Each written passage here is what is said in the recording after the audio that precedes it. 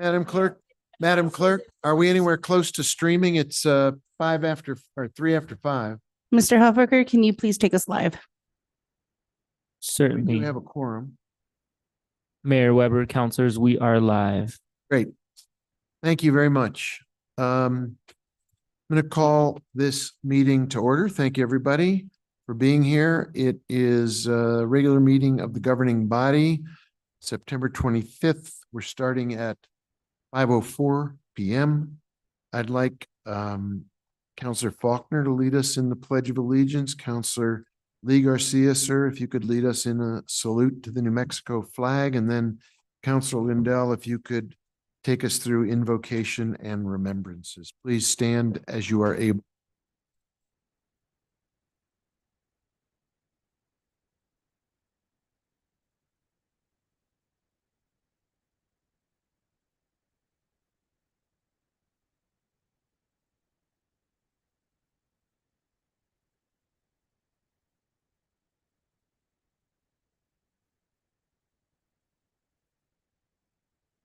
Thank you, Mayor.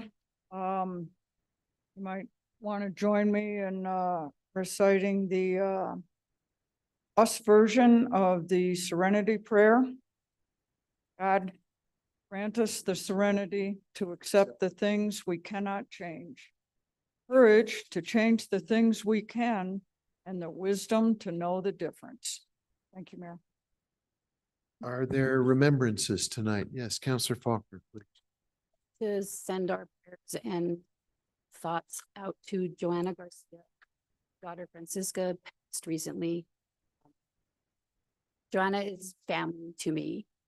It's been with me through a lot of challenging situations. I love that family very deeply. So I just want us to send our love. Thank you. Other? Well, let's take a minute and Mayor. Councilor Cassett, I'm sorry, I didn't see your hand. Go ahead, you have the floor. Thank you, Mayor. I wanted to send our prayers out to Jamie and Weston Fippen, who just lost their 3-year-old son, Phoenix. I have the pleasure of being acquainted with Jamie through a mother's group. And they are just, of course, these incredible, sweet, kind people. And Phoenix was such a light in this world, and that he was taken from us so soon is really quite tragic. And I know that they are hurting. And I just really want to wrap our thoughts and prayers and love around them as they go through this difficult time. So thank you, Mayor. Thank you. Councilor Garcia. Thank you, Mayor. I just wanted to remember the life of a good friend of mine. His name was Juan Romero. We used to refer to him as Juan Sin Miedo. And in translation, that's Juan without fear. And taught me a lot of things. I just learned of his passing, and his services were already held, but he was a Marine Corps veteran, served in many wars, but a great friend. I just kind of wanted to send my well wishes and prayers and thoughts out to his family and all those who knew him. So, thank you, Mayor. Thank you. Let's keep those names in our hearts tonight, and also add those in our community, around state, around country, and those in other parts of the world who are suffering, dealing with illness, pain, poverty, war, famine, the afflictions that come to us, and that we need to work together to overcome. Those here in Santa Fe we could help. Let's extend our help to them. Take a minute to think on that.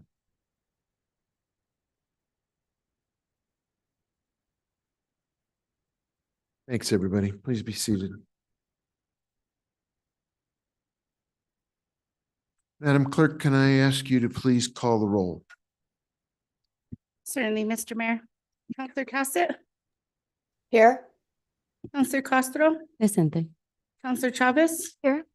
Councilor Faulkner. Here. Councilor Lee Garcia, Here. Councilor Michael Garcia, Present.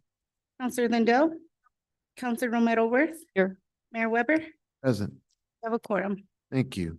Madam Clerk, are there changes to the agenda at this time? No, Mayor, no changes. Can I get a motion to approve the agenda, please? Move to approve? Second, We have a motion and a second. Could you please call the roll, Madam Clerk? Certainly. Counselor Cassett, Yes. Counselor Castro, Sí. Counselor Chavez, Counselor Faulkner, Yes. Counselor Lee Garcia, Yes. Counselor Michael Garcia, Yes. Counselor Lindell, Counselor Romero Worth, Yes. Mayor Weber, Yes. motion passed. Thank you. And I know, Madam Clerk, you can identify for us and for the folks who are watching or listening, several items have been removed from the consent agenda.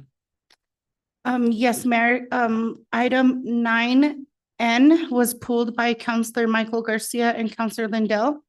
And item 9R was pulled by Counselor Michael Garcia. Approve as amended? There's a motion to approve the consent agenda as amended. Second. There's a motion and a second. Is there discussion? Madam Clerk, can you call the roll on that motion? Certainly, Mayor. Counselor Castro, Yes. Counselor Chavez, Yes. Counselor Faulkner, Counselor Lee Garcia, Yes. Counselor Michael Garcia, Yes. Counselor Lindell, Counselor Romero Worth, Yes. Counselor Cassett, Yes. Mayor Weber, Yes. motion passed. Thank you very much, Madam Clerk. With that, could you please take us to the first item, which is our presentation for this evening? Certainly, Mayor. This is a presentation 8A fiscal year 2024-2025 insurance renewal by Arthur J. Gallagher. And we have a representative here from Arthur J. Gallagher to present. Thank you. Welcome.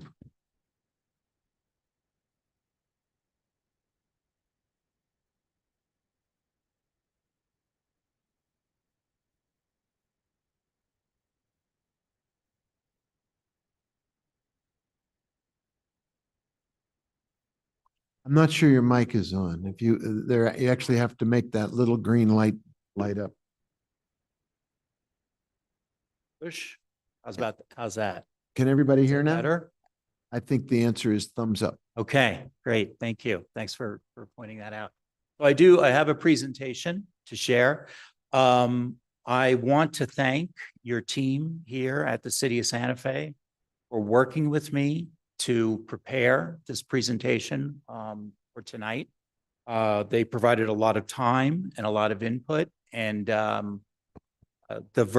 initial version that I sent over to them was not nearly as good as what we have now, and I'm very grateful for their help. So we're looking at the insurance renewal. Now, your insurance program renews the 1st of July, and there are 20 different insurance policies which are renewed at that time period.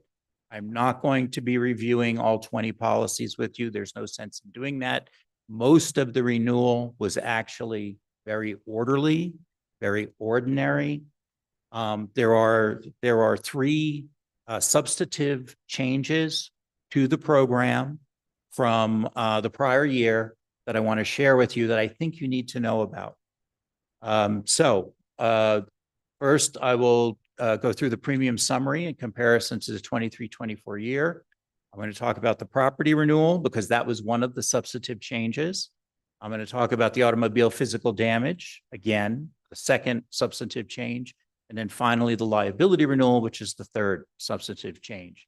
I'm going to talk about the loss control, which has been going on here, actually for many years, but we really doubled our efforts starting about 13, 14 months ago because of changes which were happening in the wider insurance market. And I will actually speak to some market conditions because this presentation. Excuse me one sec. Yes. You all in the back, if you're going to have a conversation, could you possibly take it outside in the hall? Because it's, no offense, it's a little disturbing just to have the background buzz. Thank you. I'm sorry. I'm going to Sorry speak. to interrupt. No worries. I appreciate it. I'll speak to the market conditions because this discussion that we're having here tonight is a discussion that's being replicated throughout municipalities, not only in New Mexico, but in most Western states, because there's a situation that we might refer to it as a crisis. I don't like to use that terminology, but well, when I get to the market conditions, I'll speak more specifically to this crisis. Next slide, please. Okay, so just briefly, so you know who Gallagher is and who I am. I have a colleague, Nazreen Kopecki. She and I work together on the City of Santa Fe's program. We are also joined by a risk management and loss control expert, Julie Frisbee, and the three of us are your primary contacts for the insurance. In addition, I'd like to point out that we also work with the New Mexico County Insurance Authority, which is an insurance pool for the 33 counties in the state. Work with the city of Albuquerque, and we have experience with municipalities in Arizona, California, and also Idaho. I mention this because it's very important for us to be able to carry out our role because we are taking information about the city of Santa Fe and we're putting it into a submission and we're bringing it out to the wider international insurance market. And they're looking to us to tell them about the city of Santa Fe and present your risk profile in a way that's attractive. And our credibility, right, is at stake. So when I can speak to them about issues that are happening in the state of New Mexico firsthand, because I've been placing insurance for public agencies in New Mexico since 1987. My first client here was Doña Ana County and continues to this day. Next slide, please. Okay, so this is the important part of the presentation. First of all, the premium for the 2024-2025 year, the year we've just commenced, starting July 1st of 2024, is just slightly more than $1 million less than what we paid in the 2023-24 year. So obviously that's good news. Our spend in the 23-24 year is about 5.4 million, and this year it's 4.3 million. So the amount we're spending is less. However, part of the reason why it's less is because the city of Santa Fe is taking on a greater degree of retention, retaining the losses, paying the losses ourselves, which, by the way, is the most cost-effective way to pay claims, and transferring a smaller amount. And I will share specifically where we're doing that and in a couple of slides. So first of all, the property limit that we renewed on the 1st of July is different than the property limit that we had in the prior insurance year. The new property limit is 200 million per occurrence. So that 200 million applies to every single loss over the 365-day policy period of 2024 to 2025. Right? It's not a finite limit. It is a limit per occurrence. The prior limit, which from Travelers Insurance Company in the prior year, they provided a limit of 450 million. They based their limit on the value of every building and all of the equipment for the city of Santa Fe. All of your buildings and all of your equipment is not exposed to the same occurrence. We did a model, and the city modeled at about 100 million would be the maximum probable loss. I'll speak to this more. So that's the first change. The property limit is reduced from 450 million to 200 million. The second change is the automobile physical damage, which was previously included in the placement of Travelers Insurance Company, had to be placed separately, and I'll share with you the details of that placement. And then the third, and this is the most significant distinction, is the liability coverage. When I say liability, we're talking about general liability, public officials liability, law enforcement liability, employment practices liability, auto liability, and employee benefits liability. So 6 different types of liability coverage. When I say liability, I'm talking about those 6 coverages. We have increased the retention to 1,500,000 in the policy period that commenced 1st of July 2024, when the prior policy period, the self-insured retention was 500,000 per claim for those 6 types of liability coverage. And again, I have specific slides that deal with each of these 3 points. So we'll go to the next slide, please.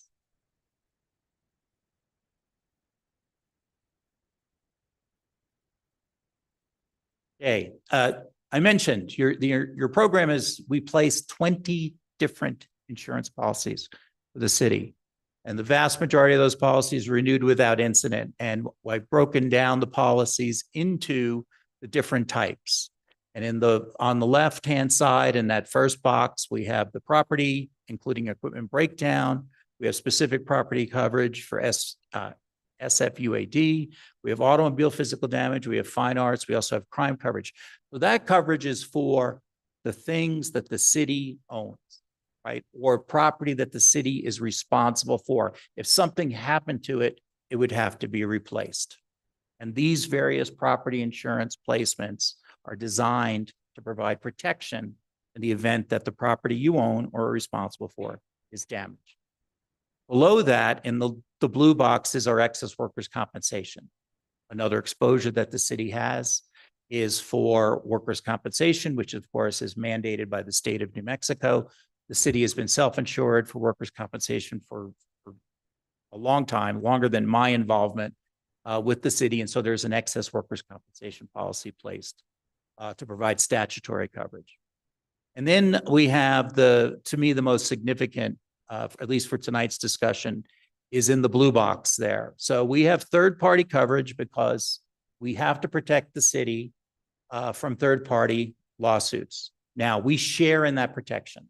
The city has a balanced risk financing program, meaning that a portion of every third-party claim is self-insured, and some portion of that claim is transferred to an insurance company or an excess insurance company, depending upon the line of coverage. I already mentioned to you that our liability program includes general liability, automobile liability, law enforcement, public officials, employment practices, and employee benefit liability coverage, pardon me. And those are self-insured coverages. We have other liability policies where we have very small deductibles or first or guaranteed coverage.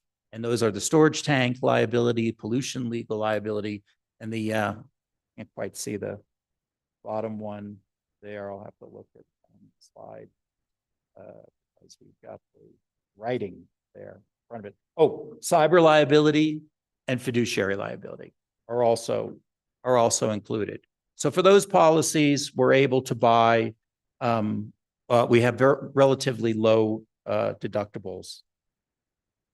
So let me talk about, so basically we renewed the policies with the low deductibles were all renewed in an orderly fashion, and there's really nothing to share with you today because we renewed them as they were. I'm here today to talk about the distinctions. What's different? What happened in 2024-25 that's different than the prior year? So I will not review those with you, but I wanted to give you a sense that these 3 policies I'm going to talk about today are not the entirety of the risk transfer program for the city of Santa Fe. Next slide, please.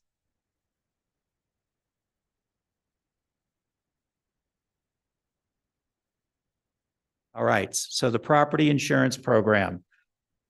We had a very long-term relationship with Travelers Insurance Company, a standard insurance company that specializes in providing what's known as a municipal package policy. You know, you've seen commercials, I'm sure, you know, where the various insurance companies, Geico, Progressive, they want to bundle your coverage, right? That's kind of what Travelers did. They bundled the property insurance with the liability insurance. And the idea was that it would be beneficial to the city of Santa Fe because they would have more coverage with a single carrier and have leverage with that carrier to negotiate a better premium. And the benefit to Travelers Insurance Company was that they were getting a larger piece of the business. And so they would be diversified in respect of property insurance and liability insurance. Unfortunately, Travelers Insurance Company found it increasingly difficult to do business in the state of New Mexico. Not the only place, other Western states, and they have pulled back in providing coverage to municipalities, counties, and school districts in a variety of Western states, including New Mexico. And we were part of that, practice or perspective that they had. So we had to replace Travelers Insurance Company for the property coverage. And we were able to negotiate the same deductible that we had with Travelers, which is $100,000. So the city's portion of claims on property is the same in terms of the retention. And then we were able to negotiate a $100,000 limit from AIG. And as I said earlier, we looked at, you have $450 million of property. So 100 million, right? That 100 million, you could have a $100 million loss on Monday and then a second $100 million loss on Tuesday, right? It's not a finite limit. But you have to look at what is the maximum exposure that could possibly happen. And this is, right? And essentially, the maximum probable loss is 100 million. We recommended to the city that we double the limit because you're coming off a 450 million limit. We recommended that the city consider an additional $100 million worth of coverage, which was $100,000 in premium. And that is what the city procured. So we now have a $200 million limit per occurrence for any of these first-party property claims, the buildings and equipment, contents of the buildings. Are there any questions relative to this particular portion of the placement? On this piece, we're gonna keep, I think maybe we'll go all the way through if possible and then circle back after everybody's heard the complete presentation. But thank you for structuring it that way. Thank you, Mr. Mayor. Next slide, please. Okay, this slide shows the rates and the premium for those two placements and the total cost of purchasing the 200 million in limits is 615,000. Now, we could have replaced the entire 450 million. If we were to do that, we estimate the additional premium would be about another $200,000. Given that the city's exposure is 100 million maximum probable loss, we didn't think it was cost effective for the city to expend an additional 200,000 to 250,000 for what kind of a scenario could even happen that all 450 million is impacted by the same event, the same occurrence. Next slide, please. So the auto physical damage also needed to be replaced because Travelers, the insurance company, which did not renew your program, provided automobile physical damage. So the city has a total insured value of about 82.6 million that would be in this category of automobiles. And so they have a separate policy to provide replacement coverage for these vehicles. And there's some sublimits there. The deductible is lower than the property deductible. It is $25,000 as compared to the $100,000 deductible that impacts property, buildings and contents and equipment.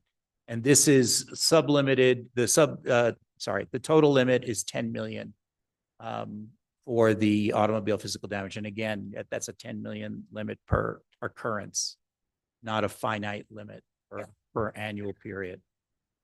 And I'll move on to the next slide. Okay, so here, this is the third party coverage. This is the liability coverage of the property and liability program. And so, really, so that the gray part there, that's the self-insured retention for the city. The city is responsible for the first 1,500,000 of every claim. So this covers general liability and automobile liability. Now, this is important. General liability and automobile liability claims, if they happen, it would be subject to the New Mexico Tort Claims Act. The New Mexico Tort Claims Act limits a general liability claim and an auto liability claim to $1,050,000, right? So the maximum amount of a general liability and auto liability claim would not be $1,500,000, it'd be $1,050,000. Now, the employment practices and employee benefits and public officials and law enforcement coverages, those four, they do not have the benefit of the Tort Claims Act sublimit, right? Because those claims are going to be made under a federal lawsuit or a state suit and outside of the Tort Claims Act. But when you're outside of the Tort Claims Act, you do not get the protection of the Tort Claims Act limit. So for that reason, we buy a $3 million limit above the $1,500,000 self-insured retention, right? We would transfer the cost of a claim that exceeded $1,500,000, which could not be a general liability claim or an automobile liability claim. They're limited to $1,050,000. But for these other types of claims, a civil rights claim, an employment practices claim, or a law enforcement claim, those could exceed the $1,050,000 because they're not subject to the Tort Claims Act sublimit. And there's a $3 million limit above the $1,500,000. And this is the first year that we've had the $1,500,000 limit. And the premium for this placement with Berkeley Insurance Company, which Berkeley Insurance Company has been on your program for several years, is $2.3 million.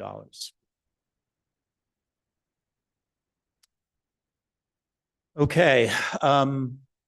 There is on the left-hand side of this slide, it says public officials, employment practices, and employee benefits liability. Those three types of liability are on a claims made basis. And the retro date is the 1st of March of 2003. I'm going to speak to that on the next slide. I do want to make a comment about the terminology of public officials liability. The public officials liability is not limited to public officials. It would apply to volunteers, to employees. It's just the title of the type of cover. So I don't think it's the greatest name, given that it covers everybody, but that's what they call it. Next slide, please. Mayor, can we get them to move the subtext box so that it's not on the slide? Is that possible? Yeah. Gee, can you Oh, look at that. Oh, it just got moved. It got vanished. Amazing. Do you want it to vanish or do you want it to somehow appear in a less prevalent or prominent space, Counselor? So Yeah, Well- it could move up just so that it's not blocking important information on the slide, just so the public can see it. Yeah, I think it's a useful tool. Yeah, but I mean we want the subtext. It's just maybe it can go on the upper right-hand corner. I just also want to say that the presentation is posted in PrimeGov. Just because I don't want subtitles eliminated at all. Yeah, no, I don't want them eliminated. I'm just wondering if they could be moved around depending on the slide so they're not covering the text. In case somebody's not looking at PrimeGov and they're looking at the streaming. Our team is working on it for sure. At the moment, it's not covering any critical text. Let's see how it goes as the slides advance. Thank you, Mr. Chino. Go ahead. My pleasure. Okay, so when we transition from one insurance company to another insurance company, and we have third-party liability coverage, as we do here, and a portion of that third-party liability coverage is on an occurrence basis, and a portion of it is on a claims-made basis. And these decisions, by the way, whether it's occurrence or claims-made, they're made by the insurance industry. The city of Santa Fe doesn't say, "Oh, I want that coverage on claims-made, and I want that." You know, the industry says, this is what we're going to do. We're going to offer coverage in this format only. Take it or leave it. It's a one-way street, contract of adhesion. So over the years, we've had this claims made coverage for a long, long time. This is nothing new to this particular renewal, but it does, when we have the change in companies, we have to be very careful that we not have a gap between the new company and what claims they're going to take on and the old company and the claims they still have to honor, because they have to honor those claims forever, right? That insurance policy goes forever. So most of the liability coverage is on an occurrence basis. I talked about the automobile and the general, right? Those events, if we have a general liability claim, an automobile liability claim, based on the date of that occurrence. It'll go back to Travelers Insurance Company. Only claims that happen after the 1st of July, 2024 will be in this new program with the $1,500,000 retention. Now, for the claims made coverage, Berkeley has agreed to utilize a retroactive date of 1st of March 2003, which goes back really far. So that means that they would be accepting any claims. If we are notified of a lawsuit, irrespective of when that event occurred, it could have happened in 2015. They'll be accepting it in the current policy period. This is how we avoid the gap, right? So we have claims that still belong to travelers based on the date that they happened, and then we have claims that Berkeley takes on based on the date that they took place. Next slide, please. Okay, risk management, loss control. I started out earlier, I said, you know, we have a crisis in the Western United States for public sector clients, cities, counties, school districts, airport authorities, water, all of those entities. Since 2017, the market has been hardening, and it's been increasingly difficult for public agencies to have cost-effective coverage and lower retentions. And certainly in New Mexico, we've seen that happen. So we've known about this for a while. We haven't been sitting on our hands. This was known to us. What we've been doing is the city has been taking advantage of risk management and loss control services provided by my firm, and prior to my firm, and in addition to my firm, Travelers Insurance Company, for years, because it's important for the city to have a good risk profile for Gallagher or for any broker to be able to take a submission out to the marketplace and say, City of Santa Fe, you know, they're squared away. They're doing the right thing relative to the various exposures that you have in a municipal environment. But we had to double those efforts because we found out about 15 months ago, well, more than that now, 16, 17 months ago, I forget, we're in September now, that Travelers said, we're not going to renew. Travelers said, listen, we love New Mexico. It's a great state. We love the city of Santa Fe. They've been a fantastic partner for us. We can't make money here. Can't figure out a way to make money. So we're pulling out of the state, and we're giving you notice because you're a good client. We're giving you a full year to replace us. And Gallagher, you're a big broker for us. We're giving you a full year. So we had a year where we said, you know, we've not been sitting in our hands, but we're going to do even more. We're going to double our efforts. And so next slide, please. And so Julie Frisbee, who is a member of my team, came out and did assessments of a variety of departments here at the city in order to assess whether there were exposures or vulnerabilities, or whether those particular departments were up to date in respect of best practices. And so she spent a lot of time with the Santa Fe Police Department, and I was on some of the calls, some of the team meetings, and some of the Zoom meetings that we had with the police department, and they were very proactive in their response to this offer for these additional services. And that was important to our marketing efforts. Next slide, please. The work was not limited to the police department. Of course, the police department has the greatest exposure, but it wasn't streets and roads, human resources, wastewater, water, the city attorney, environmental service department, and constituent services, CRM, were all departments that had an assessment done by a municipal risk management expert, and a report was produced in order so that they could be better risks going forward. And I think this is critical to understand, because when there's a crisis, there are things that you have to do within that crisis to better position yourself to be resilient to the crisis. Next slide, please. Okay, let's next slide.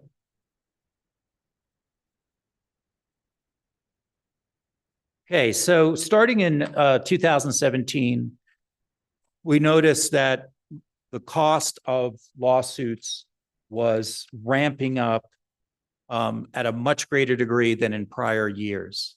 And from 2017 to 2019, this was the case in respect of civil rights lawsuits, law enforcement claims, sexual abuse and molestation lawsuits. And we're talking throughout the Western United States and even, New York and New Jersey and some other parts of the country. And then to heighten this problem, to turn it from a very disturbing trend into an out-and-out crisis was in 2020, in May of 2020, the murder of George Floyd, and how the legislature in all 50 states, right? The legislature in every state said, we are not doing enough to control what our law enforcement colleagues are doing. And we're going to make some changes, body cams, different types of protections. And the state of New Mexico certainly was one of the 50 that joined those efforts. But the state of New Mexico did something that only 4 states did. And they passed HB 4, the New Mexico Civil Rights Act. And the New Mexico Civil Rights Act, and I'm not an attorney, right? This is my very qualified description for you. It eliminated qualified immunity for law enforcement. Only 4 states, Massachusetts, Connecticut, Colorado, and New Mexico were the only 4 to do this. This is quite possibly, and I don't work for Travelers Insurance Company. I'm not privy to their management, but I believe this was the straw that broke the camel's back. This was the ultimate reason why Travelers said, we're not going to continue to do business in New Mexico any longer, because we don't know what the meaning of this law is going to be. This is unprecedented. We don't know what the impact to claims is going to be. We're already worried about this trend of increasing values, and now we have this additional issue to worry about. Next slide, please.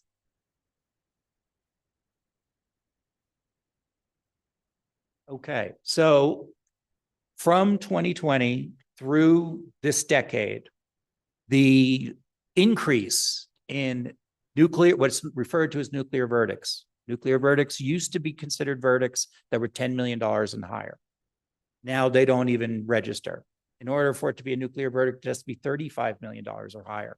And then we have thermonuclear verdicts, which are above 100 million. We've seen in the state of New Mexico recently, right, some nuclear verdicts. And what happens is those claims have to be paid for, right? This isn't monopoly money. And a lot of the money for those claims is coming from insurance companies.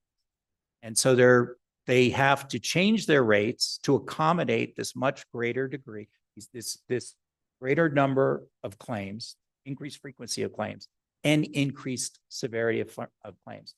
And we are seeing it here at the city of Santa Fe in respect of, this is why the self-insured retention went from 500,000 to 1.5 million. It's directly related to the causal factors of social inflation and litigation funding, to driving up the cost of claims to really lottery numbers at this point.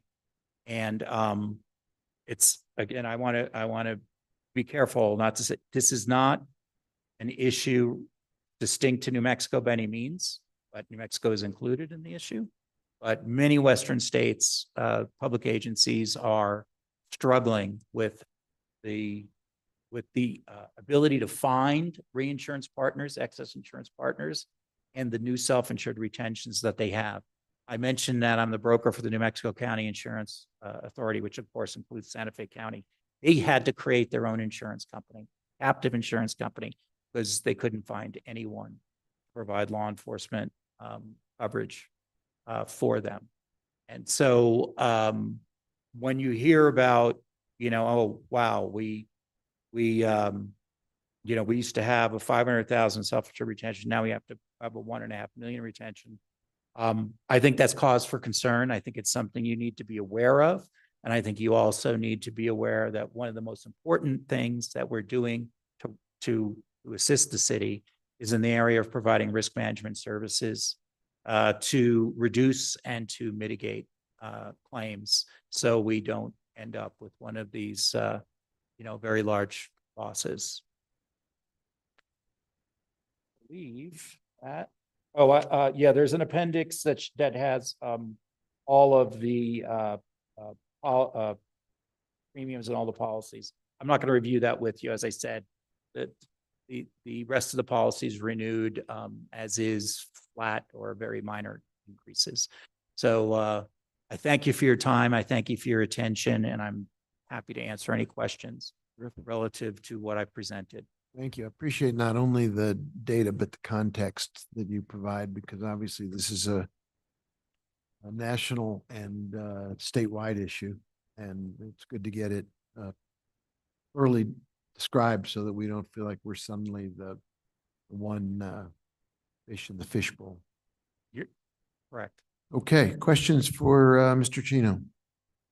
Councilor Garcia. Thank you, Mr. Mayor, and thank you, Mr. Chino, for being here tonight. Pages 12 and 13 of your presentation, you covered risk management. And as you may be aware, the city recently underwent a enterprise risk assessment. And as you mentioned as well, your entity also does risk assessments and risk prevention, et cetera. So I guess my question to you is, would risk assessments results have an impact on insurance policy premiums and or costs in general that the city would ultimately financially impact the city? Thank you, Counselor, for your question. So I can't quantify and say it saved $100,000 or it saved $50,000. What I can say is, if we did not have the benefit of those risk assessments to share with the excess insurers who ultimately agreed to share risk with the city, I mean, I suspect we may not have had that option, right? So frankly, it is a way, having those risk assessments does two things, right? First of all, the most important thing it does is reduce the amount that the city has to pay on your self-insured, right? So setting that aside, because I'm really answering this question as the broker places the excess insurance, I couldn't do my job without those risk assessments, because what buzzsaw that I run into is I say, hey, I have, I'm representing a municipality in the state of New Mexico. And then the underwriter says, okay, call me back when you have something else. No, wait a minute. Hear me out on this. This is the city of Santa Fe. City of Santa Fe has been working on their risk management, including an enterprise risk management program for some time. They're working with us on it. I can speak to the quality of the work they're doing, and I can show you, because as I shared some of this information here, right? The police department, what are they doing? They're updating policies and procedures. There's an accident review committee, right? This is the language that I have to use to attract, say, for example, Berkeley Insurance Company to say, we want a proposal from you, Berkeley Insurance Company, to provide this $3 million limit for the city of Santa Fe. We think they're a good risk for you. We think they have a positive risk profile, and I can prove it to you on the basis of the fact that they are serious about risk management. So savings, don't know, but we may not have a program without it. Okay, now, in addition to savings, what about increase in costs? Well, so when you look at risk, there is a total cost of risk, right? We have the insurance premiums that you have to pay. We have the self-insured losses you have to pay. We have the cost of the internal risk management department you fund, and any fees for services that they have to go out and find, like me, the broker, right? And then you have other perhaps dedicated outside services that you have to pay for, which are part of risk management. That's the total cost of risk. So if I walk in and I say, I got great news for you, I saved $1,042,000 on your premium. Well, that's only a half truth. Because in terms of the total cost of risk, we really don't know yet what the additional cost of those self-insured claims is going to be. And we won't know for 3 years, 4 years, 5 years, 6 years, right? So when you say additional cost, I agree with you. There is additional cost. There's an additional cost to the police department having to do this work, right? There's time and there's money in doing it. But I believe that that cost is an investment which reduces the total cost of risk overall. It reduces the premium side and it reduces the self-funded loss side. So for an investment of, I'm not sure how we quantify it. We're providing the risk management services at no cost. So the city pays nothing for that. But that, I don't want to, this takes time away from your police department to do. And there is a cost associated with that. I look at that as an investment to drive down the insurance premiums and to drive down the cost of the self-insured losses. So I think, my answer is we have to look at the total cost of risk when we make a decision to make that investment. Gotcha. Thank you, Mr. Chino.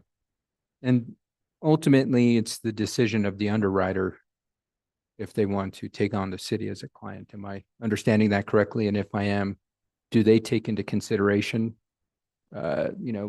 assessments such as an enterprise risk assessment? 100%. Right now, this is the difference. That this tool right here is the difference between getting a proposal from that underwriter and not getting it at all. In this situation we have, which I don't want to use the word crisis, but I think frankly it is a crisis. The city of Santa Fe is competing with cities throughout the Western United States who are in a similar position to the city, right? Where they're finding that they are going to have a higher self-insurance. Maybe they were clients of Travelers as well. And so that underwriter is sitting there and they have a submission of 15 cities. They're not going to write all 15. They might write 1 or 2. I'm trying to make sure, because I've been your broker for 20 years, I'm trying to make sure that the city of Santa Fe is that one that they're going to write. And this is the way that we get it done. This is our most important tool to get it done. It's not because they like me. And maybe they visited the city of Santa Fe and they love it. That could be, but this is really where the rubber meets the road. Gotcha. And to, I guess, make your job easier, Mr. Chino. Make it possible even. Well, correct me if I'm wrong. If the more positive a risk assessment is, it's easier for you. So, I mean, let's look at in context of the recent risk assessment that was done for the city of Santa Fe, where we had double-digit results and high findings, high likely to occur. Does that make your job more hard to find an insurance to take us so on? those results don't necessarily help me. What I say about those results is, look, they just started the enterprise risk. This is the benchmark, right? This is not where they're going to end up. They're going to improve from these numbers. Trust me, they're going to improve from these numbers. And I know from the activities that they're doing that we're going to see that improvement. So at this stage, I'm not able to go running into the underwriter. Hey, I got great news. Look at these fantastic numbers. This is a risk. You should write it. But we say, be reasonable. They're just starting. And how many, and I would ask the underwriter, how many of the other submissions that you have in your desk right now, or that are sent electronically, of course, do you see an enterprise risk program? I'll bet none. I'll bet these people, the first step you have to take in respect of improving is you've got to identify the risk and find out where you're at. And the news may not be great, but how do you improve if you don't even know? Right. So City of Santa Fe is doing a really good job of looking at itself honestly and saying, okay, these are the, we have limited resources. We're running a city here and there are things that we can do better. And we're going to phase those in over time. So, Yeah, I don't see the market changing anytime soon.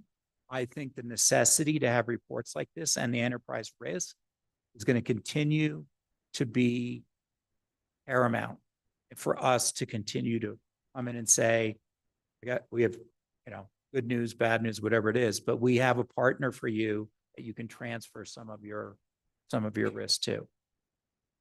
Thank you, Mr. Chino. So with that being said, I hope we can mitigate the risk identified through the enterprise risk assessment and make your job easier to get us some good quality insurance coverage. So. And save money for the city through the self-insured losses, which do not happen, or which when they do happen are mitigated by the fact that the enterprise risk program is in place. Okay. That's great questions. I enjoyed the discussion. Thank you, Mr. Chino. No other questions, Mr. Mayor. Thank you, Counselor. Other questions or comments? Thank you. I really appreciate you not only being here, but more than the numbers, as you pointed out. There's the coverage, there are the numbers, there are the changes, but there's also broader context in the ways in which good management addresses the insurability of the city and our ability to find coverage that will take us through this crisis. I think it's important, as you pointed out, to look at the big picture and see how many other communities are also having to apply new approaches to getting the coverage that they had previously perhaps expected and gotten, but in a new context, you have to earn it more aggressively. Yes, Mr. Mayor, and a lot of it is it's really just basic blocking and tackling, just like anything else. And if the city executes that, we'll be fine. But I would also add it's good governance as well. Thank you. Thank you. And good teamwork, sir. So thank you for being part of our team. Oh, it's a pleasure. Very good. I really Thank you. appreciate it. That was Thanks. very comprehensive. I appreciate it. Madam Clerk, what's our next item? I think it was something that was taken off of consent by both Councilor Garcia and perhaps Councilor Lindell. Yes, Mayor, that's item 9N. It's a request for approval of fiscal agent banking services agreement with Wells Fargo Bank N.A. in the amount of $1 million for fiscal year 2025. And we have Finance Director Emily Oster here to answer questions. Well, let me entertain a motion and then we'll go into questions, and maybe Director Oster can give us the for the questions. Move to approve. Second. We have a motion, a second. Not everyone is familiar with this item. Director Oster, maybe before we go to questions, you could position it for us so that we're all familiar with what's on the table for us.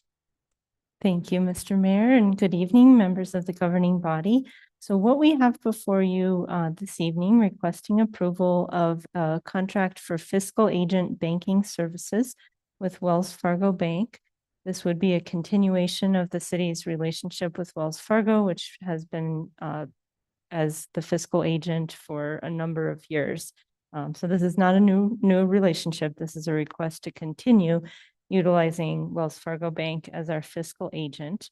The types of services that Wells Fargo provides to us as fiscal agent are commercial banking.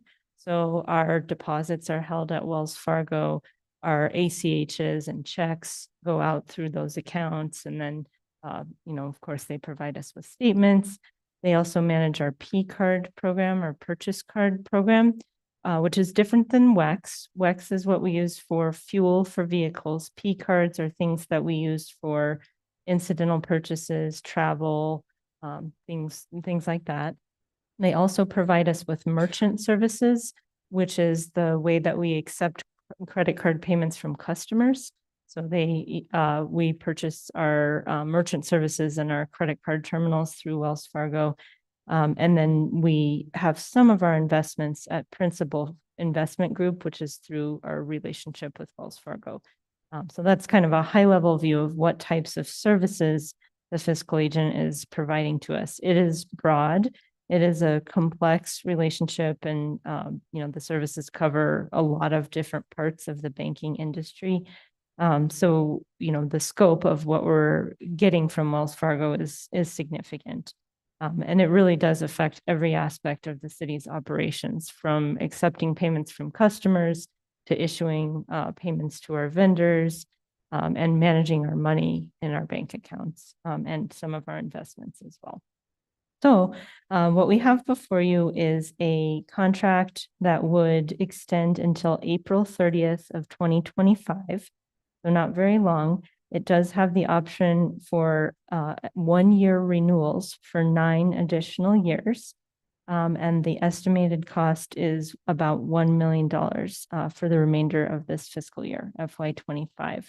It's somewhat complicated because there's utilization costs. So for example, merchant services are billed based on actual utilization of credit cards by our customers.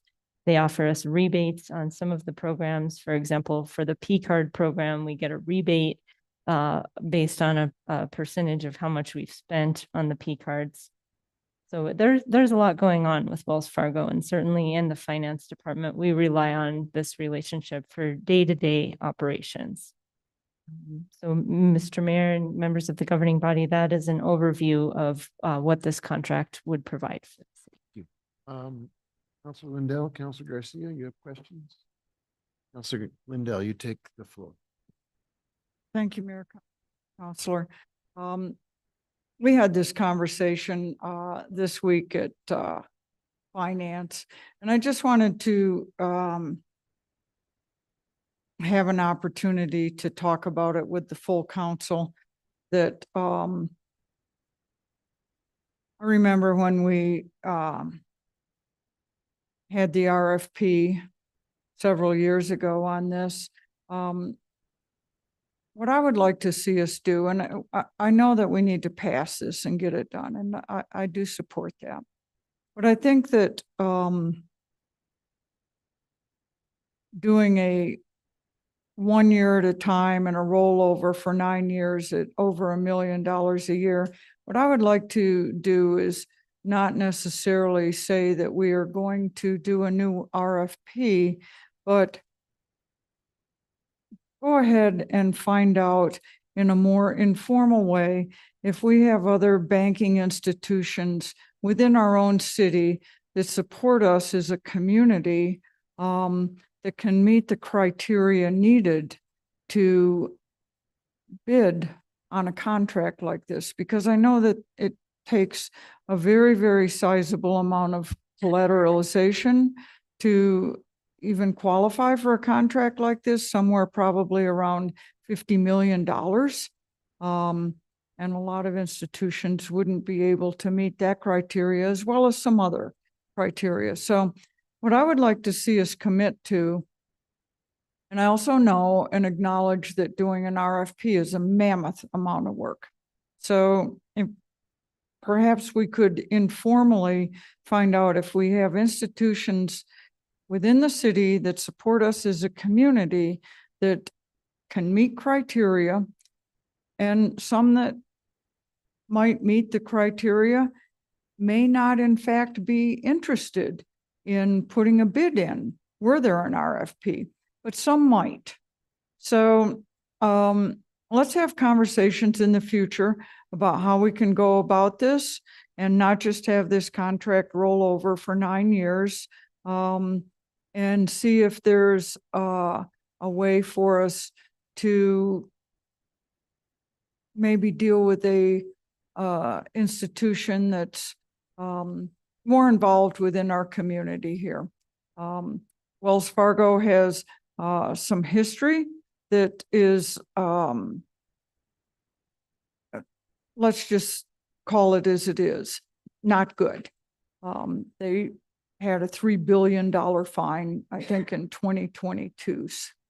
And it doesn't mean that they haven't done a good job for the city. That's not what I'm saying. But so I'm gonna see if we can move forward in the near future to do something a little less formal than an RFP, but to see if we could better ourselves in some way through this. Thank you very much for the conversations that you've had with me this week and being patient with me and explaining in a lot more detail than I understood previously. Thank you, Mayor. Thank you, Counselor. Counselor Garcia, why don't you take the floor, sir? Thank you, Mr. Mayor. Similar question that's Counselor Lindell in regards to outreach and investigation into local banking agencies that could actually qualify for this. But I was more of the mindset that an RFP would be the appropriate venue, just because I don't know how many banking institutions would be open and willing to share if they could cover such liabilities. I mean, I think that's a great question. I think it might be challenging to get that info. Whereas if we did an RFP, those that can qualify and that are interested will apply. And as Councilor Lindell mentioned, we did do an RFP a couple of years ago. How many folks applied to it? Mr. Mayor and councilors, Councilor Garcia, the city issued an RFP. Proposals were due in March of 2022 and 2 proposals were received at that time.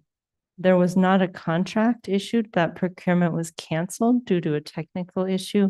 But that was the most recent RFP that the city did for fiscal agent bank services, and there were 2 proposals received. Are we able to publicly identify who is the applicants?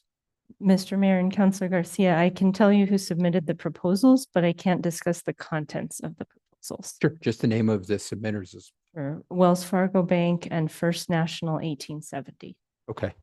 So we know at least 2 entities here locally would qualify, being one we're moving forward with.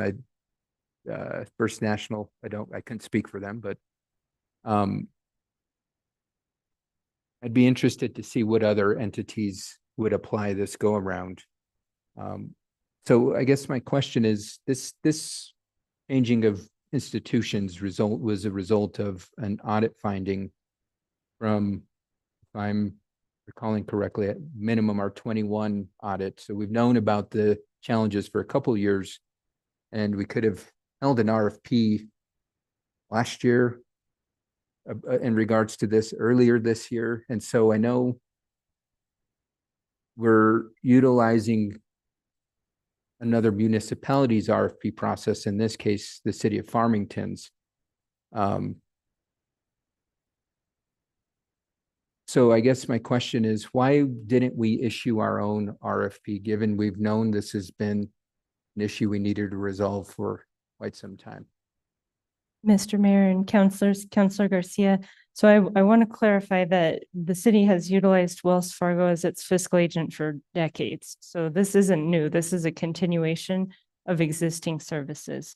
We did have several audit findings, even up through this year, or excuse me, last year, 2023, related to an account that we held at a different local institution where pledged collateral was an issue. So that was one of the audit findings related to this non-Wells Fargo account that we had, was that the local institution was unable to provide documentation showing that they were meeting the pledged collateral requirements for public money under state law.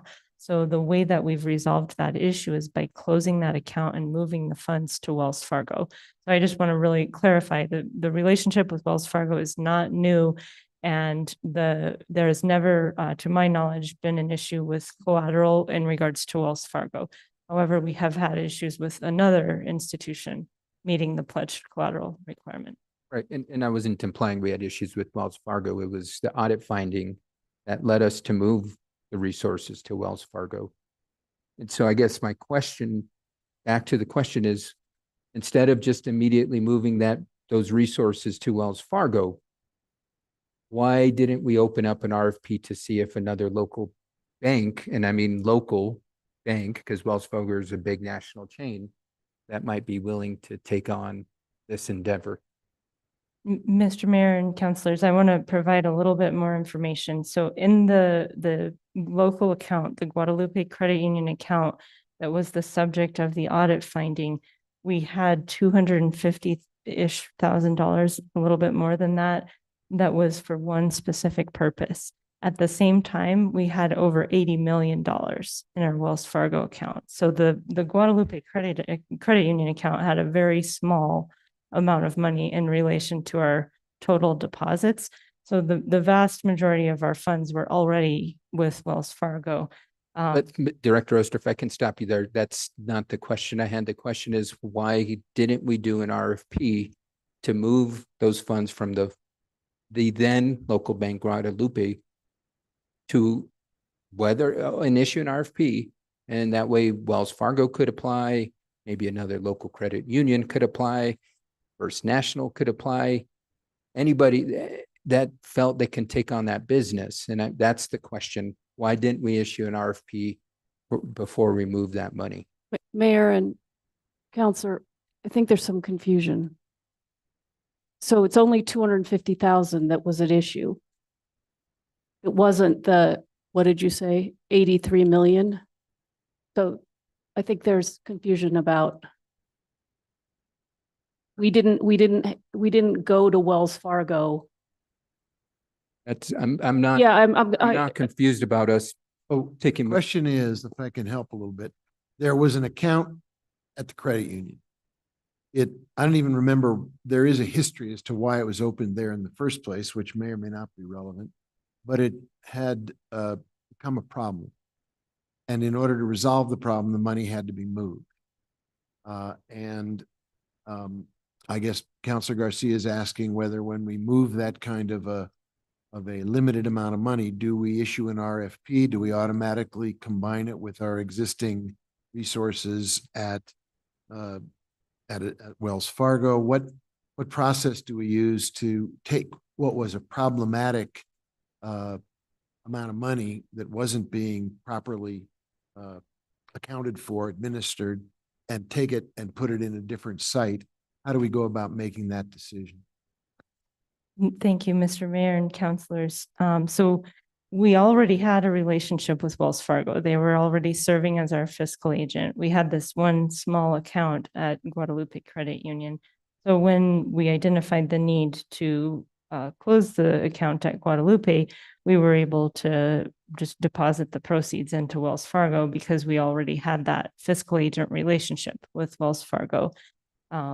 So what this contract that's before you this evening would do is put in place a new contract with Wells Fargo to allow us to continue that fiscal agent relationship. Okay, thank you for clarifying. Thank you for the assistance and the clarification, Mr. Mayor.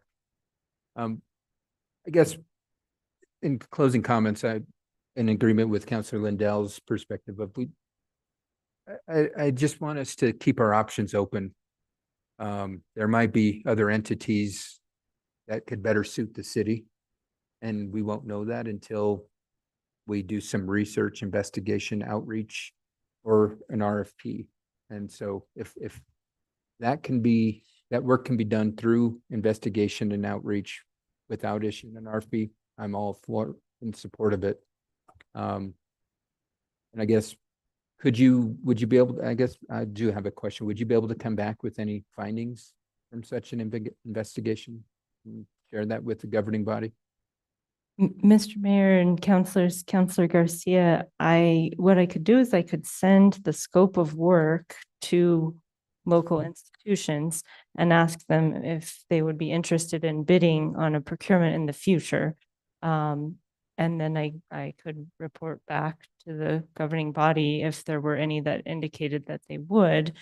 Now, I do want to caution that that isn't a guarantee that they would be able to satisfy the requirements. For example, pledged collateral, with deposits of $80 million at times in our fiscal agent accounts, being able to meet that 50% requirement under state law for pledged collateral is substantial, so that institution, whether it's Wells Fargo or a different one, has to set aside $45 to $50 million as collateral specifically for our deposits. So they can't utilize that for lending or for other activities of the bank. And, those are some large dollar amounts. So I can certainly do some informal investigation and gauge interest. This contract, again, only goes till April 30th of 2025. It does have the option to renew annually for 9 additional years. It will come before a governing body for each of those renewals. And then, there is a termination clause in the contract that would allow the city to terminate the agreement with 30 days notice. So the city could decide at any time to issue an RFP and go use a different institution for a fiscal agent bank. Thank you, Director Oster. I really appreciate the answers and feedback. No other questions. Yield the floor. We have a couple hands up. I'll start with Councilor Merriworth and Councilor Lee Garcia. Thank you, Mayor. For people who may be listening tonight and didn't have the benefit of the Finance Committee meeting on Monday, Director Oster, you did talk about the state collateral rule or law that is imposed on us in terms of finding a fiscal agent, that we have to have a bank that by state law collateralizes, is that the word? Our deposits, whatever the amount is, 50% has to be set aside by that bank as collateral for our deposits. So I thank you for clarifying that. And I think it would be important to for you to also clarify why we are using the Farmington contract. And as we talked about at Finance, it's a price agreement based on a procurement they did. That's a pretty standard way of finding somebody that we need for a particular service is to piggyback on somebody else's procurement and use a price agreement. And maybe you can put a little bit more meat on that bone, just again, as background, since we're here tonight and the whole council's here and there are other people listening that may not have been at Finance for this background. Certainly, Mr. Mayor, members of the governing body, Councilor Romero-Worth. So going back to that procurement history, the city did issue an RFP in 2022. Proposals were due in March. They were evaluated, but the procurement was canceled due to a technical issue. That was the RFP where Wells Fargo and First National were the bidders. I joined the team at the city shortly after that, and we identified the need to figure out a path forward as far as, fiscal agent banking services. And at that time, we learned that Farmington was close to the end of an RFP process that would allow other entities to, as you said, piggyback or, utilize. It was written in such a way that other entities would be able to utilize that procurement. So we identified, that would be the fastest way for us to move forward.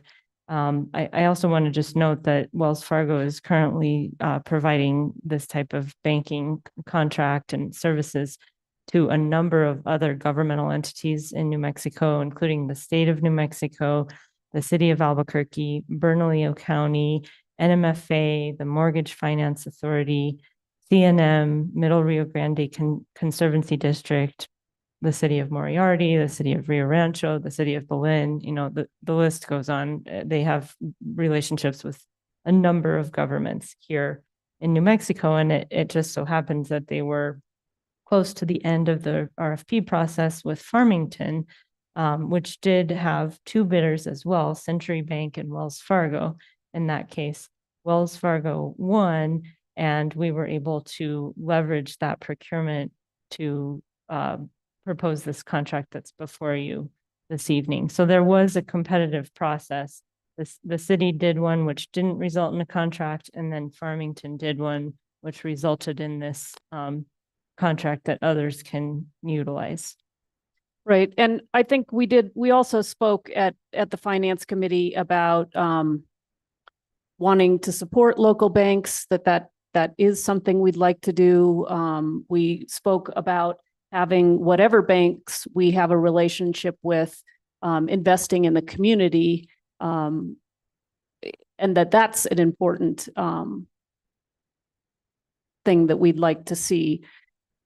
So I guess, to better understand, but because of this collateral requirement, it may be hard to find a local bank that can meet that requirement and can meet all the needs that we have. And so that was why there was this idea of, maybe we could kind of shop a scope of work around and see how much interest there might be to bid if we went through a formal RFP process.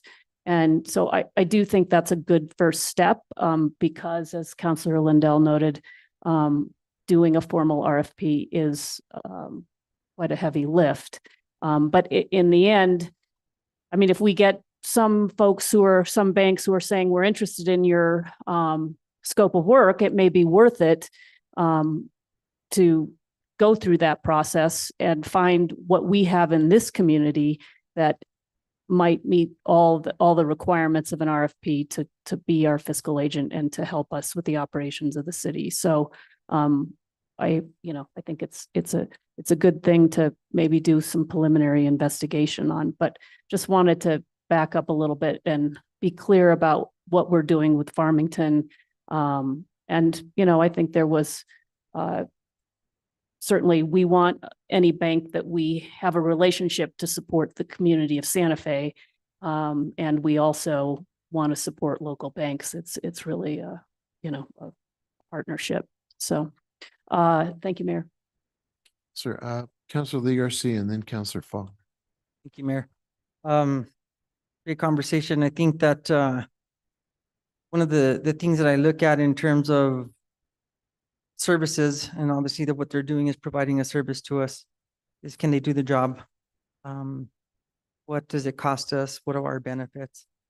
And can others do similar, offer similar services at a cost savings? Obviously, we're always looking at cost savings. But cost savings aren't always in monetary form. Sometimes it's in efficiencies. And sometimes it's in what does it cost us to change over. And I think that's something also we have to really look at. Redoing P cards, redoing all of our systems as far as how we utilize them in regards to accepting cards and things of that nature. And in the initial stages, there's a cost for that. And there's I guess sometimes opportunity costs, and sometimes there are physical costs, and there are things that we need to identify. And so if we ever do go down that road of changing or finding somebody who is able to do this, that we do also a futuristic cost analysis in regards to what we're saving, but what it costs us on the front end and how long it takes us to break even. And then, obviously when you do a changeover like this, it's going to take many staff hours. And so that's also hidden costs that we don't even see. And so one last question I do have in regards to something you did mention in regards to the P cards. You did say they are a credit card, and there's a rebate on those cards when we're utilizing them. What type of return are we getting on those? Just curious. And what are we utilizing that for? Is it going back towards the contracts that we have with them? Mr. Mayor and councilors, Councilor Garcia, I'll have to check on the percentage for you and I can follow up on the amount of the rebate, but it does offset our fees. Okay, thank you. And I know that there's many vendors who are going to charging for those fees in addition. So we have to keep that in mind as well, because many times cards, when they're being used at vendors, there'll be a fee for using that card, and that offsets the benefit that we're getting. And so another thing to be looking at, just to throw that out there. Other than that, I have no more questions. Thank you. Thank you, Councilor. Councilor Faulkner. So my biggest concern is if we have no alternatives than to go with Wall Street banks because they have the capacity to do the job. I would hope there's some way we can make sure that they're giving back to our community. I mean, they have a lot of resources, and I know that in Finance Committee, you briefed us on what they're doing in the state of New Mexico, but we're not clear on what they're doing in Santa Fe. And so we have a lot of need in Santa Fe, and if there's some way we can put into the negotiations that they provide some more support for the community, that would be great. I'm mostly concerned that they have a lot of resources. We're giving them a great contract. What I need to see more that they're willing to do for the community. Mr. Mayor and councilors, thank you, Councilor Faulkner, for bringing that up. And I want to assure the governing body and the public that I have relayed that to the bank, that we would like to see them more involved in the community and supporting our charitable and philanthropic organizations. They did provide me with a little bit more information about local organizations here in Santa Fe that the bank has supported in the last few years. Those include United Way of North Central New Mexico, Tax Help New Mexico, Growing Up New Mexico, the New Mexico Foundation, HomeWise, Mass Design, the Southwest Association for Indian Arts, and the Santa Fe Business Incubator. They also did provide me with information to share with the governing body and the public about how to apply for grants through Wells Fargo Bank on their website, which is www.wellsfargo.com/impact. They have information about organizations that they've sponsored and ways to submit what they call a grant interest form. Any 501c3 is eligible, and their next grant offerings will be available in March of 2025. But folks can go ahead and go onto their website and start looking at the types of grants that are available through Wells Fargo. So I would very much like to work with both our contact at the bank, the governing body, and others to spread the word about this opportunity and make sure that our local philanthropic organizations here are really accessing all these funds that are available through Wells Fargo. We clearly have a homeless crisis. I would just like to send a shot to Wells Fargo that helping us with that issue would go a long way with this counselor. Other questions from this side of the house? No, not at the moment. I want to make just a couple quick observations and maybe more a comment than a question, although Director Oster, feel free to help make the point. My historical memory is that past, because as Mr. Chino mentioned in his presentation, bundling becomes a benefit when we're either dealing with insurance or with banking. The list of things that you identified as being covered under this relationship include a pretty wide variety of transactions and responsibilities that probably does speak to the scale of the institution that has the wherewithal to do what the entire bundle requires, and that for smaller banks or banks that are less diversified, filling those bundled requests in an RFP or on a one-off basis is pretty tricky to do. And that does suggest that when we deal with something as complicated and as comprehensive as this kind of a contract, it's going to be tough to find any local or semi-local bank, because it's hard to find local banks these days that would do it all. But I do think, and folks have been asking if it's possible for Wells Fargo to do more. Fair point. I think another way to ask the question is, are there one-off banking or transactions that we could not unbundle from this list, but do in addition to this list, where smaller, more locally owned and operated banks would be great partners for those discrete activities, and we could, with or without an RFP, because if I suspect if you're issuing an RFP for a $250,000 certificate, that's probably not a great, the cost of issuing the RFP outweighs the benefit of the certificate. But maybe there's some things that you and the team could identify that would not be within the scope of this relationship, but would be things that would be really appropriate and accessible to local institutions, and we could go out of our way to localize those banking relationships. I don't know if anything comes to mind off the top of your head, but it seems to me that rather than looking at this particular contract, which does really depend on scale to be operative, small one-off or ongoing relationships that aren't in this bundle would be a place we could go to work with our more localized banks. Mr. Mayor, members of the governing body, certainly, absolutely. I will work with the team. I do think there are other ways that we can support the local banking community.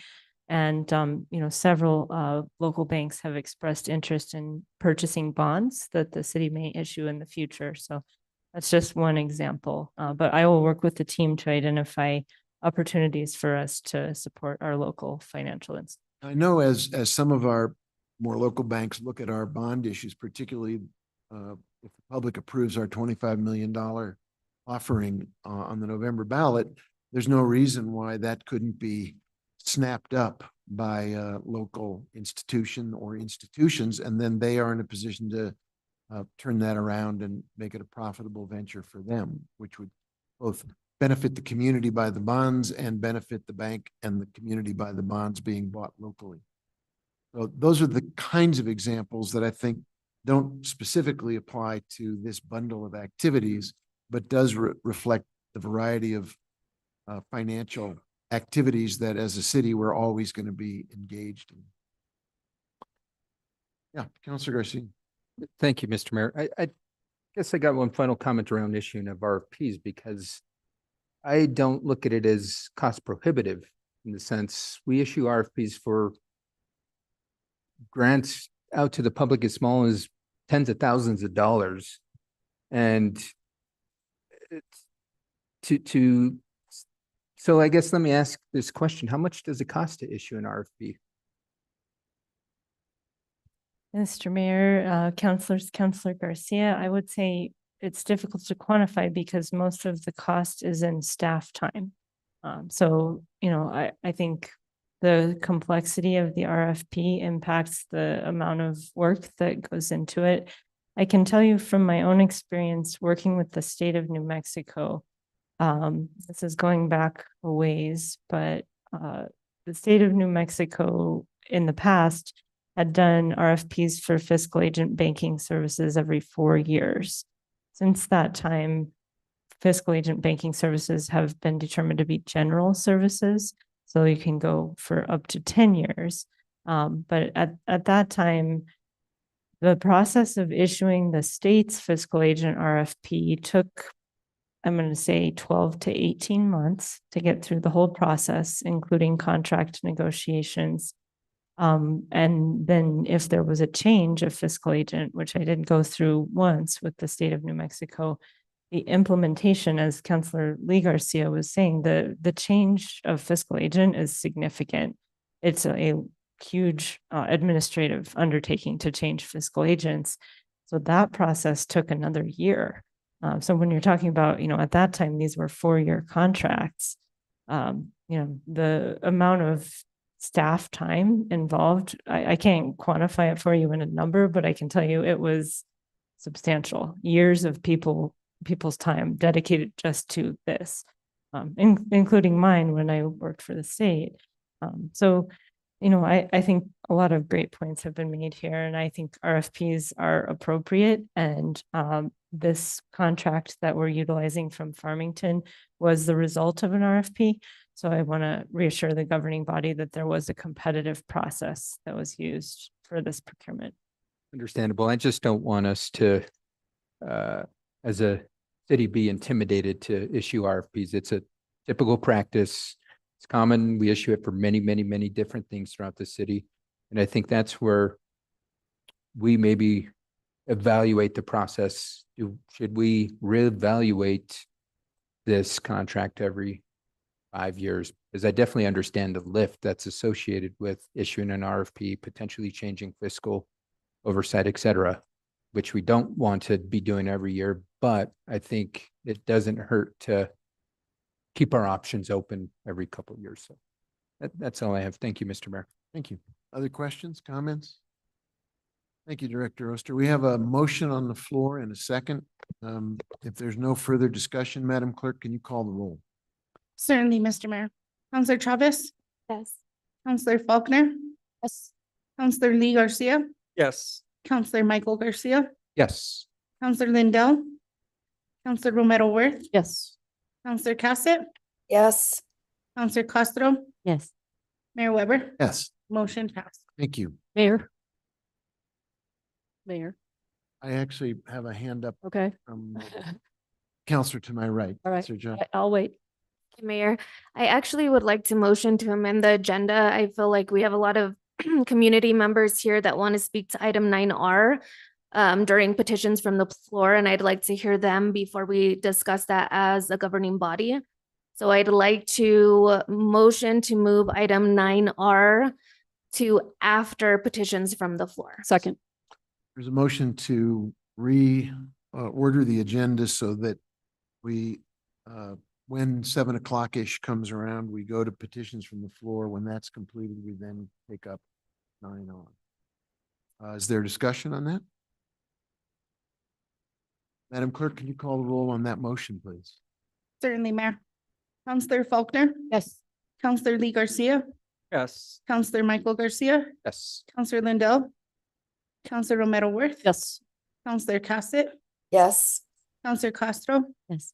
Counselor Chavez, Yes. Mayor Weber, Yes? motion passed. Thank you.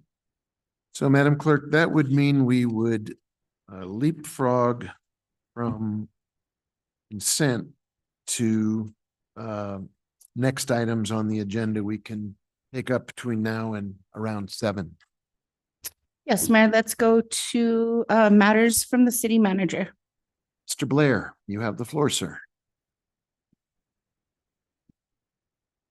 Mr. Mayor, councilors, good evening. Just a few quick items. First is, we're a few weeks out, but just want to flag that city government will be closed for Indigenous Peoples Day, which is October 14th. The governing body won't be meeting again until the 9th. So just for planning purposes, if that folks know. 2 is a quick thank you. I was remiss at the last meeting to say thanks to fire department, police department, and everyone else that was involved in the 9/11 memorial on the plaza. It was really a beautiful event.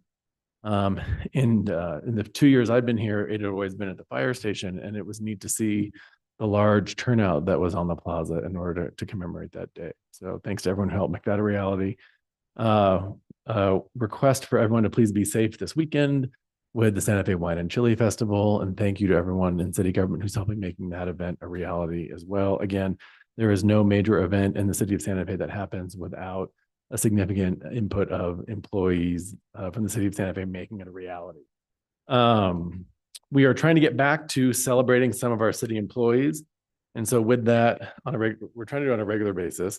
We want to flag some significant anniversaries of city employees here at the city of Santa Fe. And we're only going to do sort of the 5-year increment, folks, so that we don't take 4 hours thanking everybody who's been here. But some folks that we want to thank real quick include Clayton Peltier, who is an accounting manager in the finance department, 5 years. Manuel Padilla, who is a supply inventory supervisor with community services, has been here 5 years. Jerome Sanchez, a heavy equipment mechanic with Public Works, has been here 5 years. Joseph Mascarenas, who is a senior police officer, 5 years. Arturo Montes, who is a park maintenance worker, senior, 5 years. Krista Grimes, a librarian, 5 years. And Alexander Durham, who is a police detective at 5 years. Jumping up to the next category, Luke Wakefield is a police sergeant, 10 years with the city of Santa Fe. Richard Narvise, a heavy equipment mechanic with the fire department, 10 years. Armenia Tapia, who is an admin manager with the finance department, has been here 10 years. And Stephen Varela is a fire engineer who's been with the city for 10 years as well. Joseph Ledoux, who's an equipment manager with Public Works, has worked for us for 15 years. And Lawrence Garcia, who is a fleet section manager with Public Utilities, has worked for the city of Santa Fe for 20 years, which is really extraordinary. I'm going to breach protocol and just thank the other people here on this list who surpassed that. Jonathan Toya is a cook with community services, 21 years. Eric Romero, an ESD collections equipment operator with Public Utilities, 22 years.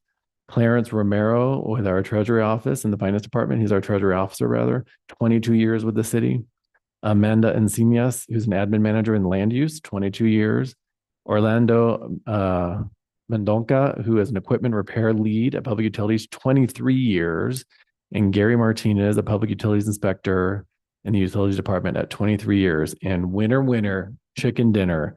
Vincent Marquez, a fleet section manager, is celebrating 24 years with the city of Santa Fe, which is just really extraordinary. So the employees don't always get enough credit for all the great work that they do. But we have an extraordinary team of people here who are serving the residents of the community. We're modernizing government. We're making it serve the community better every day. And I'm grateful for all the work that they've done. And this will make at least one person in here very unhappy. But I would be remiss if I didn't wish a belated happy birthday to Mayor Alan Weber. And Mr. Mayor, with that, that's all I have. Thank you, sir. I move the last remark be stricken from the record, please, Your Honor. Thank you very much, Mr. City Manager. Madam Clerk, what's next on our agenda? Matters from the city attorney. Thank you, Mayor Weber. I don't have any matters except for happy birthday, Mayor Weber, or happy birthday, Councilor Mayor Worth. Good addition. Madam Clerk, I believe you might even be up next. Yes, that is matters from the city clerk. I just want to give a shout out to Isabella Sharp and Alexandria Mares for lunch on Friday. Last Friday, that was awesome. And they did a great job coordinating that. And it was nice to see everybody out there and eating. That's all I have. And we'll move on to communications from the governing body. Terrific. Thank you. Let me start to my right tonight. Councilor Castro, and then we'll go down the line. And I promise, Councilor Castro, I will not forget that you're up there, up on the screen. I see you. We'll get to you in correct order, but you are very much present. Councilor Castro. Thank you so much. I just want to announce that on Friday night at the Violet Crown, I will be moderating a conversation. The Santa Fe International Film Festival is starting soon. And so we're going to have a really exciting film called In the Summers, if anyone wants to come up. Thank you. Yes, Councilor Chavez. Thank you, Mayor. Happy birthday to Councilor Romero Worth and Mayor Weber, and to my dad, who will be turning 75 on September 30th. Happy birthday to him. He is literally an angel that walks on earth. My kids' hero, my hero, just the most amazing, good human being that you could ever meet.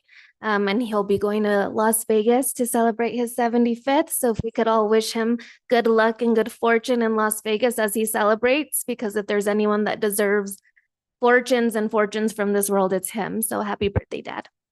That's lovely. Thank you. Councilor Garcia, sir.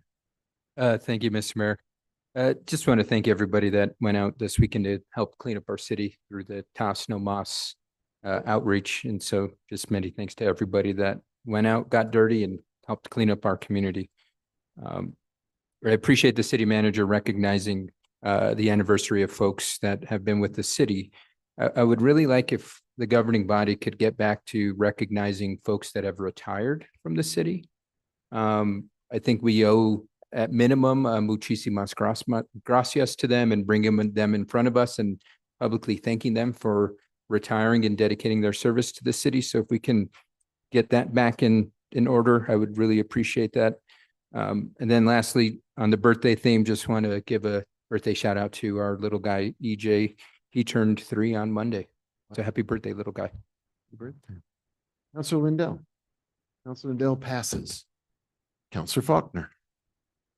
Just want to thank staff tonight. I know with the resolution that we'll be looking at later this evening, Aaron and the legislative staff, Marcy and Christine, did a lot of heavy lifting today. And in my dealings with the staff, they were very respectful and helpful. And we had a lot of great conversations. And so I know it was a heavy lift today, and I want to say thank you for that. Councilor Mayor Worth. Thank you, Mayor. I do not have anything tonight. Councilor Cassett, if you hear me, your turn. I can hear you. Thank you so much. Happy birthday to both of you on the dais. And I also wanted to wish happy birthday to my father on September 29th. My father was just in town, but one of my favorite people of all time. And so I'm very excited to celebrate him. far away. Unfortunately, he's not here right now, but I just want to make sure that he knows how much he is loved and that I still have many days when I am constantly asked, "Are you related to Ken Cassett at all?" So that comes up on a regular basis. So happy birthday, Dad, and I am very sorry that I cannot be with all of you tonight in chambers. I know this is a big meeting tonight, but I think that you will appreciate me not sending my germs your way as I potentially did in finance the other night. So sorry about that. Anyway, that's all. Thanks, Mayor. Thank you. And Counselor Lee Garcia. Thank you, Mayor. Very happy birthday, feliz cumpleaños, to you too. Wanted to just, give a shout out to my wife. We just, celebrated a 25th, silver anniversary on the 18th, and, she is, on a pilgrimage halfway across the world, so we weren't able to celebrate, on that day, but when she comes home, we will definitely be able to partake in that. I wanted to take the moment and the opportunity to invite the communities out to a celebration that we've had on the south side of town for the last 3 years. And it's called Convivio, third annual Southside Community Day. And kudos to all those that have been involved with that. It's been a lot of work and a lot of collaboration between quite a few groups, and I really commend the fact that they all got together and really made this happen this year. It's this Saturday, September 28th, from 2 to 5 p.m. It's on the Zona del Sol campus, 6600 Valentine Way. And so there's going to be entertainment, food, a booth, soap downs, youth works. I mean, there's the city is going to be involved in different aspects. Baile folklorico. I mean, there's so many to list right here. The Southside Library, the Teen Center, and so vaccine clinics. Come and register to vote. I mean, we're in that time, and so just on behalf of the city and Councilor Faulkner and I, come on out. I would like to also say this a little bit in Spanish.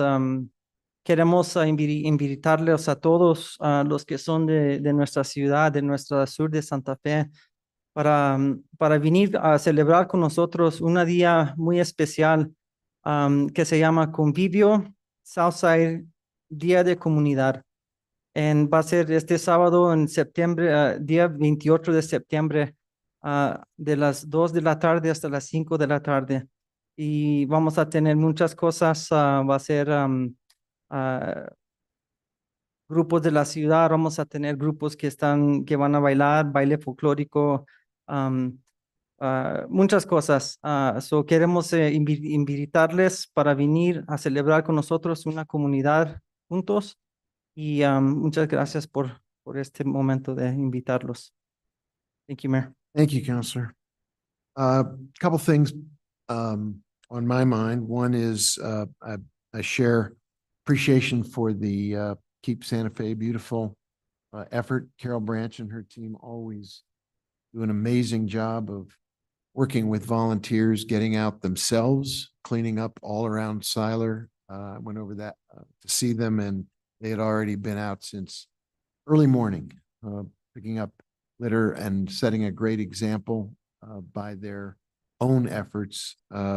Carol has just done a remarkable job with Keep Santa Fe Beautiful, and looking forward to the results, the data that they collect about just how much of an impact they're able to make, and also on a year-to-year basis, how we're seeing improvement. I think there's real attention being paid to the city's appearance, and a lot of that is spearheaded by Carol, by the board of directors, by the folks who volunteer. So many thanks to them.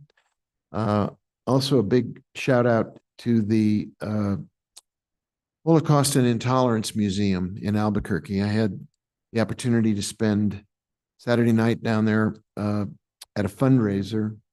Very moving to hear the testimonials from people who themselves are Holocaust survivors. One gentleman was given up by his parents at age 4 because to keep him would have perhaps led to him being killed by the Nazis. He was there to give his personal testimony about what it felt like to have to go through that and the effort that's being made by the museum to do education in schools, to bring kids to the museum, to do outreach into the classrooms, all of which is designed not only to address the Holocaust specifically, but to intolerance, bias, all the different forms that racism and unfortunately hatred and making others into the they that are too frequent in our country and in our state and in our own community. So hats off to them for bringing people together to talk about a very difficult but very important subject about remembering history and also teaching young students so that they're familiar with how often it is possible for people to do inhumane things to other people.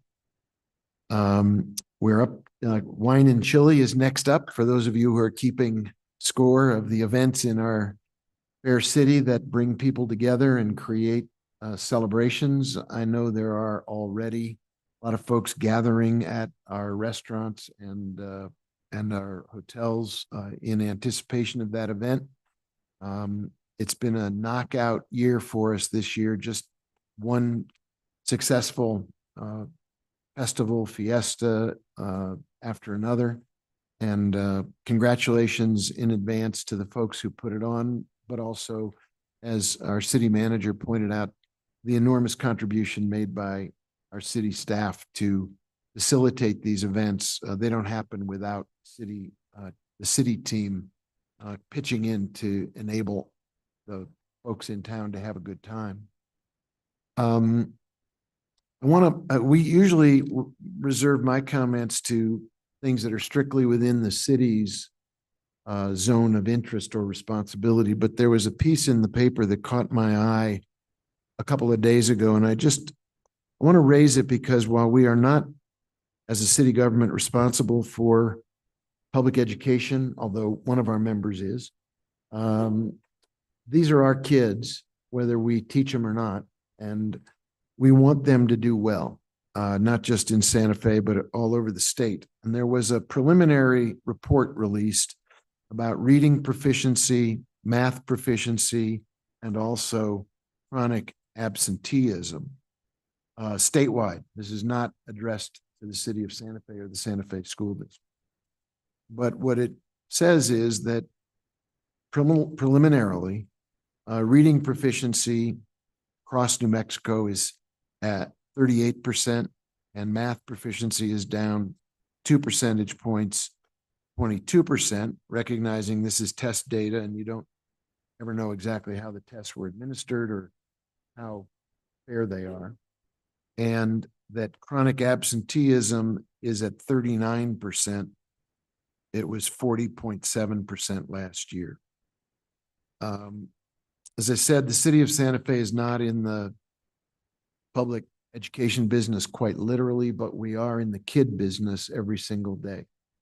And we are very much concerned about the well-being of our young people and their families, whether it has to do with them going to school hungry and therefore less likely to be able to learn, whether they are experiencing homelessness or they are couch surfing in order to get by, whether they may be victims of some form of abuse. These are our kids. And so I would just put on all of our radar screens as elected officials and concerned residents the fact that we have got to do better by our children, whether it's in school or after school, whether it has to do with feeding them or maintaining their physical and mental health. These are numbers that are of concern to all of us. And I don't feel like it's a blame game. I think it's a we're all in this together responsibility. And I really want our friends in the public schools to know that the city wants to partner at every opportunity to make the lives of our kids and their educational achievement better and better and better every single year, and to watch those numbers go up when it comes to proficiency and down when it comes to kids who are chronically absent. We do quite a few things, the Teen Center, our mentorship and internship programs across the board. Our efforts are really designed to be supportive, and we just need to look at these numbers and imagine ways we can do even more and be even more of a good partner, because these are our kids. I see a hand in a surprise. I'm so surprised to see my favorite educational counselor raise her hand, but go ahead, counselor. I just want to point out to the community and to those of us that can make a difference, which a lot of this is going to come from the state and federal government, that the statistics haven't changed. We are one of the worst places to raise a child, and we are one of the worst ranked in education. These statistics have been consistent since I became a leader in education. So yes, they are alarming, but they have consistently been alarming for all of the years that that statistic has existed. So yes, local governments have to step up, but I hope our state legislatures, as well as those at the federal government level, step up to kind of see the obvious and the correlation between students struggling in education and the traumas they face at home, because that's the truth. And it's been the truth, and it's been very much in our face for years and years and years.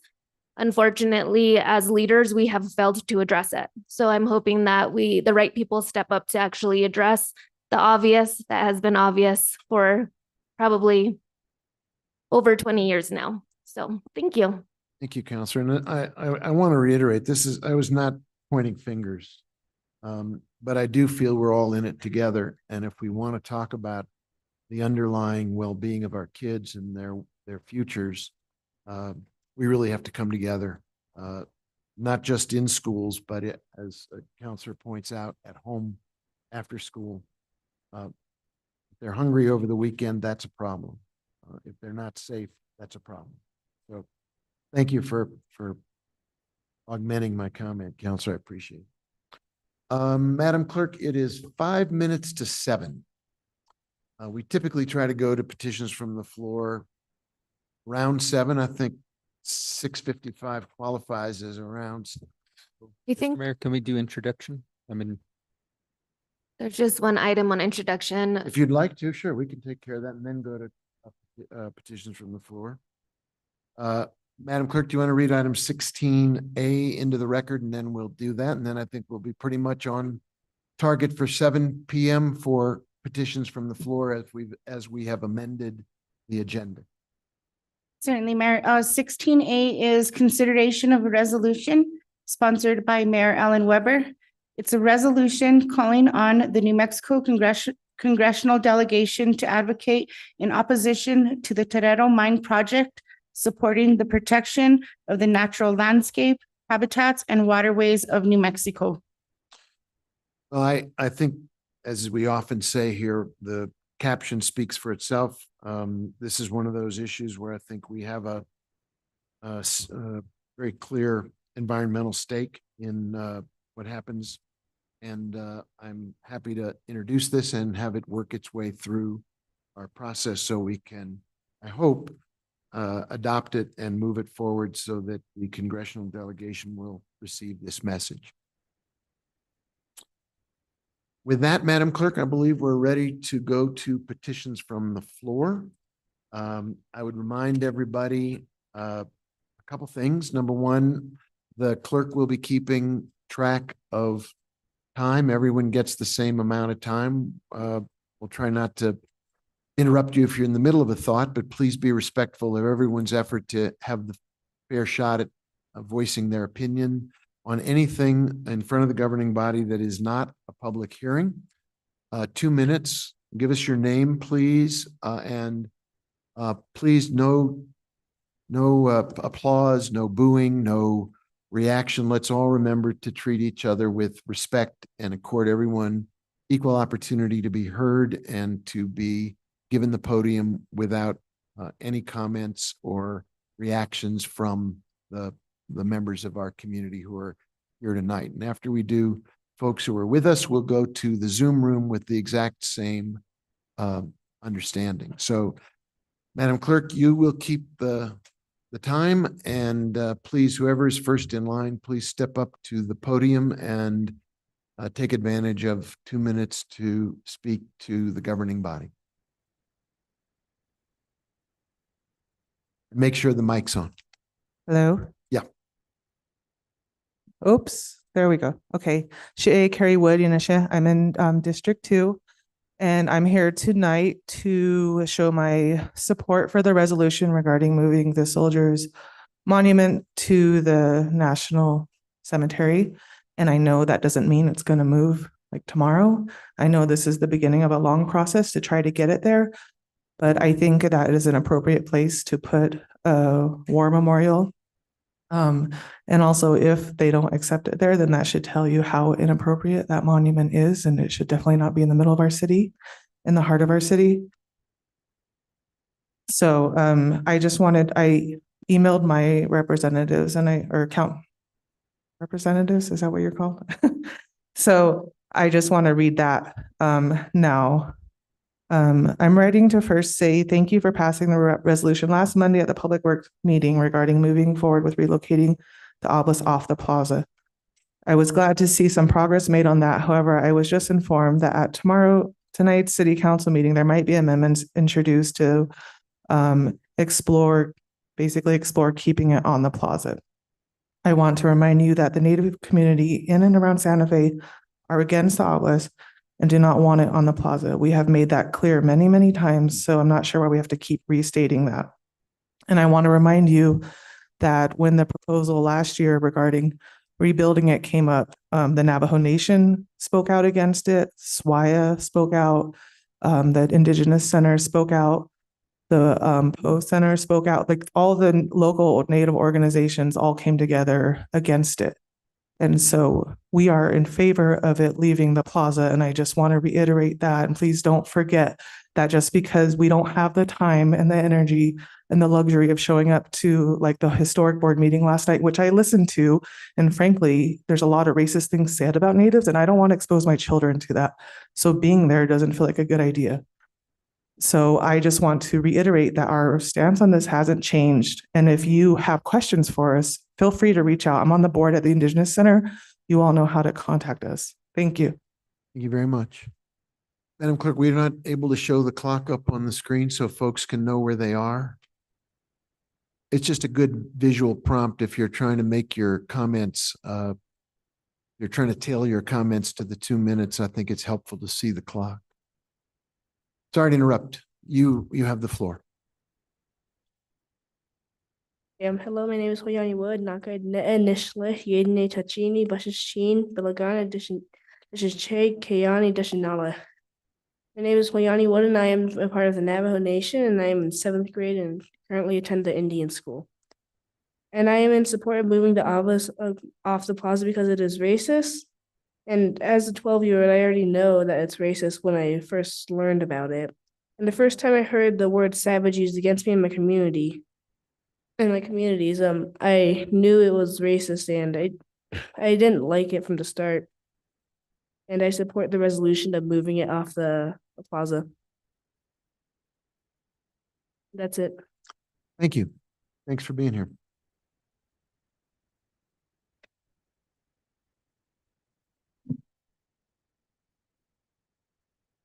Wait a minute till we get the clock adjusted, sir. Good, Madam Clerk? Okay, you have the floor. Hello, yeah, Shondin Wodi Nishia, yeah, Idina Tachi Nishlido, Kiani Bashishin, Ado, Abaha Dashiche, Seminole Dashinale, yeah, Shikedo Shudine. My name is Shondin Wood, and I identify myself by my clans to where you know where I come from, you know who I am accountable to, who I am accountable for, and what I represent here. So in extension to that, I also want to represent my intentions to the future generations for Indigenous children, my own included, about the intention to create another option for the obelisk. As my wife reiterated, it is not something that's going to happen soon. It's not something that's going to happen decisively. It's going to be a process, but I think we should explore that process to its full extent. There are many options, and I think this is a good one that I'm in favor of. It's not a guaranteed thing. There's a feasibility aspect to it. There's even a question of whether or not the National Cemetery is going to be able to accept it.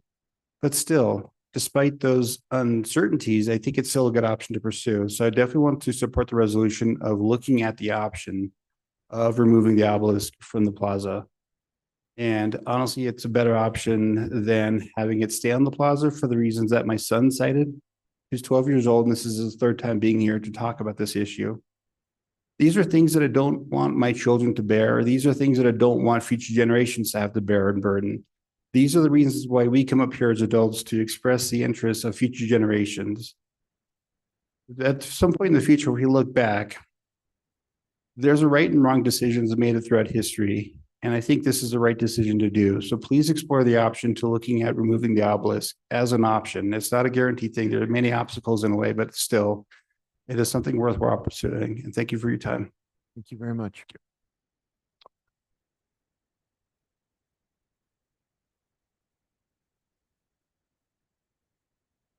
Yehu Seoma Tenoa, Tuluku Ama. Good afternoon. My name is Dr. Christina M. Castro. I am Jemez House Pueblo. I am here to once again spend my time away from my daughter to implore you to not resurrect a dead monument. I know there's talk about moving it to the Veterans Memorial. I don't think that's a good idea. I think any commemoration to the genocide of Indigenous people is just an atrocity.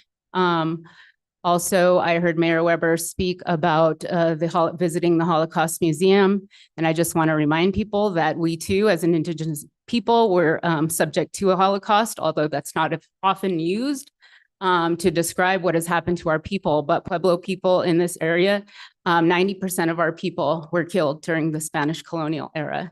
So I want to remind you that we too have experienced a Holocaust here on our lands.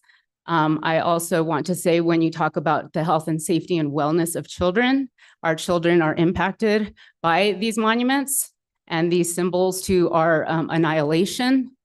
I think it's really mentally damaging for us to have to keep coming back here and relaying this to you over and over again. This has been 4+ years in the making.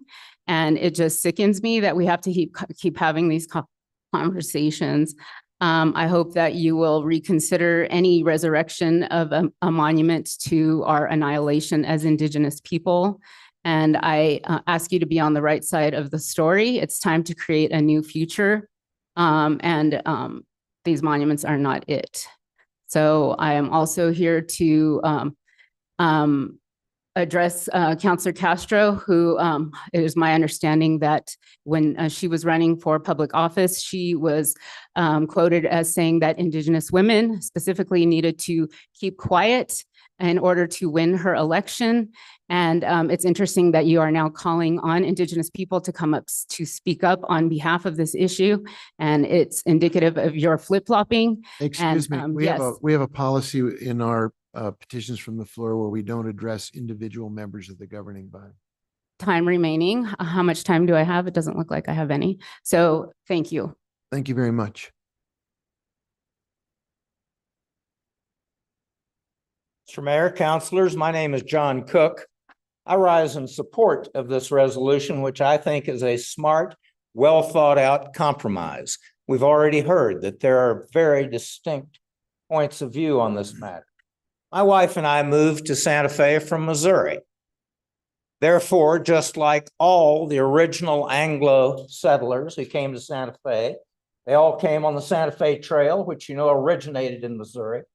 So my people got here 200 years ago. Spanish got here 400 years ago. The Pueblans came down from the north 700 years ago. We all came here and live among people who were here before we were. We've all managed to still live here because however haltingly and however hard it has been, we've learned to live together. Now, friends, Santa Fe is justly proud of its reputation as one of the great multicultural cities in the United States. It is because we've all made compromise over hundreds of years in order to live together. These days, it seems to me in this politically divisive time, compromise has become a bad word. It shouldn't. Compromise is what lets us live together. That, in my opinion, is what this resolution does. It doesn't say, throw out the monument for all time. It doesn't say, put it back in a place where it will cause conflict. It says we can find peace and compromise by putting this monument in a place that is very appropriate for it.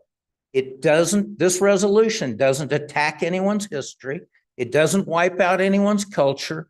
It moves a stone monument from a place of conflict to a place of counselors. You are representatives who are charged with looking at all points of view. And I think you do. And I think you can find that this resolution is a way for all members of our. Thank you. Thank you, sir. Good evening. My name is Roberto Roybal. I live in District 1. I went to Our Lady of Guadalupe School, and there we learned to love thy neighbor. So as a kid going to the plaza and seeing that monument and seeing savages, I could not understand what the heck that meant. They're our neighbors. They were here first. And it would always puzzled me. All these years it puzzled me.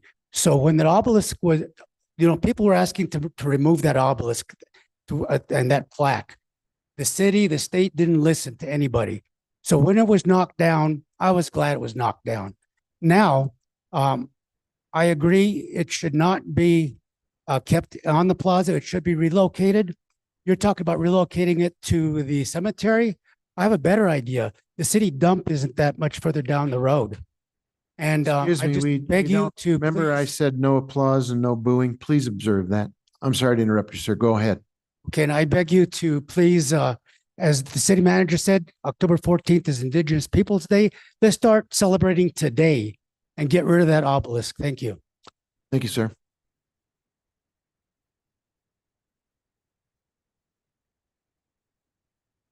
Evening. My name is Jeffrey Haas. I live in District 1 and I'm a civil rights lawyer and have been for quite a while.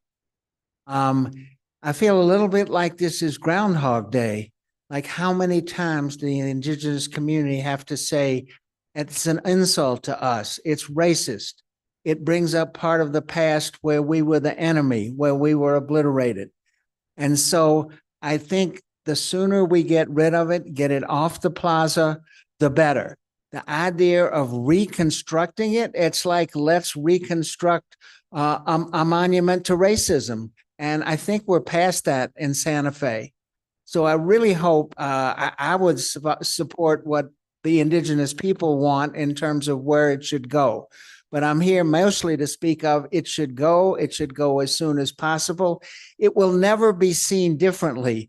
Whether you take the fourth side off, pretend it wasn't there, it will always be seen as an insult to indigenous people and a monument to an effort to erase them. So that's my point. I think we should all begin there and make sure that there's this movement. Are we going to continue 5 years from now debating where that goes? Are we going to come back and say, it's not going to change in terms of what it was and what it is and what it stands for? So I say, let's try to get rid of it off the plaza as soon as possible. Thank you. Thank you. Hello, Mayor and Council. My name is Layla. I'm a resident of District 4. I want to start by thanking Councilors Romero Worth and Chavez and Castro for introducing this resolution to move us forward with relocating the Soldiers Monument off of the plaza.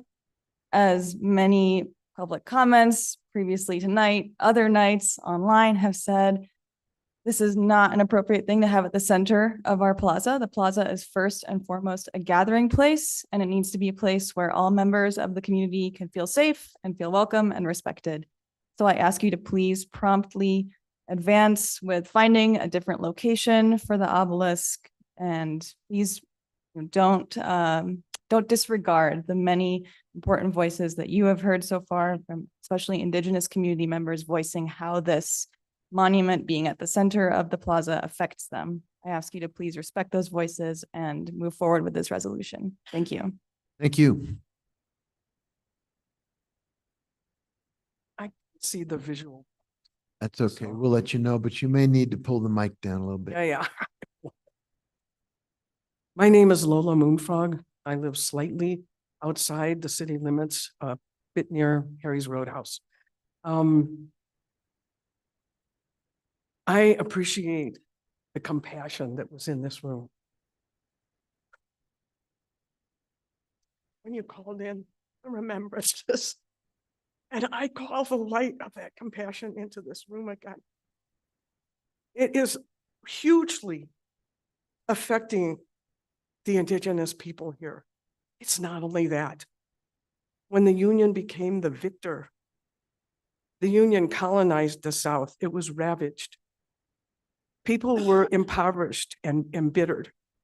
This was not helpful to the ending of racism. It was augmenting the emergence of Jim Crow. That's what I see. This obelisk affects all of us, everybody. And my father was a refugee from the Nazis. My Aunt Rosemary, who I never met, was shot over an open trench in Latvia. I know genocide. I know it in my bones. It is a trauma that keeps on giving. And the trauma is evident in all the peoples who end up more affected by poverty, by prejudice, by the trauma that sends people to jail, by the racism that sends people to jail. And I would like to see this monument relocated where people have identified a good spot for it. Seems appropriate. It does not belong on the plaza where that's for everybody and where we don't need to hurt people anymore. It would be lovely if Santa Fe could become a showcase for the rest of the country in dropping these symbols that don't need to be here anymore. They hurt everybody. Thank you.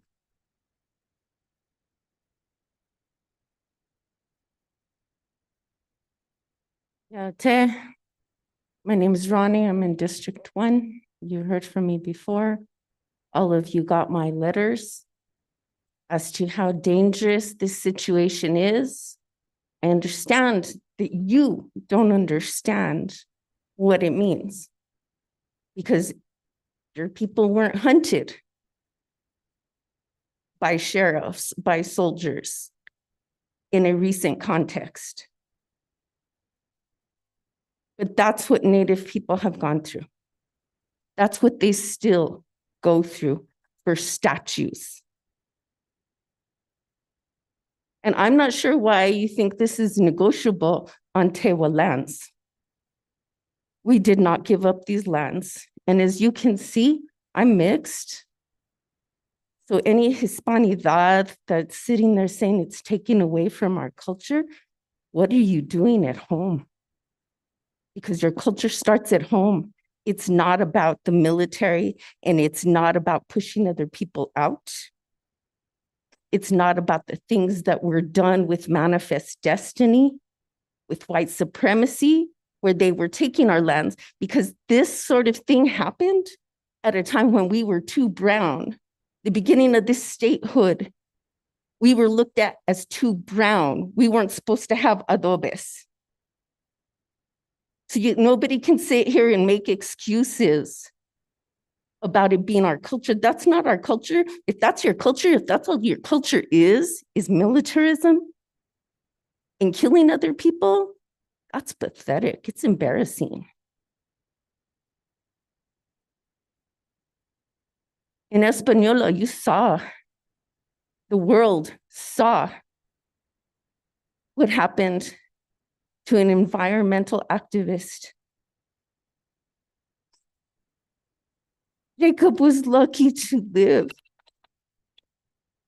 Do something about it. It's going to end up the same, even if it's not them. Thank you.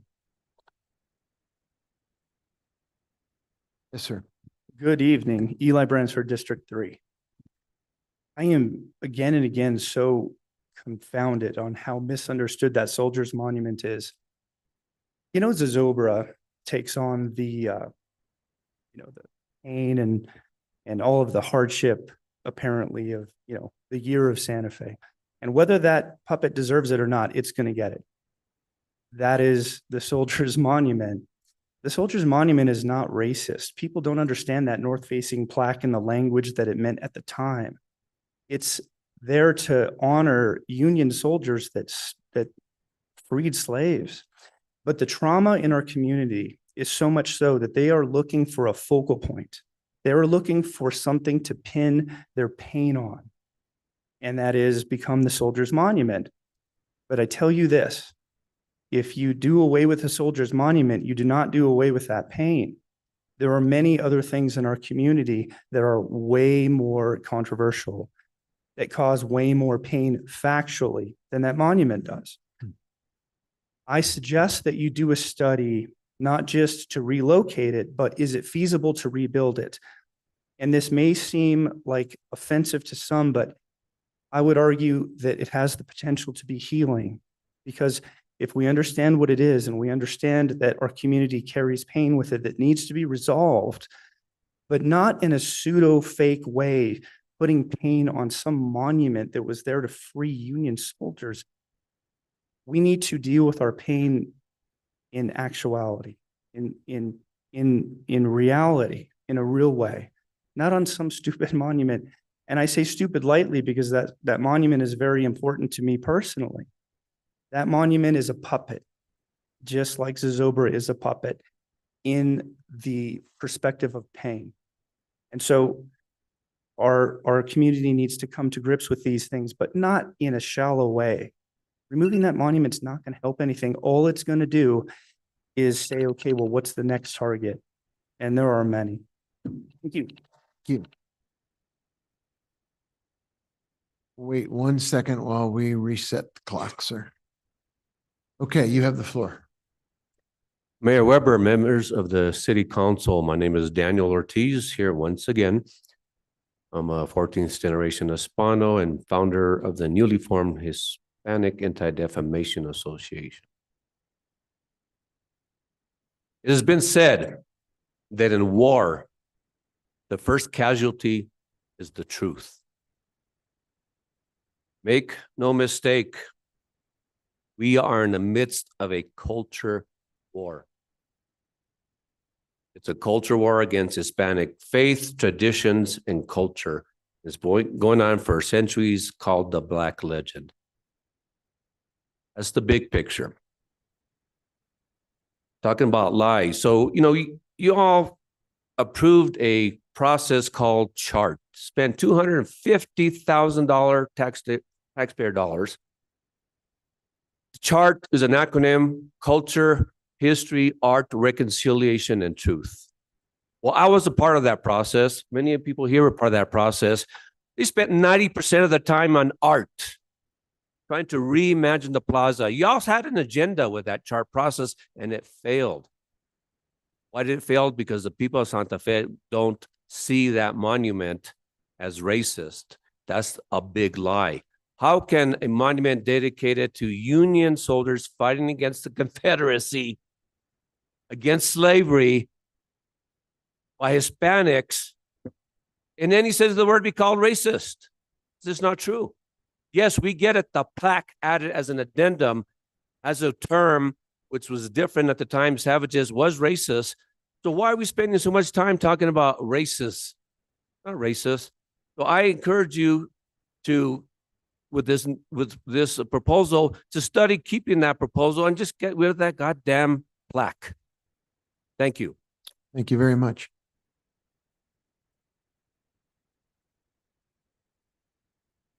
Catherine Rivera, resident of District 1. Good evening, members of the governing body. I first want to applaud all of the people the counselors who came forward and sponsored this initiative. It was a lot of work went into it. I did listen to the quality of life meeting, and I did participate last night and listen to the historic board review. So there was a lot of good work in this, and I do applaud you. But it feels like this initiative is 4 years in one document. So I am of the opinion, and I took the same opinion that the Quality of Life did, in that I would appreciate and encourage the analysis. And I think your success can be measured immediately by getting what is the cost to rebuild, what is the feasibility and cost to move, and whether or not the National Cemetery will accept. I would suggest you stop there, get that data, bring it back to the city, and then let's have the further of the conversation. I don't know at this stage the city is ready for the final end game that is documented in this proposal. The final thing I'd mention, and while I do appreciate all the work that you guys put into it, there was one piece of history left off of the listing of history for this monument. And that was in 1966, John Gaw Meem, whom I'm sure you'll recognize the name as a very poignant architect and left his legacy on the stamp of this city. He was responsible for the renovation of the plaza. This is 6 years after it was designated as a historic national area. He proposed, John Gaw Meem proposed, to remove the obelisk from the plaza. The city council voted no. Every time it has come up, the city council has voted no. So I think you need to look at that as a precedent as well. Thank you. Thank you. Councilor Ndell, you.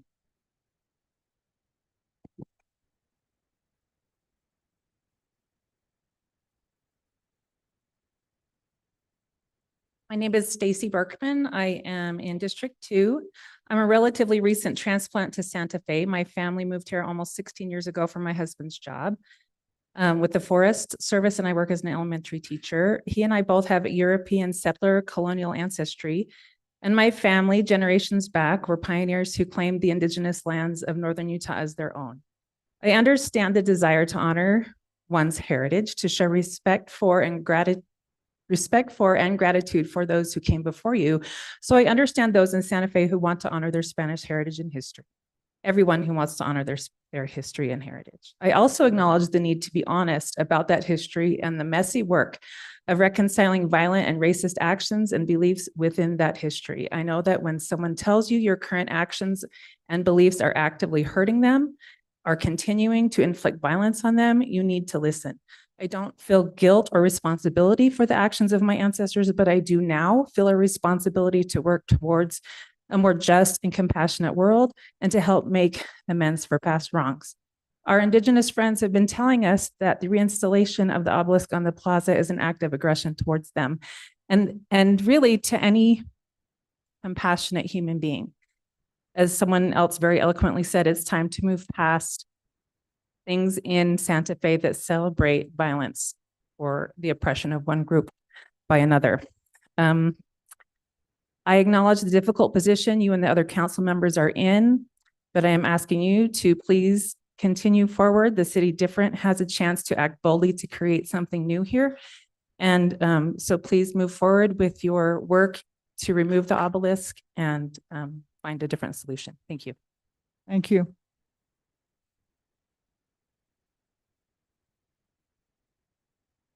Good evening. My name is Carlos Valdez.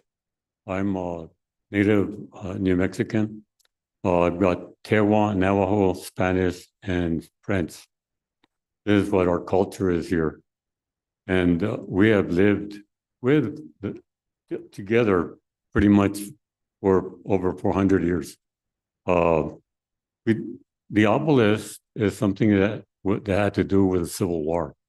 It didn't have anything to do with what my Spanish ancestors did to the Native Americans, or the Navajos did to the Pueblo, or the Apache did to the Pueblo, because it wasn't just the European that were committing crimes against each other. The Native Americans were committing crimes against each other. So it's not something that has been happening throughout the hundreds of years. And history is something that needs to be explained, not covered up. You don't get something and hide it and cover it up. You put it out there, and if something is wrong, you explain it. You don't put it away. So that's all I want to say. Thank you. Thank you. Mr. Mayor, councilors, my name is Frank Katz. I'm District 2. I am a board member of the Old Santa Fe Association, and I come here to speak on behalf of them to report that the association has voted on this issue and passed a resolution to repair the monument, to replace it on the plaza where it historically was, and to rework the fourth panel to recognize the problems there. This is a historic structure, and there's no question if it can be repaired, it should be. And there is no question about the need for rewording. It needs to accurately reflect history, and history is a tough one.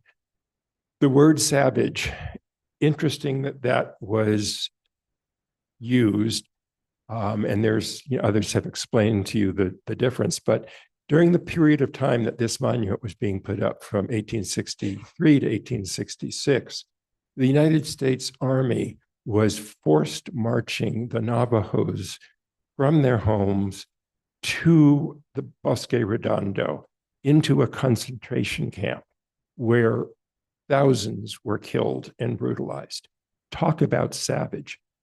And my point is that, as the person before me said, no one is without real issues of having hurt other people in the settling of this country. No group was all good, no group was all bad. And I think that the restoring the monument to the plaza where it historically was, and can be an opportunity for the accounting that history needs. I think without facing our past, we are just going to continue to grind and grind on it. Thank you very much. Thank you.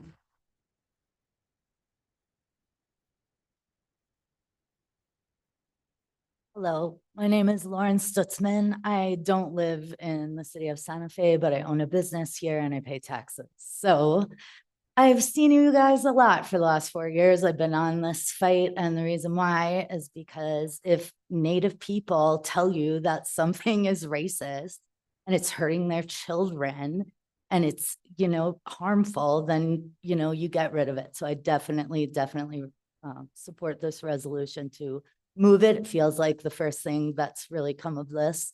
I think there's been a lot of foot dragging. I would also say that any of this kind of whitewashing of history that I've heard from a couple of people, I want to push back a little bit on. The Soldiers Monument is, like the guy before me said, it's not about soldiers fighting the Confederacy. It was here to move Native people off of this land to continue to settle this state in favor of the US, which is, an imperial colonial project.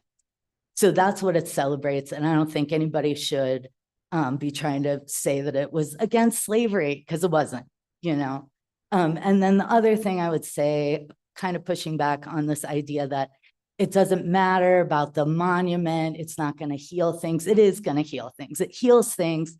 If Native people tell you that it heals things, then it does. That's who you listen to. So I'm so glad there's some movement. I understand it might take a while, but good for you. And yes, the cemetery is where it belongs, or also the dump. Thank you. Hi, my name, excuse me, my name is Randall Bell. I've got a frog in my throat. 1229 Viaje Pavo Real. So I, as you know, I'm also on the board of and president of the Old Santa Fe Association. I would second what Mr. Katz comments, and of course, nobody is in favor of anything that is racist or triggering. The language savages, of course, has no place in any public position. So that is not a question. I just wanted to raise a few issues about process and the applicable law, because This is, the plaza as a whole is on the state and national register of historic places. I mean, there is language, statutory language that the city is bound by, and I'm questioning whether there really has been adherence to that. First of all, where is the State Historic Preservation Division? Right? Or in any of the discussions about this, the city really, I think, has, to my view, I could be wrong, failed to engage SHPO as is required. Looking at the State Cultural Properties Protection Act, which is Section 18-6A through 6A1 through 6, in the definitions, it says cultural property means a structure, place, site, or object. I would contend that obelisk is, in fact, an object that has historic, archaeological, or scientific, architectural, and cultural significance. So the prologue here with the bullet points tries to say it's not an object. So my other question that really should be looked at is that obelisk identified in the application that the city made for the nomination? Is it labeled a contributing element? That is really key. I haven't seen the application. I would like to do that, but you should be mindful of that. Thank you. Very good. Thank you.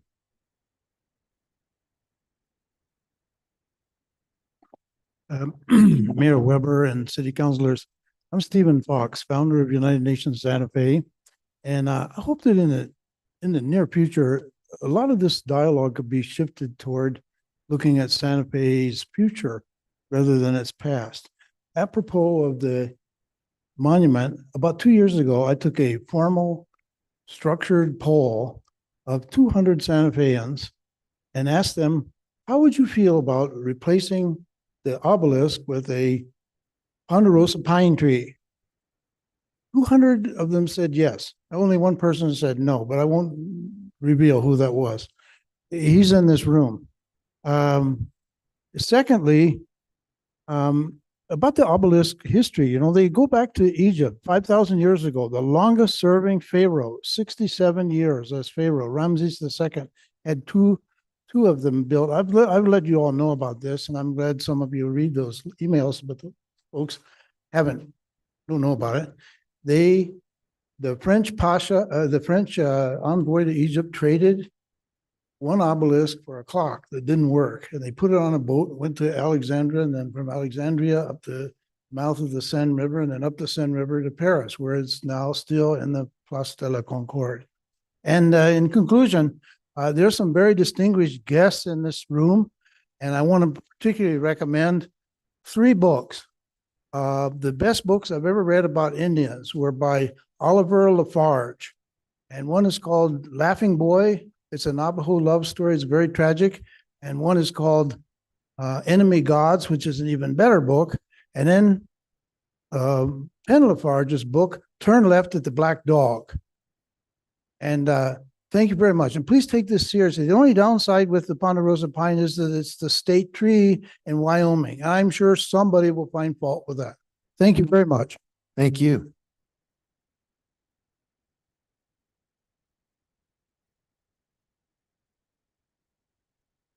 Good evening. I'm Terry Rivera, and I've come before you guys many times. All I'm asking is that you please listen to the majority of the people in Santa Fe and restore our monument like it was without that awful plaque that was put on the side about the savage Indians that came later, years later, after it was originally placed there. Hundreds of people have written to the New Mexican in favor of restoring the monument. I have copies. I have made copies of hundreds of letters that have been written. Anyway, I have a real bad tremor and I can't read this article without shaking. I have been very sick, so I am going to have my daughter read it to you, and then she'll talk for herself. But this is from me, from a good friend of ours. Good evening, council members. My name is Donna Rivera. I'm Terry's daughter. Over the summer of 2020, Mayor Weber was criticized by Native activists for not removing the monuments as promised, and by Hispanic critics for not convening the promised Truth and Reconciliation Commission. His inaction contributed to the events of October 12th, 2020, when the Soldiers' Monument was toppled on Indigenous Peoples' Day. Among the commentary printed after the event was one from Ricardo Cate, a cartoonist from Kiwa Pueblo, whose work appears regularly in the New Mexican. Cate spoke for many when he wrote that for him, the Soldiers' Monument was problematic, but I would rather there was dialogue and communication over the matter. But for some reason, too many people who don't live in Santa Fe needed the obelisk removed immediately. Cate's outsider theme was reinforced when 8 people were charged for their part in the incident.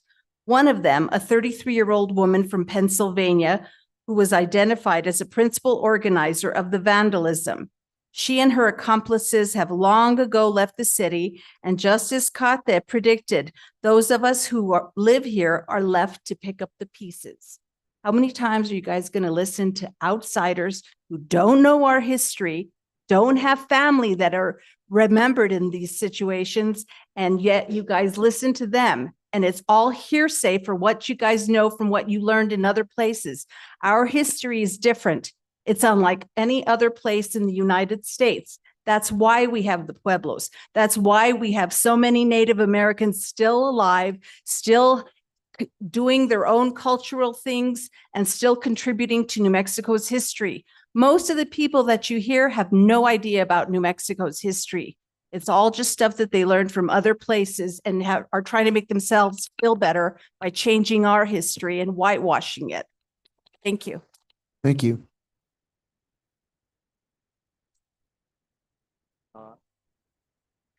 Hola, Yat'e She'e Dasba. I am a citizen of the Navajo Nation and I am a city resident. I was born in Santa Fe and I live in Santa Fe. I am not an outsider. I'm going to read something that my child, who is here in the audience, also said. I'm going to give our young people a little bit of a voice. The obelisk is not a part of our culture. And if it is, that means our culture is based about genocide, which in some ways it is. The obelisk's purpose was to remind Native people that we are other than. So I am Dene. Again, I am from the Navajo Nation. I am the savage. I am the savage that obelisk was talking about. My father and I, we went to Bosque Redondo to do a documentary about how they rounded up the Navajo, my grandparents, my ancestors, from the Four Corners through Santa Fe to show the Santa Fe people how horrible we are. And as a peace offering, that obelisk was placed. That is its purpose, to divide. Now, as my father is a Navy veteran, a Vietnam vet, I know for sure that he would also agree to move and yet honor the veterans, to move it to the cemetery. I do believe we cannot forget our history. That is true. But I will also say that I am of Spanish origin 100 years ago. My family is from the same place as Oñate. Our last name is Aguinaga. I have Basque history. I am definitely a mix of all three, Mexican, Spanish, and Native blood. And I'm here Just so you know, I am not an outsider. I do agree that we need to move that obelisk. And if you want to maintain and retain your culture, let's bring in some paella.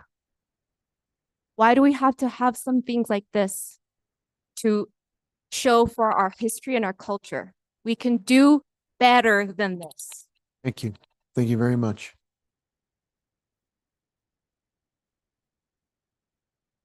Good evening, Mayor Weber and council members. I just have a statement that I'd like to read into the record. My name is David Rash. I was a historic preservation planner in the Land Use Department for 15 years, and I managed the Historic Preservation Division and administered the Historic Districts Ordinance for 12 years. You put a lot of time, money, and effort into making me your preservation expert. I would appreciate an opportunity to speak to all of the many problems with this resolution, but with a 2-minute restriction, I want to focus on the 11th whereas, beginning on page 5, line 5, which directly relates to my expertise. The Historic Districts Review Board has absolute city authority over the plaza and the obelisk. Please closely examine your preservation laws. In 14-2.6b, the governing body clearly delegates authority to the H Board, your preservation experts. They, quote, shall carry out the city's powers and duties pursuant to, unquote, the New Mexico preservation laws. Further, under 14-2.6c, quote, the HDRB shall compile and maintain a list of historical sites and structures, unquote. There is a lot of discussion about the definition of what the obelisk is under 14-12.1, but it actually doesn't matter because the H Board has jurisdiction over all structures and objects on the historical sites in Santa Fe. The obelisk is the most important historic, cultural, and aesthetic element on the most important historical site in Santa Fe. Indeed, the Santa Fe Plaza is the only national historic landmark that you own. The city's use of federal housing and urban development funds, use of federal funds for preservation through the Certified Local Government Program, and the plaza's National Register listing requires that you follow city, state, and federal laws and standards for this unparalleled historic site. The confusing, complex, and long-established multi-jurisdictional legal process must begin with the municipal register. Thank you very much.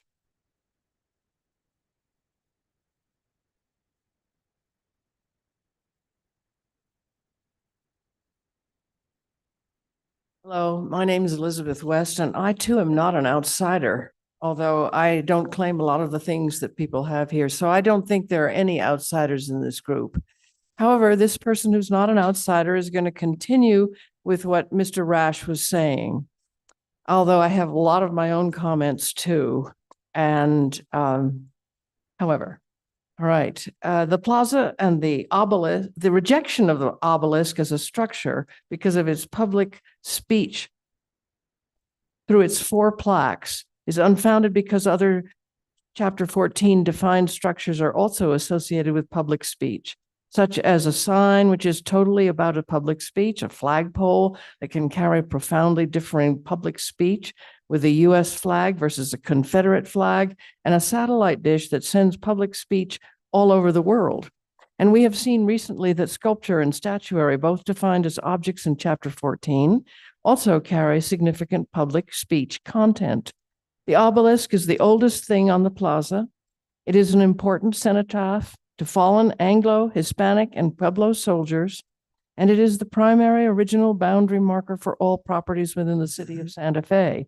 In conclusion, please reject any resolution that calls for any physical alterations to the dislocated obelisk or its damaged plinth base until the H Board examines the significance of the plaza and the Soldiers' Monument. My apologies to Mr. Rash for omitting a sentence in there. I have a little bit of time left. I want to say that many of you have seen me in front of some of these committees, and I welcome being here again. I'm glad to be here. I'm glad to be part of an audience that includes a whole bunch of different people. We are not going to get past this if we don't look at the real history. And perhaps Mr. Kate actually had a pretty good point there. I was interested to hear that. More later. I appreciate the work you're doing. I think the resolution needs to be emboldened by including looking at how much it would cost and what the effects would be to create it on the plaza, as well as. Thank you. Thank you.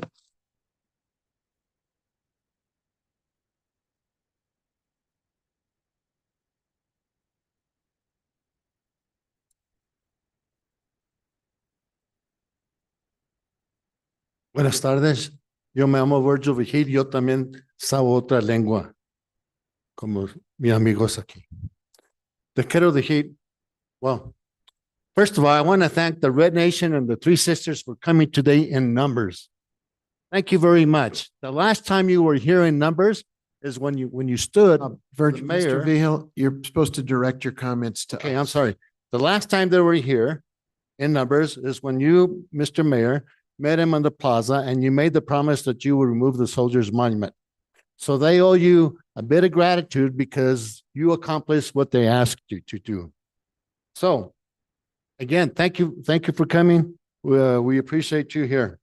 I heard a threat earlier that if you put this thing up, something's going to happen. And I keep on hearing that this is a safety issue. Why is it a safety issue? The reason it was a safety issue, and they used the Espanola and Albuquerque incidents, the reason it was a safety issue is because the police weren't there. Just like the police weren't there when they removed the soldiers' monument. That's why it was a safety issue. So I keep on hearing that, but that's why it was a safety issue. Now, Mr. Mayor, because you have such close ties to the Red Nations and the Three Sisters, and you promised that you would remove it, I request that you respectfully recuse yourself Mr. from Vigil, a one vote. of our policies during petitions from the floor is we don't address any member individually of the governing body. So, not the mayor. So the individual that promised this to the Red Nations and Three Sisters, I request that they recuse themselves from the vote because they're extremely biased. Now, we've been in court. All we're asking is for the soldiers' monument to be rebuilt. And we don't have a problem with that side to be modified or removed or whatever. Thank you very much. Thank you.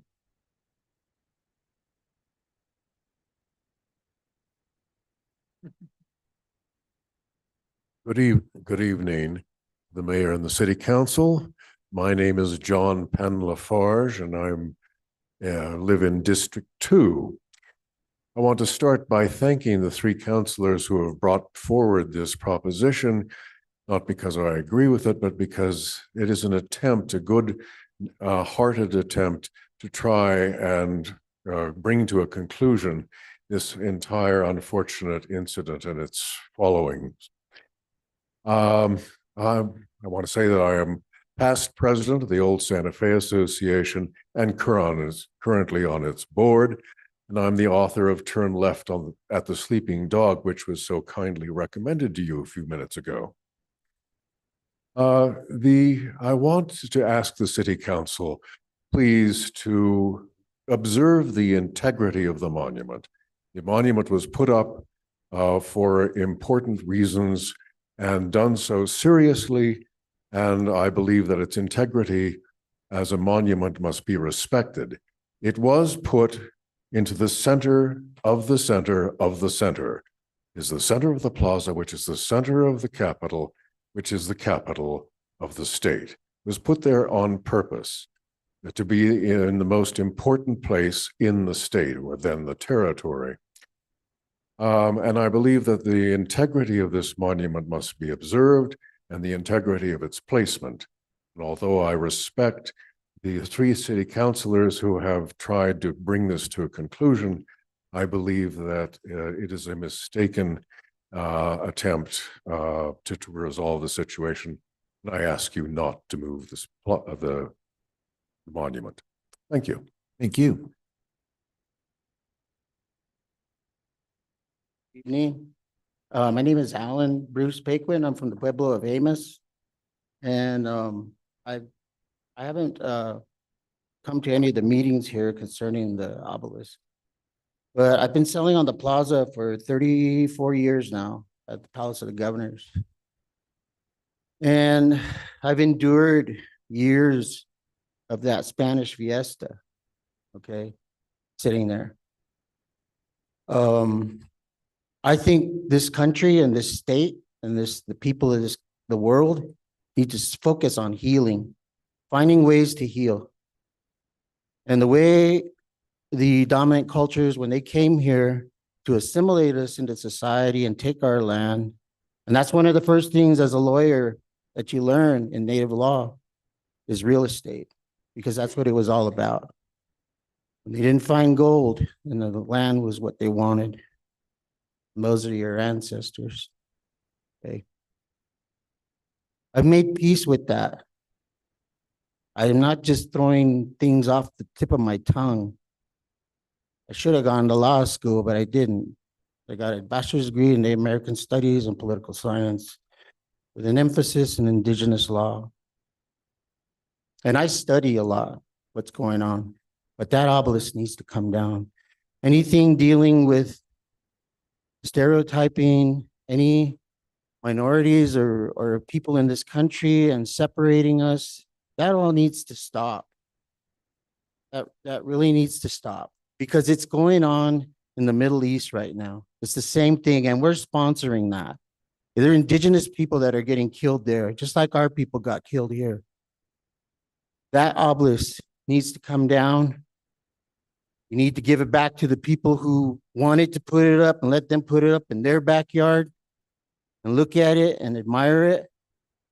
But it needs to come down, and that's the end of it. That'll save you all the feasibility studies and everything else. Thank you.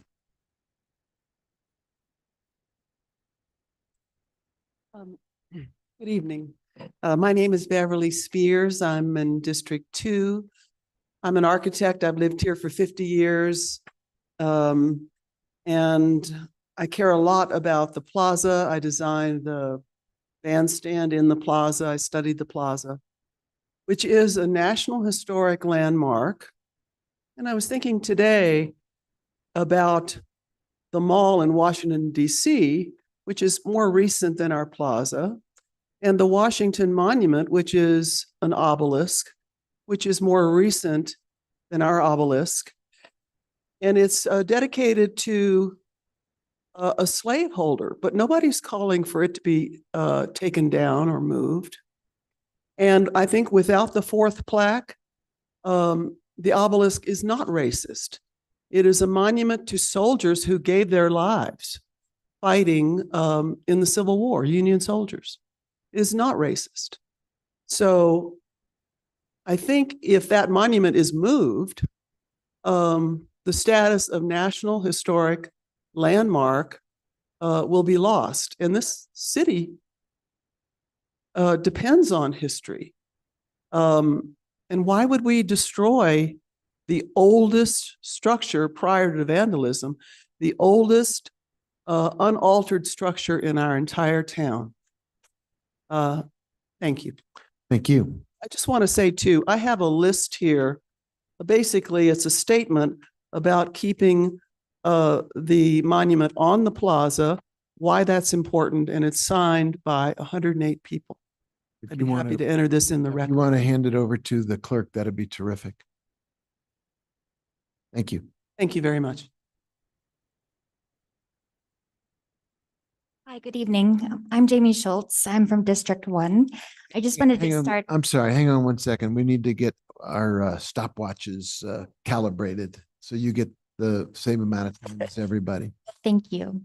Madam Clerk, can you get our little, it's going over on that? Okay. I'm sorry to interrupt you. Please go ahead. Thank you, governing body, as well as Mayor Weber. My name is Jamie Schultz. I'm from District 1, and I just wanted to say that I really appreciate the complexity as well as the emotionality that has come behind this. I've sat in a few of these meetings. I haven't always been able to make them. Myself, I am actually an immigrant from Montana, from my reservation, but I was welcomed to these unceded lands by the Tewa, Towa, and Crees people, as well as the non-natives that welcomed me here. And I see that this can be a very complex and very feeling. As an executive director of the Southwestern Association for Indian Arts and hosting the Santa Fe Indian Market with over 250 different nations represented, the plaza is the heart of that. And I think it can be very, very hard. We had a lot about history. We see that things are changing in this country and that it can be very volatile. I just want to remind you again that we're looking towards the future of how we are going to communicate, collaborate, and be together as community partners in this beautiful state that has become my home. That was not originally from my ancestral lands. So thank you again for this time. I really see the vital importance of this conversation, but I do believe that making that recommendation to move it to the Veterans Cemetery is very, very helpful in a way. We're never going to be able to solve this. And I say this because it's a lot of different emotion that is underneath the word racism, segregation, as well as other things that have troubled and actually been very hard for Indigenous people. I think you as a city have an opportunity to actually move forward beyond that with a larger conversation that includes all these voices, but also includes this for our children moving forward to the future. Thank you. Thank you very much. Very good. You have the floor. Thank you. Maybe I And you have the microphone. And I have the microphone. Good evening. My name is Barbara Chatterjee. I live in District 2, and I really just want to comment on a piece of the process that you're about to engage in. And that is, it troubles me that the court case has not been settled that is currently active on this issue. And I believe that that court case could change some of the dynamics and direction that the council will have to, that the governing body will have to engage with depending upon what the judge determines.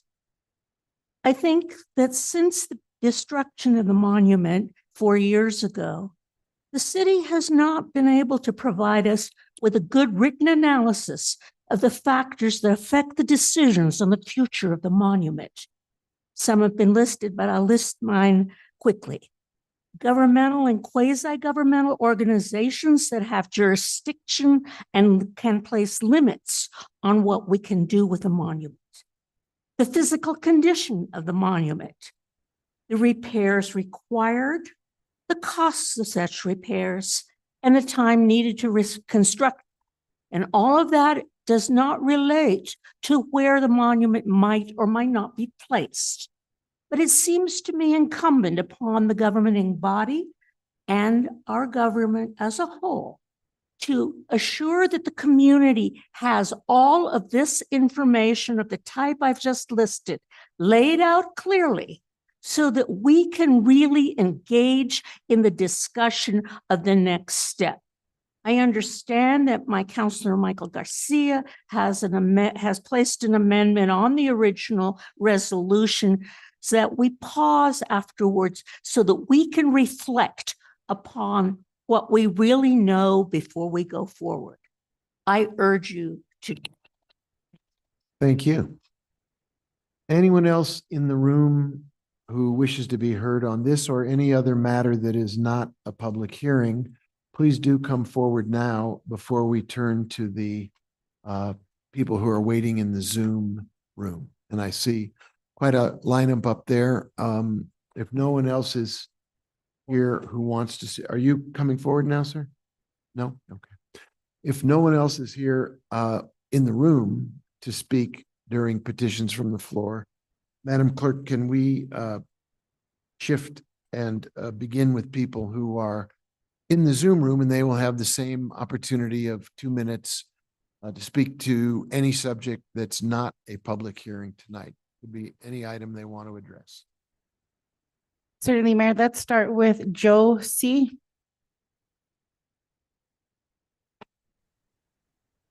Hi, my name is Joe Christian, and my home is in District 1 here in Santa Fe.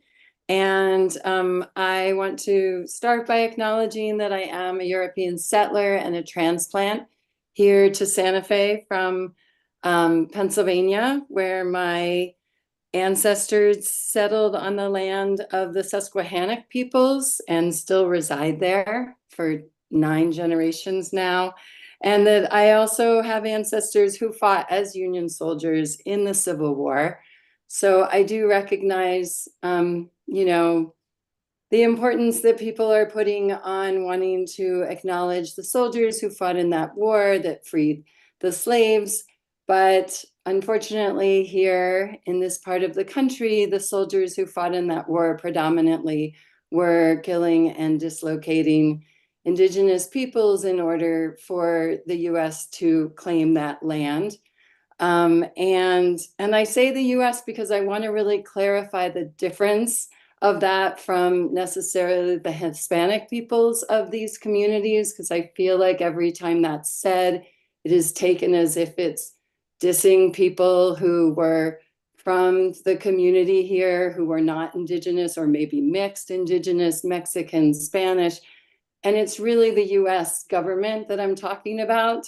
And I really want to also acknowledge that the erecting of the monument in the plaza was part of the Anglicization of the plaza in Santa Fe. And a lot of people have been talking about different aspects of history that have to do with the monument and the plaza. And I think it's really important to recognize that the first thing that the US government did when they arrived here and wanted to claim this territory, someone already discussed how it was like the people here were, quote, too brown. They weren't going to make it a state because people here were too brown. And that the first thing they did was put the tallest tree they could find on the mountain in the plaza and then put a US flag on it. And then following that, they put up the obelisk. So I think that, you know, really parsing out the history of the obelisk and the racism and the stealing of land and the genocide of the peoples here, that this is a really great resolution to move it to a place that it's much more appropriate to. Thank you, Joe. Your time has elapsed, but thank you. Who's next, Madam Clerk? We'll move to Stephanie Benenato. Thank you, Stephanie Benenato. Can you hear me? Yes, we can hear you. Okay, great. You have gotten public comment from me about what I believe as a 49-year resident who is a professional historian for over 45 years.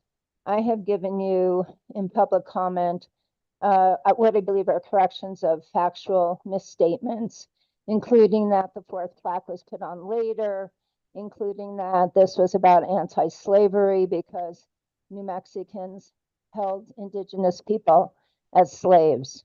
I am for this resolution. I think it's necessary to, as I understand it, to get the information that some people are seeking about the viability of even doing this. I also understand from looking at monuments and the study of monuments that whatever the monument is dedicated to takes over the space. I think it's time, when it was Fort Marcy, right across the street, it was appropriate, but now it's not. I really think that we need to move that monument, move the militaristic connotations that it definitely has off the plaza so it can actually be a really inclusive, welcoming space. I have more to say. I wish you would look at the email. And I just found out last night, again, I was looking, less than 50 Union soldiers died at Glorieta. Over 3,500 died at Gettysburg. Most of those soldiers were actually Colorado volunteers. I only say that to again point out factual inconsistencies. These are from primary documents Yeah, so again, I think that you need to put it in context. It's very hurtful. Taking the fourth plaque out not only is falsifying history, but it's really not going to help people get over it because everybody knows what was there. Thank you. Thank you. Madam Clerk, we have another individual in the Zoom room. Yes, Mayor, Nikhil P. Hi, my name's Nikhil Ananda. I'm a District 2 voter. Normally, I'm not inclined to really come out and give extensive comment on issues like this because usually my main concern, it isn't around monuments and symbols, it's around people, right? And things that really affect the people of today materially. But I think what's been very troubling around this discourse is that, we have been seeing something that is very immediately threatening to our neighbors, our community members, and that is hatred and bigotry. One of the recent speakers today, the leader of one of the organizations pushing very strongly for the restoration of the monument, he made comments today attacking specific organizations, Three Sisters Collective and Red Nation, the latter of which is defunct in New Mexico, by the way. A month ago, his comments were a little bit more broad than that.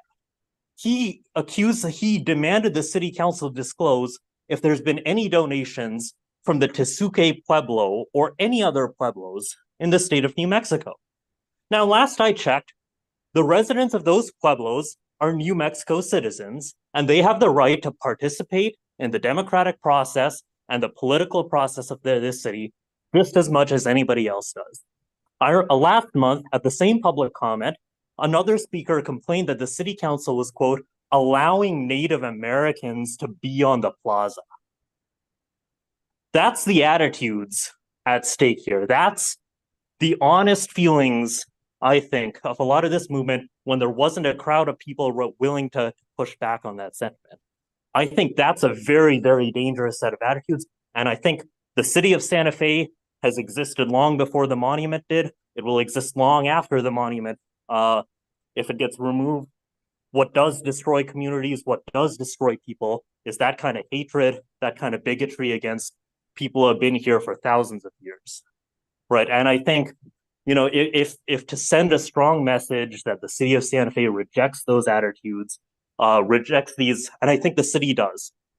I think every time we've had elections, we've had candidates running strongly on this platform, strongly backed by the same forces, and they lose their elections by overwhelming margins. It happened in the last city council election. It happened in the last two mayoral elections. I think the city needs to send a strong message and support the effort to move the monument to the Veterans Cemetery. Thank you. Thank you. I appreciate it. Your time has elapsed. Thank you for speaking.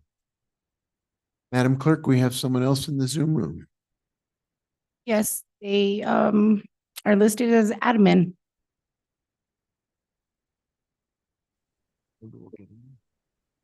Good evening, Mr. Mayor, city councilors, members of the public. Please include the video view of the American Sign Language interpreter. These meetings are only fully accessible when they are made fully accessible. Thank you. I think that completes that comment. We have someone next, Madam Clerk? No, Mayor, there are no other hands raised in the Zoom room. Let's make double sure that everyone understands that if you've been waiting your turn in the Zoom room, this is the time to raise your hand so we can recognize you and help you unmute your microphone. If there's no one else. We got one, Mayor. Todd Weger. Thank you. Go ahead, Hi. sir. Yes. Hi, good evening. I just wanted to say that my view is that monuments are not history. They are just memorializations of specific viewpoints of the past. There are good reasons to honor the Union soldiers sacrificed fighting against slavery. But to restore a monument to land theft and with the hateful description of the indigenous is to valorize the worst aspects of our past and to ignore and disregard the lives of the indigenous then and now. I think valuing the sacrifice of the Civil War soldiers does not require valorizing the bigoted view of the Native people of the Americas. And so I think I support the resolution moving it to the cemetery. So thank you. Thank you very much. Is there another hand up there, Madam Clerk? Yes, Mayor Gregory Wegger.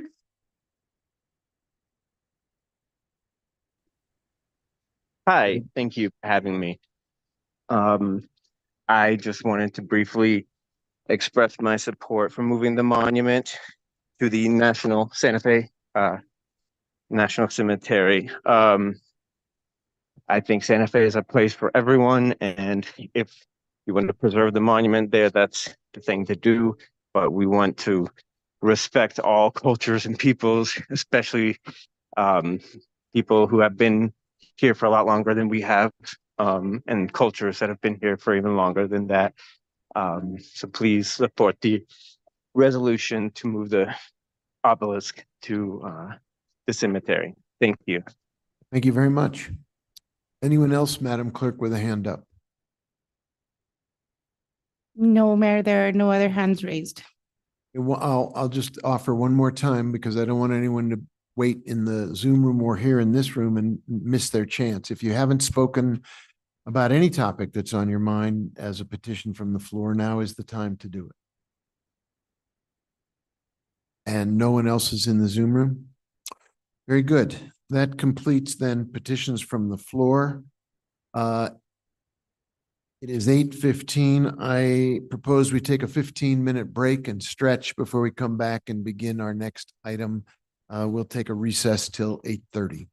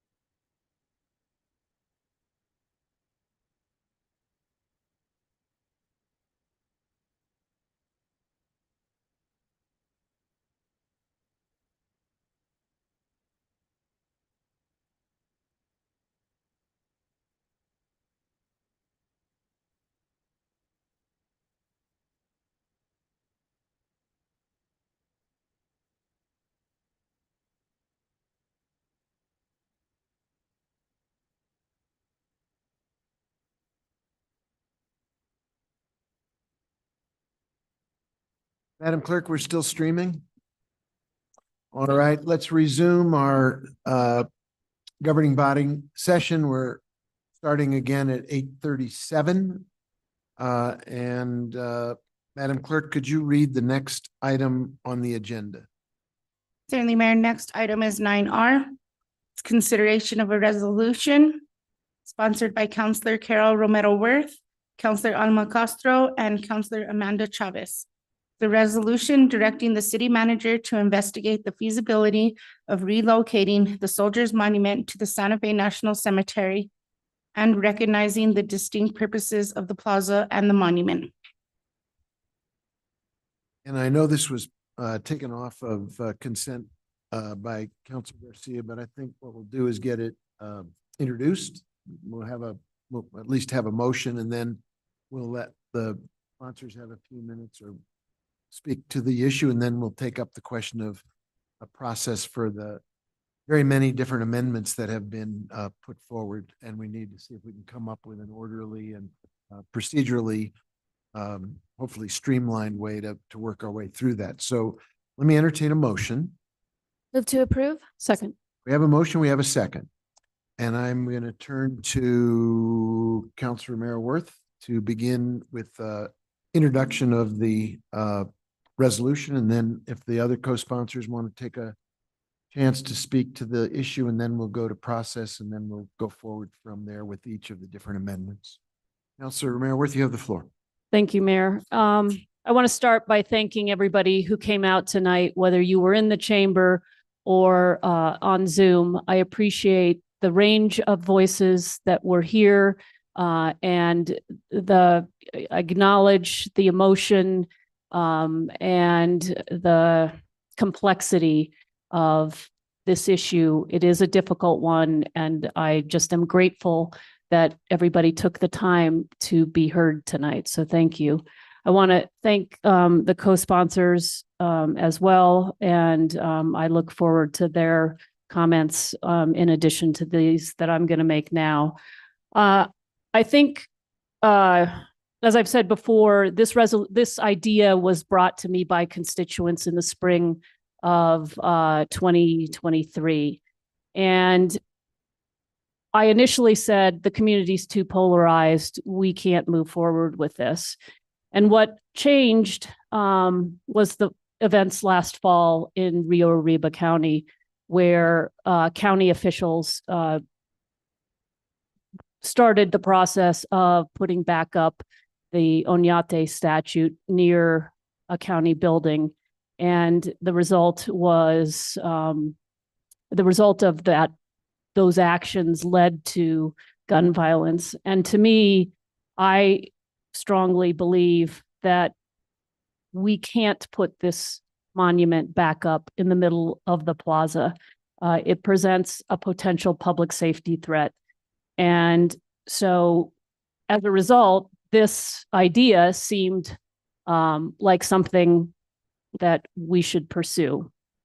I think we've heard over and over again, people are tired of the box in the middle of the plaza.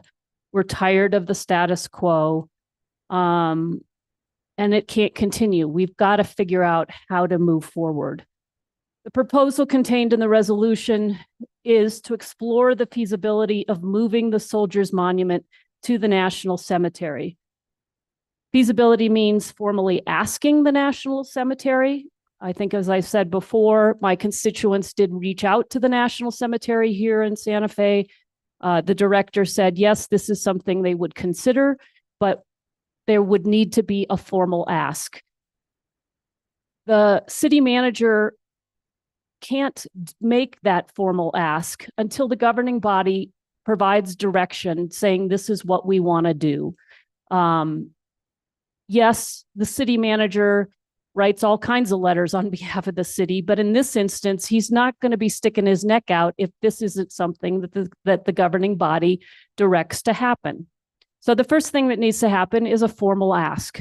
We know that there is that this will be kicked over to the federal government in Washington, D.C., and that in Washington, D.C., there is a process. And we know from the Veterans Advisory Board that that process has criteria by which they judge whether to accept a monument. So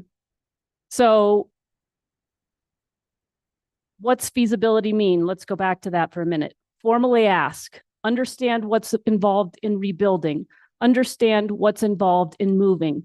These are all things that take us to an end goal, which is to hopefully move this monument to the National Cemetery. I believe it can be rebuilt. I believe it can be moved. They moved obelisks from Egypt to London to England centuries ago. If they can do it centuries ago, you have to believe we can do it now. This proposal represents a compromise, retaining this historical monument without the fourth plaque, but placing it in a place where we honor soldiers. It is the context of one of its original purposes, honoring Union soldiers.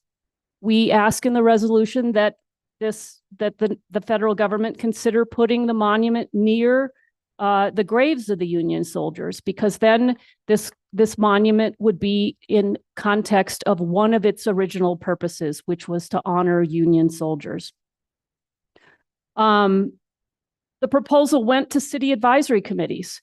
I want to thank those advisory committees for the time that they took in considering this piece of legislation. It was instructive. We did learn things from going. I was at all of them. I was at the Veterans Advisory Board twice, the Arts Commission, and last night, the Historic Design Review Board. What we heard from them reflects the polarization we know exists in the community, and we witnessed that tonight. The Veterans Affairs Board says they are, quote unquote, skeptical that the National Cemetery would take our soldiers' monument based on the criteria used to make that decision. We won't know unless and until we formally ask them, and until the monument goes through the federal process. They also recommend putting cameras up, putting the monument back up in the middle of the plaza and putting cameras up. That would be their alternative.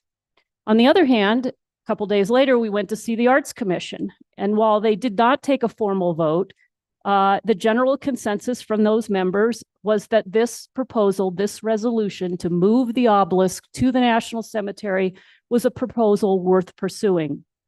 Last night, the Historic Design Review Board also took up this legislation. They also did not take a formal vote, but interestingly, the chair asked for a straw poll that showed the board equally divided between members wanting the monument rebuilt in the plaza and those interested in seeking this proposal being explored.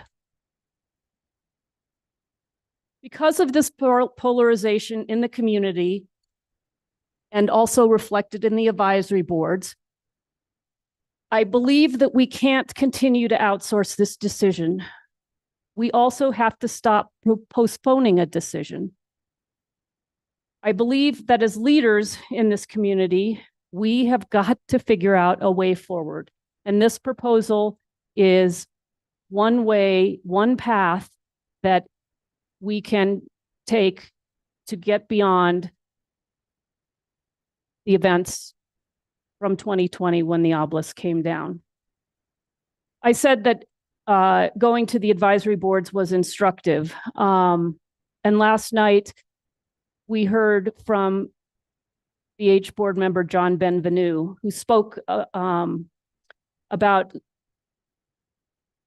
his work in the history of the obelisk. And he specifically talked about the 6th edition or 6th chapter of his blog. And I encourage you to look both at his blog and at what he spoke about last night. I think what he said was very instructive. He said that there are 2 historic preservation considerations here. One, public safety.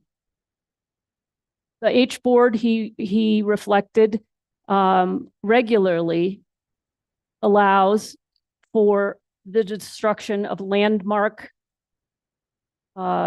structures, significant structures, historic structures, when there's a public safety threat. And he suggested that that consideration is one that applies here. There is, I believe, a public safety threat to putting this monument back up in the center of the plaza because of the changing times, because of what the monument means, its complexity to so many different people, and the fact that we've seen violence occur across the country with these kinds of monuments. He also said the second historic preservation consideration is whether it violates community standards that we are committed to withholding. I want to read to you, and hopefully I can find this fast, what our charter says about our values. Our charter, of course, the city's charter, is our Constitution. And in Article 2, and I'm reading 2.02, in Article 2, there are policy statements, and 2.02 is a human and civil rights policy statement. And it says the human and civil rights of the residents of Santa Fe are inviolate and shall not be diminished or otherwise infringed.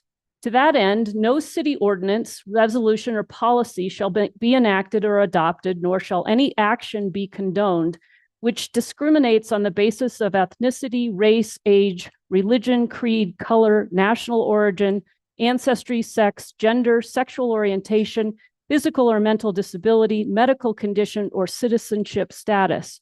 Nor shall any ordinance enacted or policy adopted protecting or enhancing these rights be subject to the rights of referendum or initiative.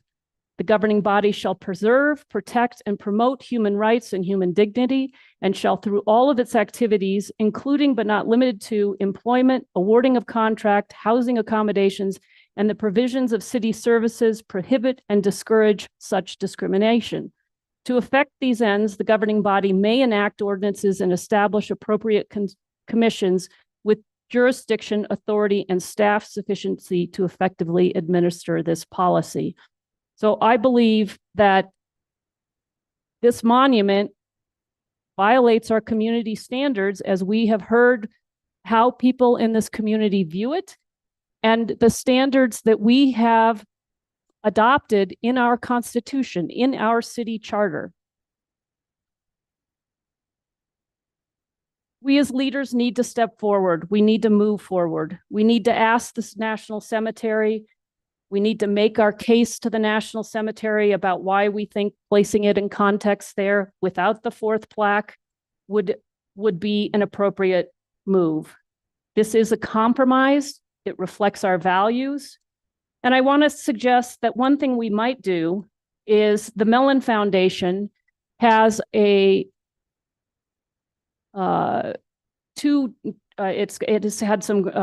it's committed a lot of money toward monuments and public understanding around monuments and work being done to help communities with monuments. And I think we might see about applying to them for a grant to do some more community work to help build better understanding about how this monument is viewed and some of the complexity. So with that, there were some things that were said tonight. I just want to clarify a couple things. It might come back to them later. I do have some amendments, but we'll talk about those later. There is a court case, that's true. Some of my amendments, I think, address, I think, one of the things that's being sought from that court case. I want to be clear that the 4 plaques were outlined by the territorial legislature. So the territorial legislature made 2 appropriations. The first appropriation wasn't enough, so they came back the second year and they made another appropriation. In that appropriation, they said that there were 4 plaques. All 4 were prescribed by the territorial legislature at the same time. So it wasn't, three plaques about Civil War, and then we add the other one later. They all came together in the second appropriation by the territorial legislature, and there was some confusion about that tonight. There's also some confusion, I think, about whether local people were part of this fight. And I guess it's again very complicated. I would direct you to this part 6, what's next with the obelisk, in John Benvenue's blog on this subject.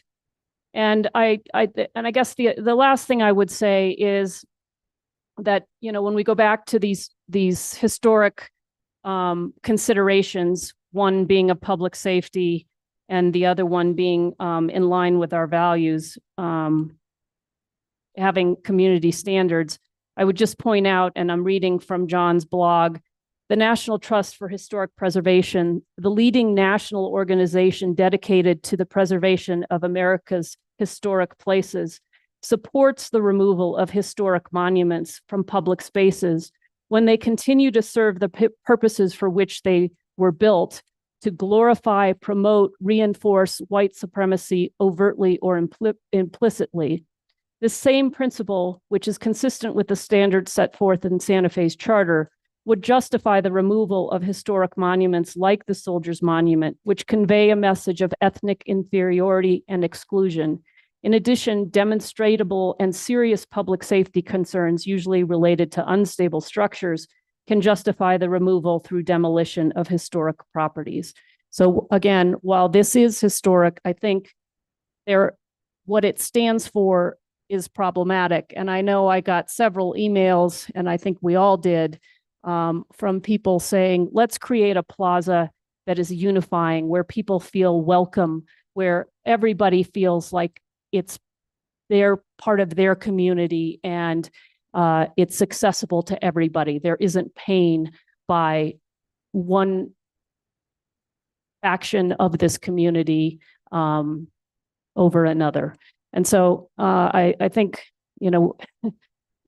there are lots of things that can be said. I think that's where I'll stop.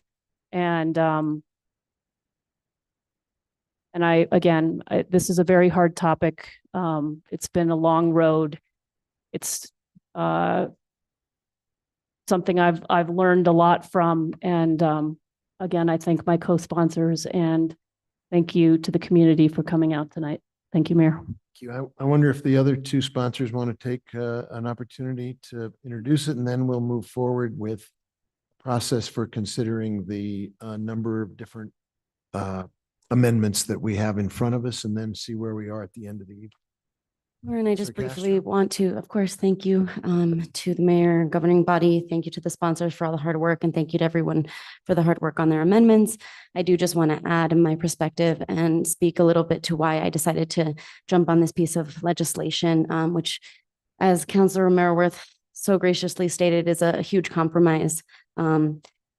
As somebody who is probably descended from, but cannot confirm that my ancestors were part of the 1st Colorado Infantry Regiment, I do want to mention that there are complex histories. And the same folks that we're honoring who were at the Battle of Glorieta Pass were also well known to go on to be part of the Sand Creek Massacre. And it's difficult for me to understand how to truly put into context the history of our border states, border lands that have been so fraught with turmoil. But one thing that I can't stand for is celebrating anyone who has committed atrocities for those atrocities.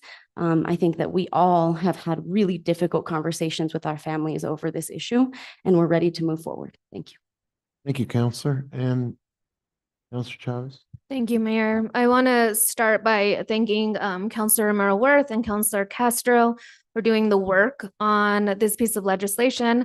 I wasn't as involved in this work. I did appreciate being allowed to jump on this piece of legislation, as I was part of a resolution that we had brought forward previously that was then removed from the process.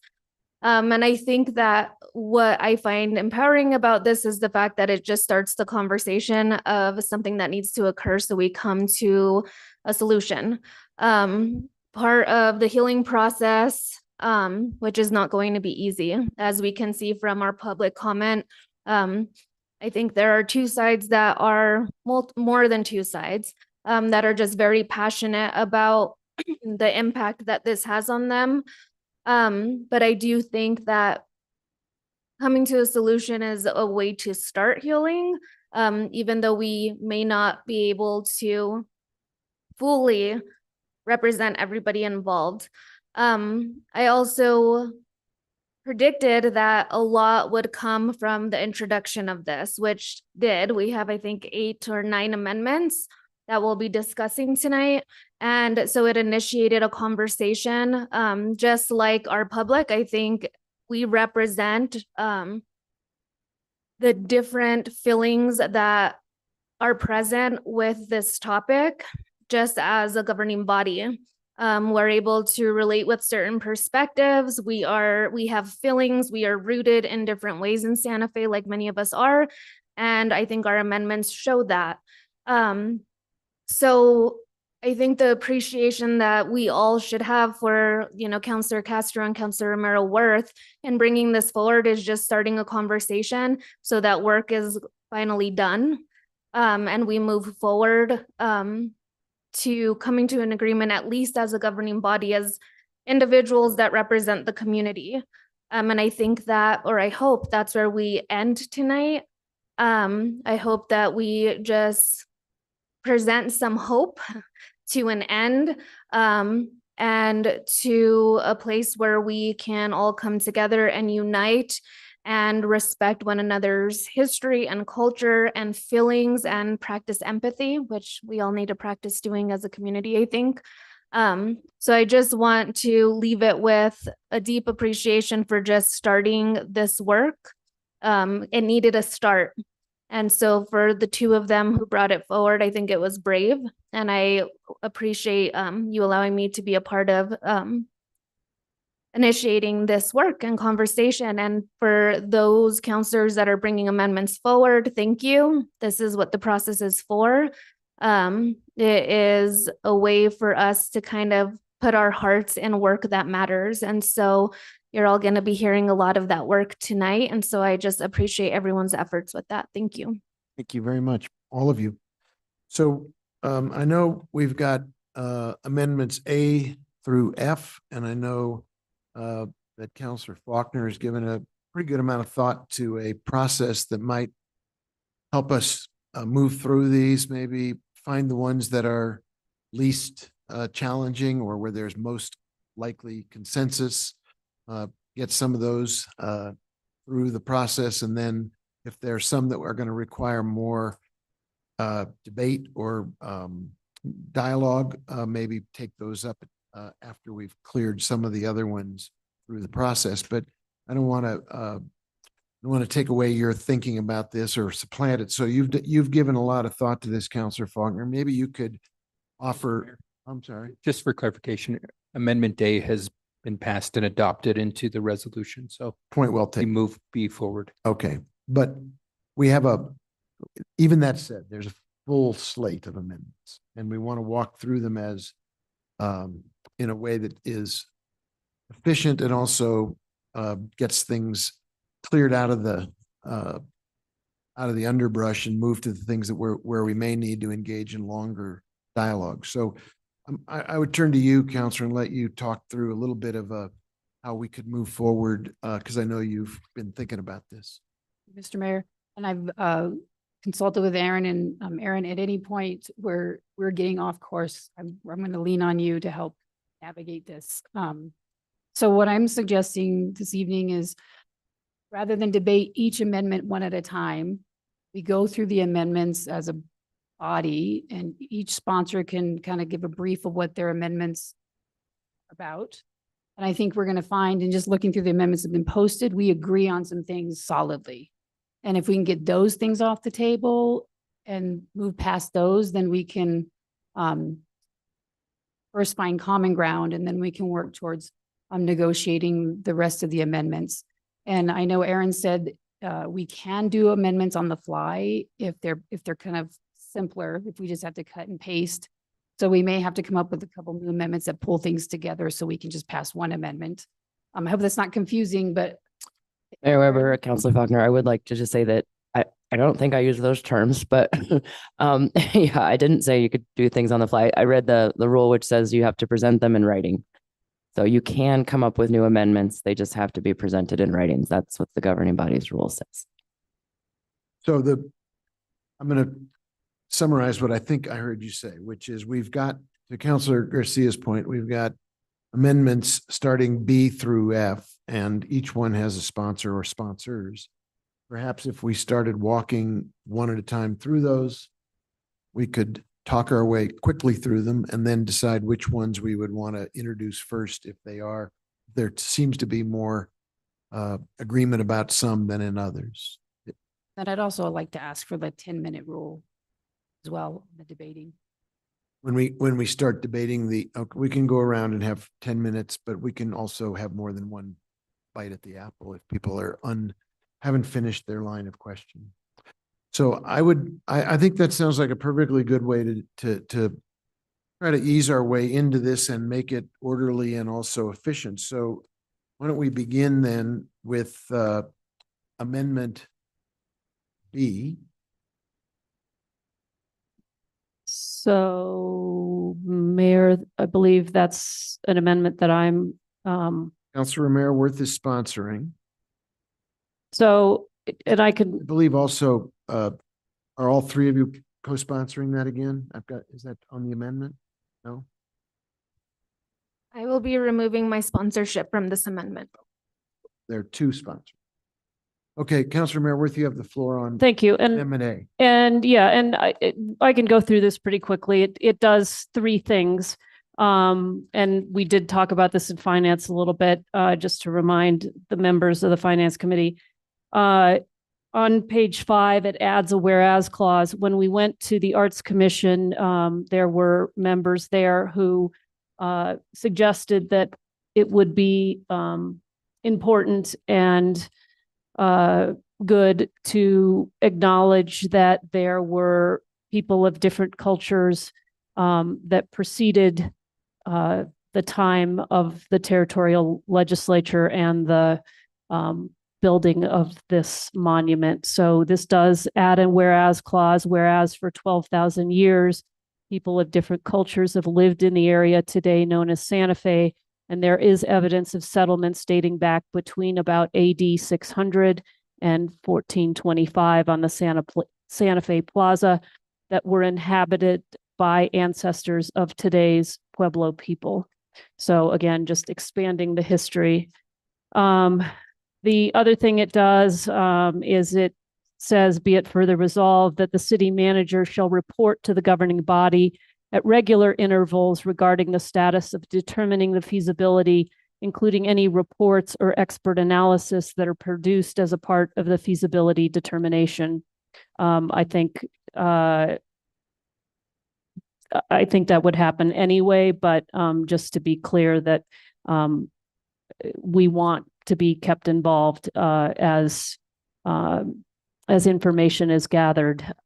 And then the big thing it does is it says that the state, that we, even while we don't think we need to or are required to, we will go through the state process, and that's dictated by the New Mexico Prehistoric and Historic Sites Preservation Act and involves the state historic preservation officer. And it adds a whereas clause, conversations and consultation with state experts such as the state historic preservation officer could benefit the city's next steps involving the Soldiers Monument, even without required involvement. It directs that the city manager shall, in consultation with the SHPO, the State Historic Preservation Officer, investigate whether it's feasible to move the soldiers' monument. And with it also dictates sort of the process. And I guess I could just read this really quickly. Be it further resolved that if the SHPO determines that the relocation would be an adverse effect on the plaza, then the city shall hold a public hearing and accept written comments regarding the proposed relocation of the soldiers' monument, feasible and prudent alternatives to the relocation, and steps to mitigate potential adverse effects caused by the relocation. Be it further resolved that if the SHPO decides the relocation would not be an adverse effect, then the city manager shall proceed with requested budget and contracts to expend funds for the relocation, along with taking the mitigating steps to avoid any potential adverse effects to the plaza or on the plaza. Be it further resolved that the city manager shall report to the governing body at I already read that one. So again, basically does three things. We'll go through the SHPO process. There will be regular reports from the city manager, and we added a whereas clause to acknowledge that the history of this area goes back prior to the building of the Soldiers Monument. Okay, so that's Amendment B offered by Councillor Maraworth and Councillor Castro. Amendment C, we're going to try to go through these relatively quickly and then go from there. Perfect. And this one is just Amendment C belongs to you, Councillor Castro. me by myself. And so this is just in conversation with folks in the community, reaffirming that we need to continue the process of talking about accurate history. And I just want to be clear that if this monument were to be relocated to the National Cemetery, the federal government would decide how it was installed. We actually wouldn't be able to install anything aside from what's already there. So this process refers to how we as the city are going to be representing this history. And I'll read it really quickly.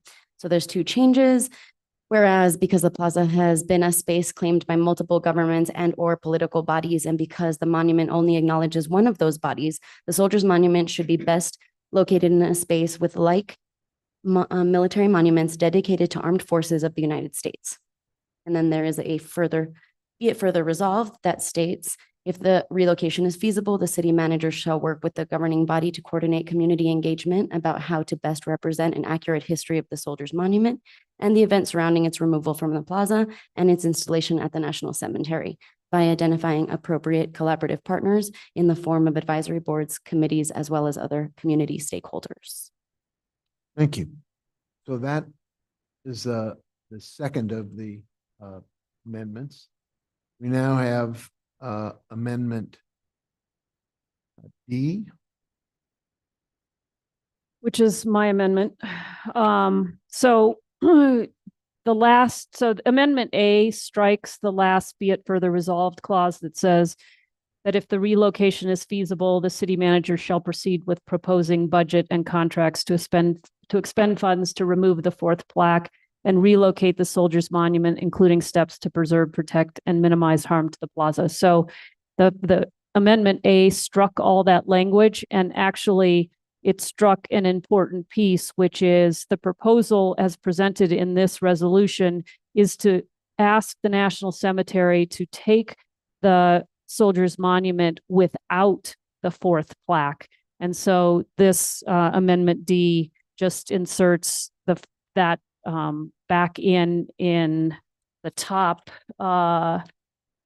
It's on page 7. Be it further resolved that the city manager shall investigate whether it's feasible to move the Soldiers Monument without the fourth plaque to the National Cemetery, preferably close to where the Civil War soldiers that the monument commemorates were laid to rest. And again, we don't dictate that. We're just suggesting that might be a good place to put it.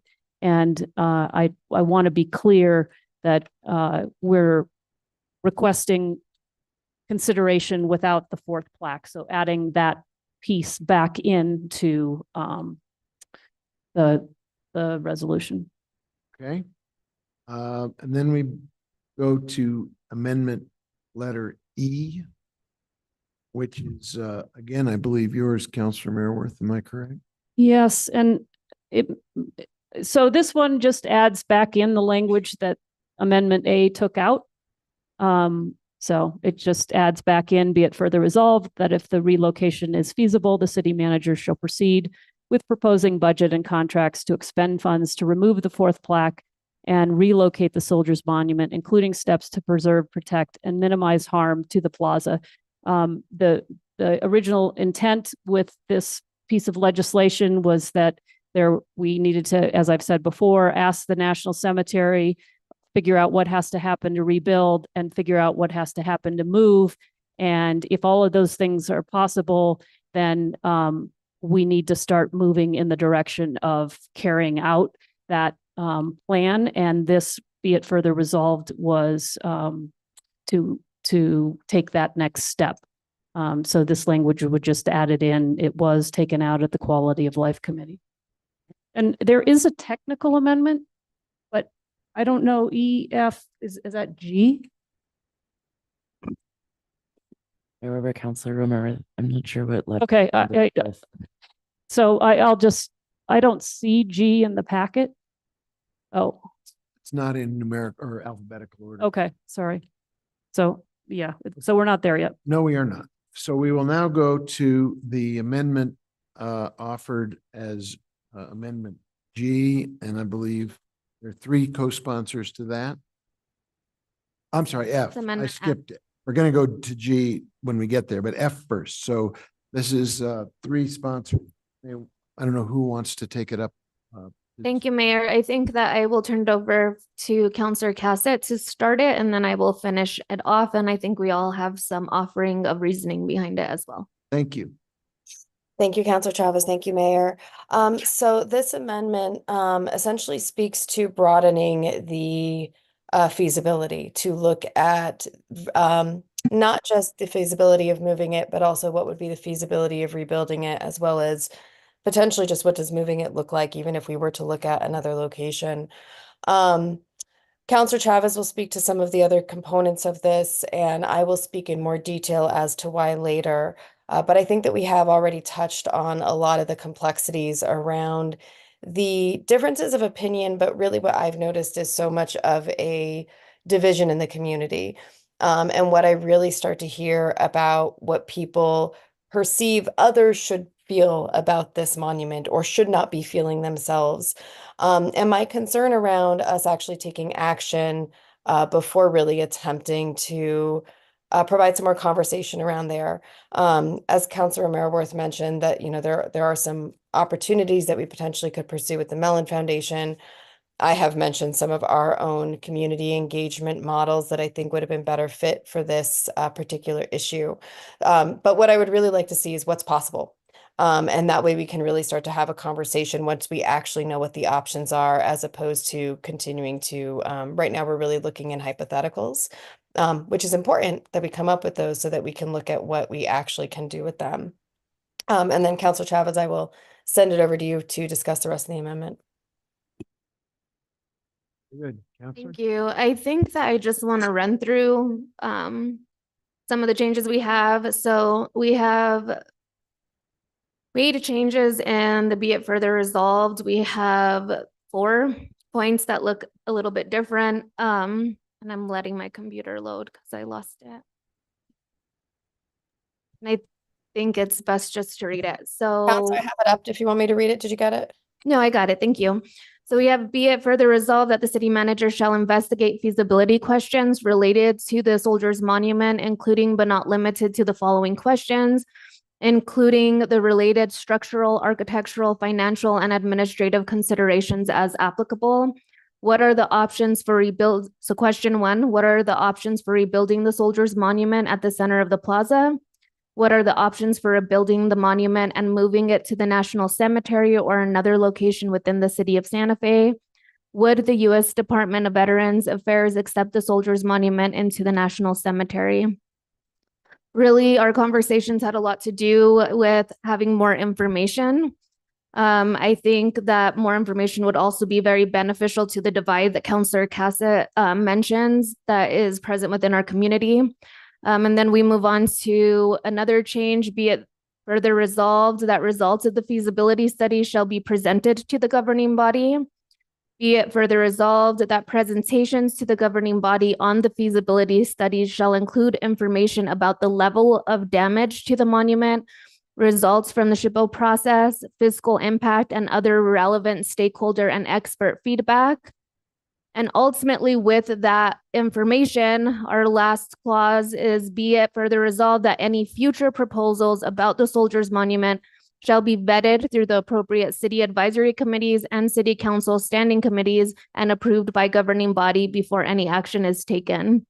And I think a lot of our conversation was about a lack of information, even structurally about the monument that we don't have. I think that it is our responsibility as city officials to take action in resolving this issue, but we also need the key pieces of information in order to educate our community members, in order to be educated ourselves in making that determination.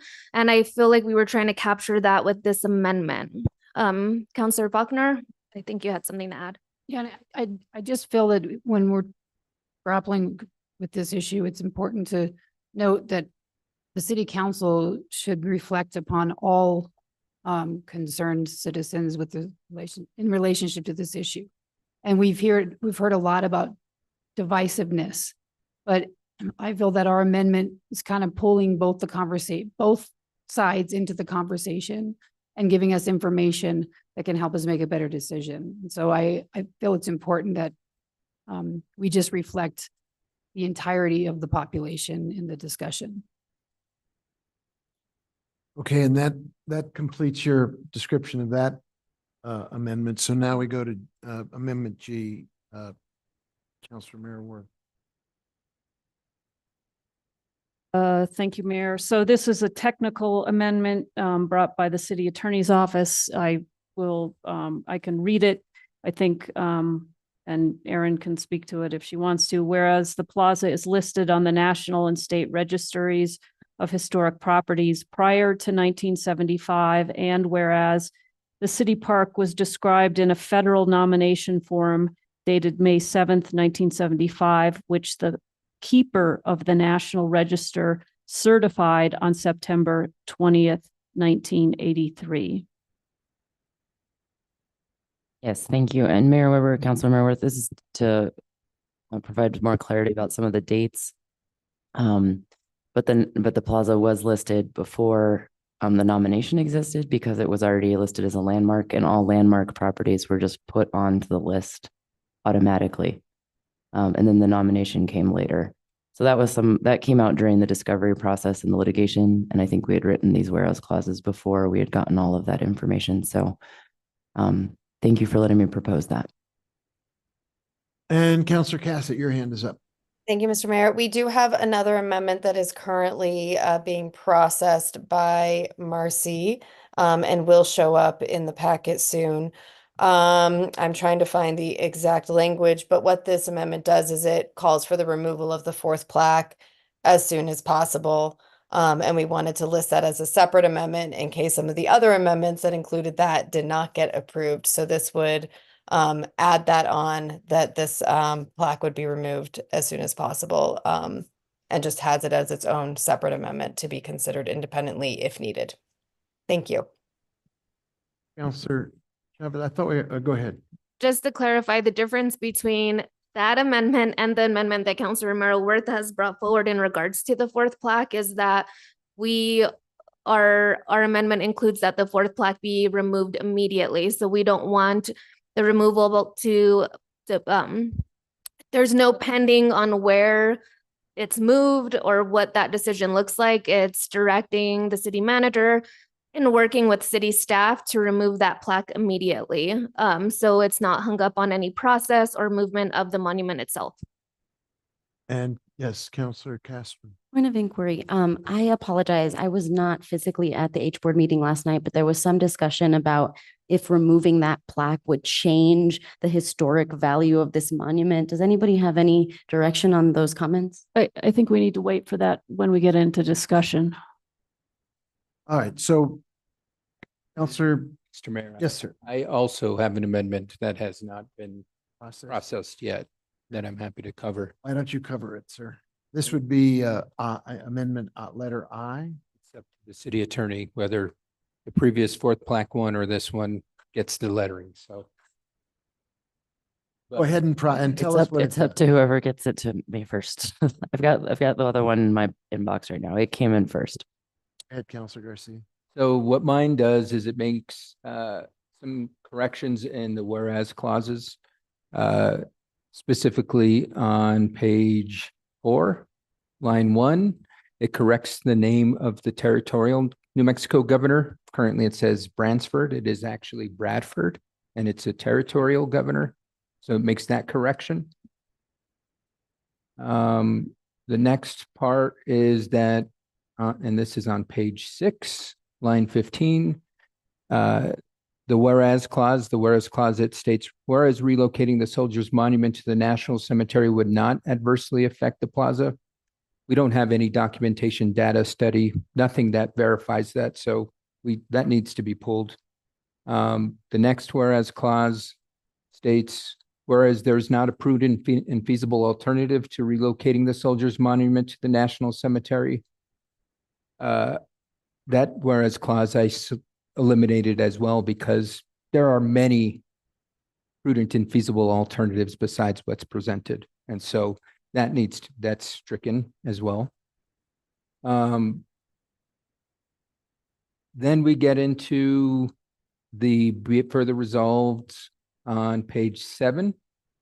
And so be it further resolved that the city manager shall investigate whether it's feasible to move the Soldiers Monument to the National Cemetery, preferably close to where the Civil War soldiers that the monument commemorates were laid to rest. I strike that.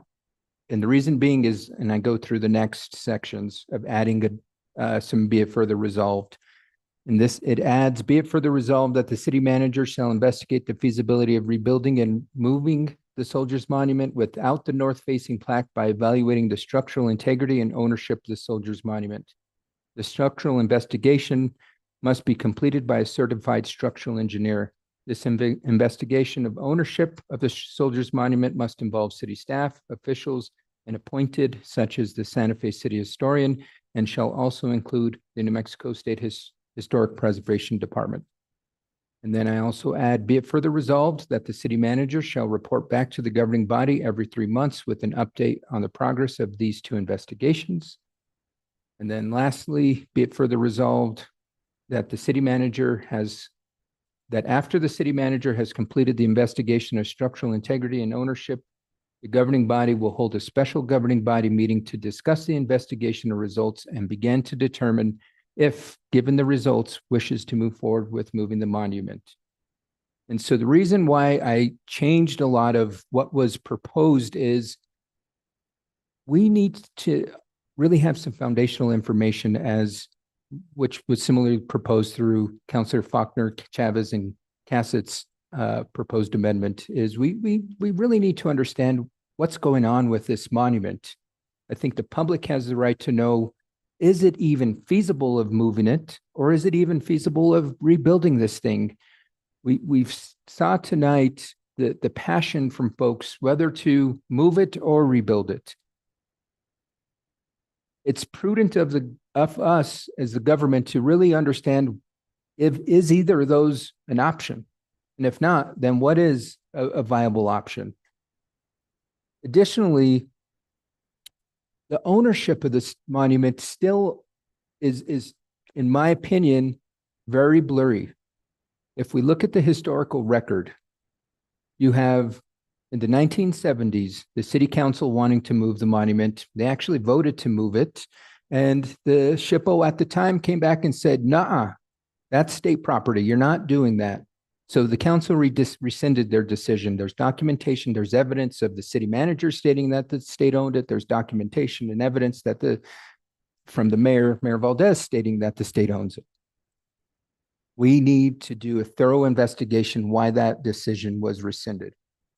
Now let's fast forward 30 years to the report that was conducted on the plaza in 2005, the Cultural Landscape Report. That Cultural Landscape Report cites various times that the state owns the monument. So my question is, what thorough investigation was done to understand why that was the decision of the then city, because that was a city-led report, use city funds in collaboration with partners at the state of New Mexico, in addition to partners with the federal government. Why was those determinations made then? And then we fast forward 20 years where the decision is completely flip-flopped that the city now owns it. If I was looking back in 20 years and saying, hey, wait, why was the decision that made that the state owned it, and then all of a sudden the city owned it? We need to thoroughly lay that information out for future generations. That way they're not put in this position. In addition, we don't even have the historic status of the monument or the plaza. That is a completely separate issue. I've already requested legislation to be introduced for the plaza to begin to have designated historic status. Very shocked that that has not happened. Probably the most historic place in the entire Southwest does not have a historic status designation. So my amendments are really looking at laying the foundational work that is needed to be done to be able to move forward with determining, can it be moved? Where can it be moved? If folks want it rebuilt, could it be rebuilt? And ultimately understanding that and providing the information to the public at what it would cost, what is the time, energy, and effort, who has a say. It lays the information that is critical for us to proceed. So that is why I'm moving forward to introduce my amendments. Thank you. So we have a complicated issue and we have a complicated set of amendments. And Mayor Weber, I just need to make a comment about one of the amendments. So I didn't feel comfortable signing off on one of them. And that was F. And that's because one of the things I look at is this still the resolution that was introduced? Or is it a totally new idea? And in this case, it seems like it's a totally new idea. So it really hasn't been referred to committees. It hasn't been introduced. We haven't gotten that feedback on these proposals that really was part of the introduced resolution. All the whereas clauses are towards the idea of the moving to the veteran cemetery and to not being in the center of the plaza. So a different resolution could certainly propose rebuilding at the center of the plaza, but the resolution that was introduced was about not rebuilding at the center of the plaza and moving it. So I did not feel comfortable signing this amendment. Thank you. F. Sir Cassett, your hand's up.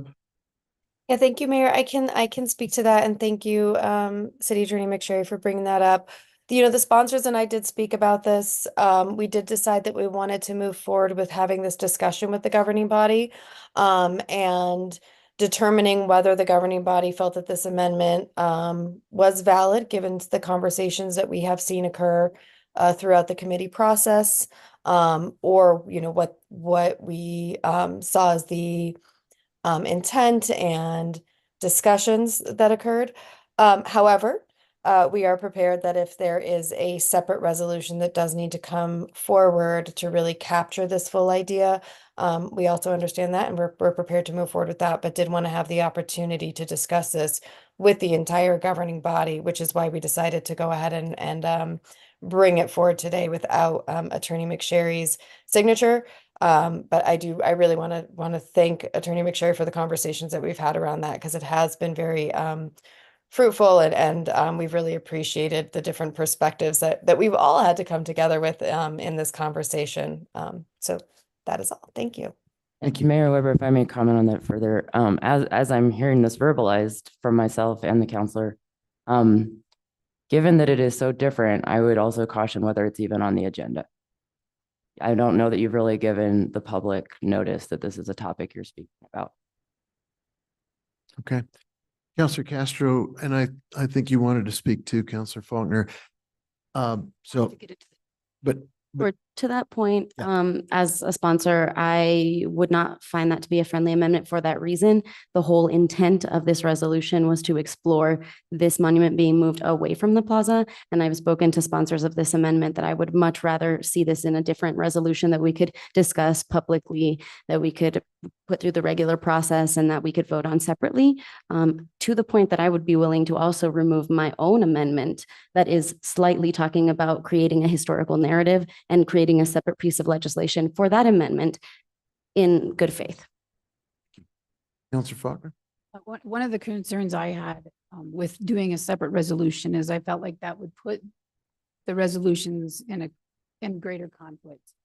And so in trying to get to a space where we have conversations about all the issues that are at hand, I wanted to do this as an amendment so that we didn't have competing pieces of legislation, which I think that would only further the divide with the public.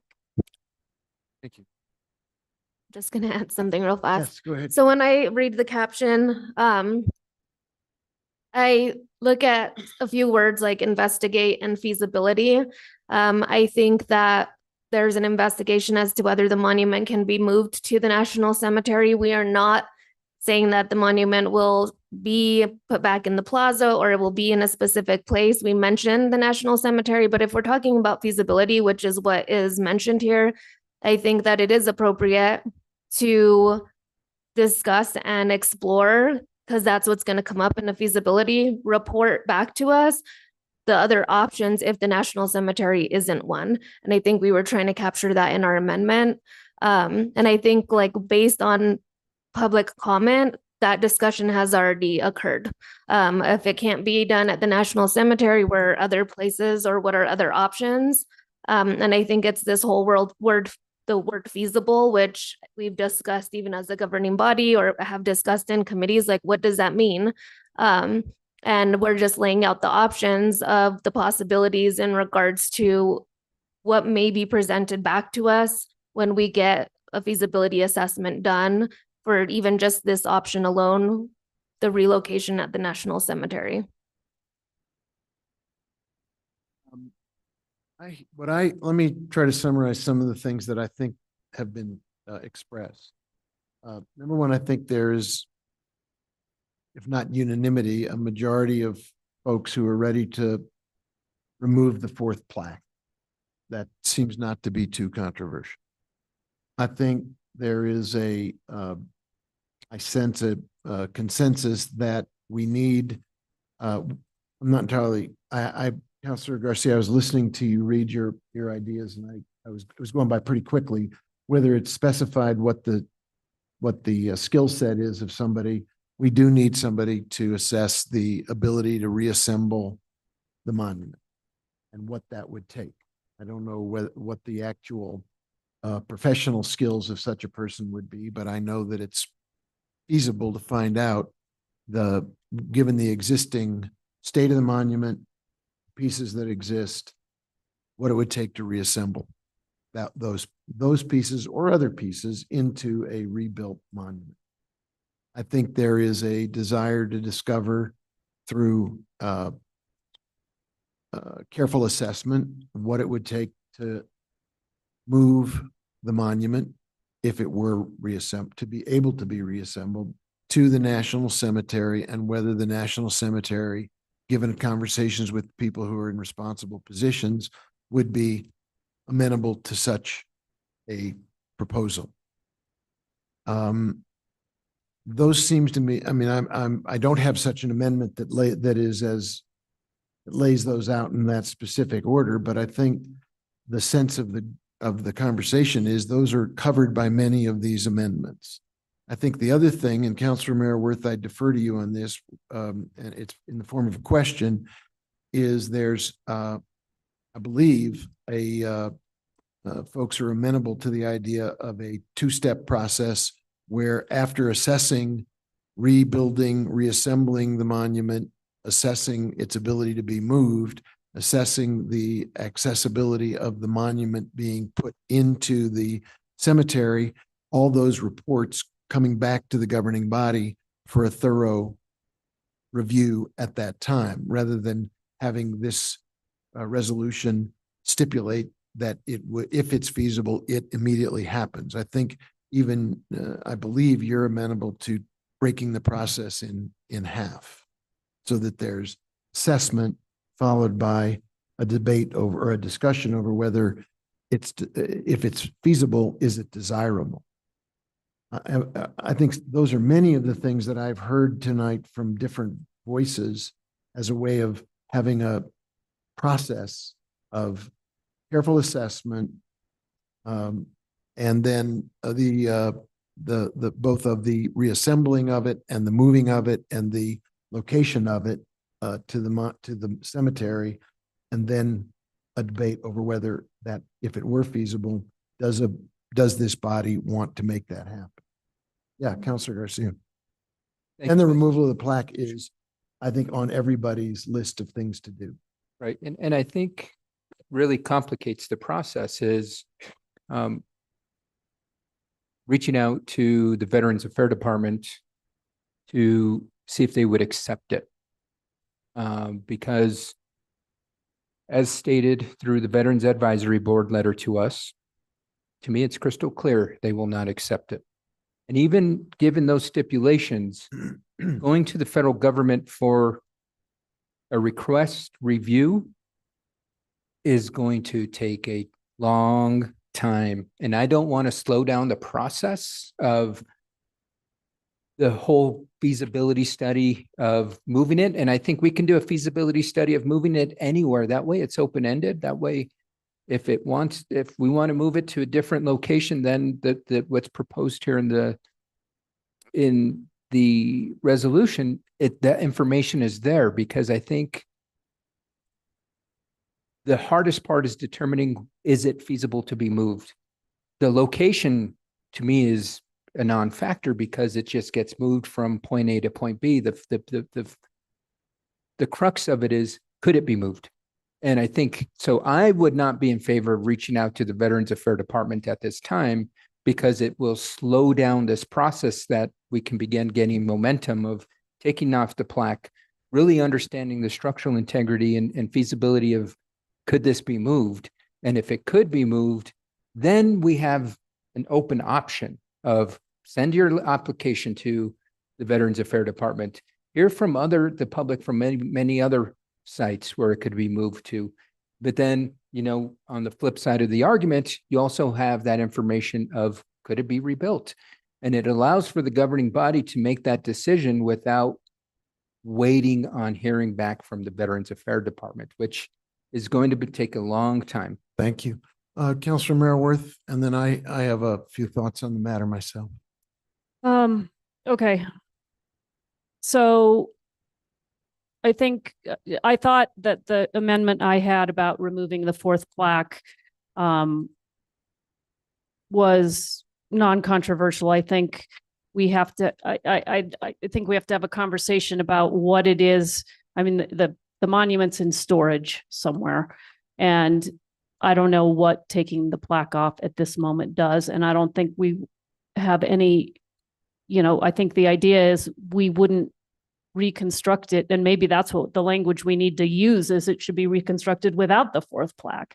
I don't know that we need to say take it off. And do we have that amendment in our packets yet? I think the other thing I'm having trouble with is, especially the last amendment, which has a lot of pieces too, and I don't have it in front of me. So I can't even begin to evaluate where I agree and where I don't agree.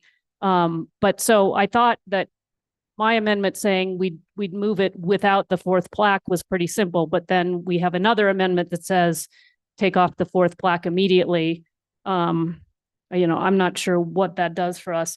I am fine with a two-step process, which I think is what started this kind of snowball rolling, is a sense that we wouldn't have other decision points after certain information came back to us in case we wanted to put the brakes on or reverse or do something different. So I'm fine with a two-step process. I'm not fine with this idea that we need to study the feasibility of moving it or rebuilding it in place I'm not sure what we're studying. I mean, the resolution as introduced says we'll look at the feasibility. I've said over and over again in my mind, and I'm happy also to enumerate these three things, that the feasibility is ask the National Cemetery, find out what we need to do to rebuild it, and find out what we need to move it. I think of those three things, it can be rebuilt, it can be moved. The only thing we're unsure about is whether the National Cemetery would take it. I don't know why we wouldn't get that process rolling if this passed tomorrow, because I agree it's going to take some time. And while that letter travels to the National Cemetery here and then on to Washington, we can be doing what's necessary to find out what you need to do to rebuild it and move it, and we can get those reports as soon as they're available. So I have no problem with that. And then I just would say, it seems like there was one other thing. Yeah, I guess I'll leave it there. There was one other thing I was going to say, but I lost it. We're not even into the 10-minute rule yet, and we're still debating process. So I think it's fine to come back around. Now, and I know, Councilor, the answer is no. We're not there yet. Councilor Lee, we're still sort of finding our way forward, and it may be that there's a lot of ideas, and it may be that this takes some more work before we're actually ripe for any votes. But I do want everybody to have a chance to address what we've heard so far, how you process it. Councilor Garcia, I think you've been, it's your turn. You've been listening carefully. It's your turn to speak, sir. Thank you, Mayor. I didn't propose any amendments to this because there's already a lot of amendments, and I want to give due process to the original resolution. I want to give conversation to those other ideas that have been brought forth.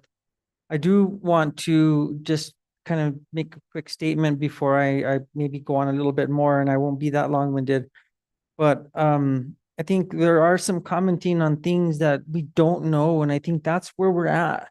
The idea that the monument is in storage, it's not in storage, it's sitting underneath a box. The obelisk part is damaged and ruined, and it's somewhere in storage.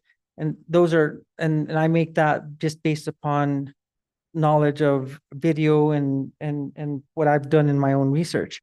The plaques, I don't know. Maybe they were removed, maybe they weren't. We don't know what's underneath the box.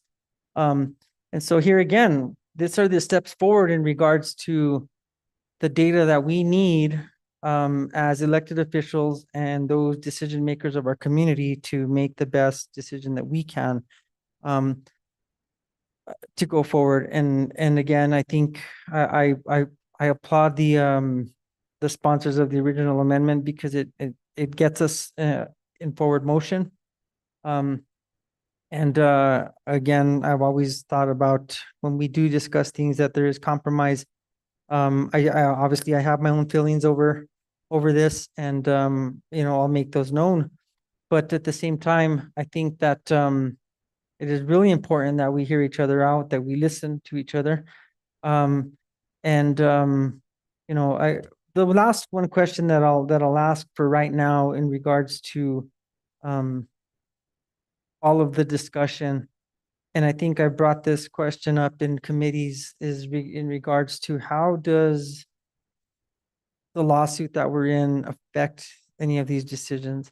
I know I got some collaboration from the city attorney during one of our committee meetings. I still go back to say, if we were to come up with the consensus on a direction here, and there's a different opinion coming from our courts, because we do live in a time where we have courts. We have law and order, and whether we believe in that or not, it's the reality. And so we are in a municipality, we are in a community where when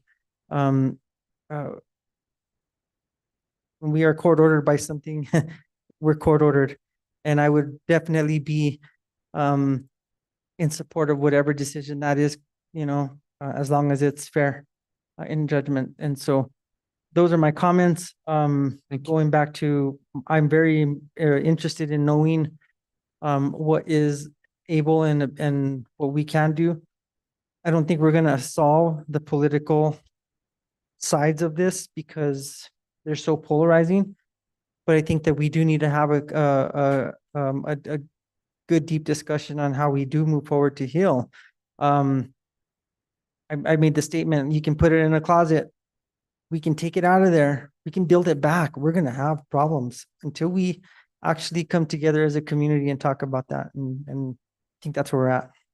Thank you, Mayor. Thank you, Counselor. Let me have share a few thoughts. First of all, I think building on what Counselor Garcia just said, I think if we were to decide as a group on the things that we all agree on, I think there are more things we all agree on than we disagree. I think we all agree that the status quo is completely unacceptable. Public wants us to take action. It's not something that we can outsource to anybody else. It's up to us as the elected leaders of the community to forge a path that attempts to move toward a resolution, if not a solution, at least a resolution. I think we've heard tonight in a very, very well-spoken public meeting, a lot of different points of view. In fact, folks who have been asking for more public engagement, we've been having a substantial amount of public engagement right here in this room, meeting after meeting around this subject, and we learn something every time the public comes up and speaks to us. I think one of the things we learn is that the only path forward is compromise. If there is a group of people who wants the obelisk put back exactly as it was, and there's a group of people who want the obelisk never to go back at all, they represent two very diametrically opposed voices. And the path forward has to be a compromise between the two. There has to be a way for us to acknowledge that we are able to find in those differences elements that everyone can agree on. I think some of them were in the preamble to this original draft. I think we all agree that the fourth plaque needs to be removed. I think we agree that we need, to your point, Councilor Garcia, we need some more information about some very specific things. What does it take to rebuild this monument with the original pieces or substitute pieces? What does it take to potentially move it? If, according to this proposal, the best place to move it is to the place where the Civil War soldiers whom it commemorates are laid to rest, can we do that through the channels of the federal government who have authority over that national cemetery? I think those are some of the key questions that we all want answers to. I do believe if we were to construct a resolution that brings those matters forward, I believe there would be significant support to getting those answers. If there is a resolution that members of the governing body want to bring forward to vote on, to rebuild the monument and keep it on the plaza, that's in my mind, a very different resolution. And I'm open to debating it because I do think it raises questions of values, questions of community interests. It is restoring the status quo, the previous status quo, and I think it represents it is not a compromise. It represents a one side's version of the right resolution to this issue. As far as getting things behind us and working across boundaries and across aisles, I was thinking this morning as I was coming into work, knowing we would have this in front of us tonight, what I think was a enormously successful effort to retire the entrada that was led by the leadership of the Caballeros and the Fiesta Council, the Archbishop and his team, and the governors of the surrounding pueblos. And when I went to the fiestas this year and witnessed the celebration of cross-cultural bridge building, that's the new tradition that has been created by the Caballeros, it was a true celebration. It was genuinely inspiring.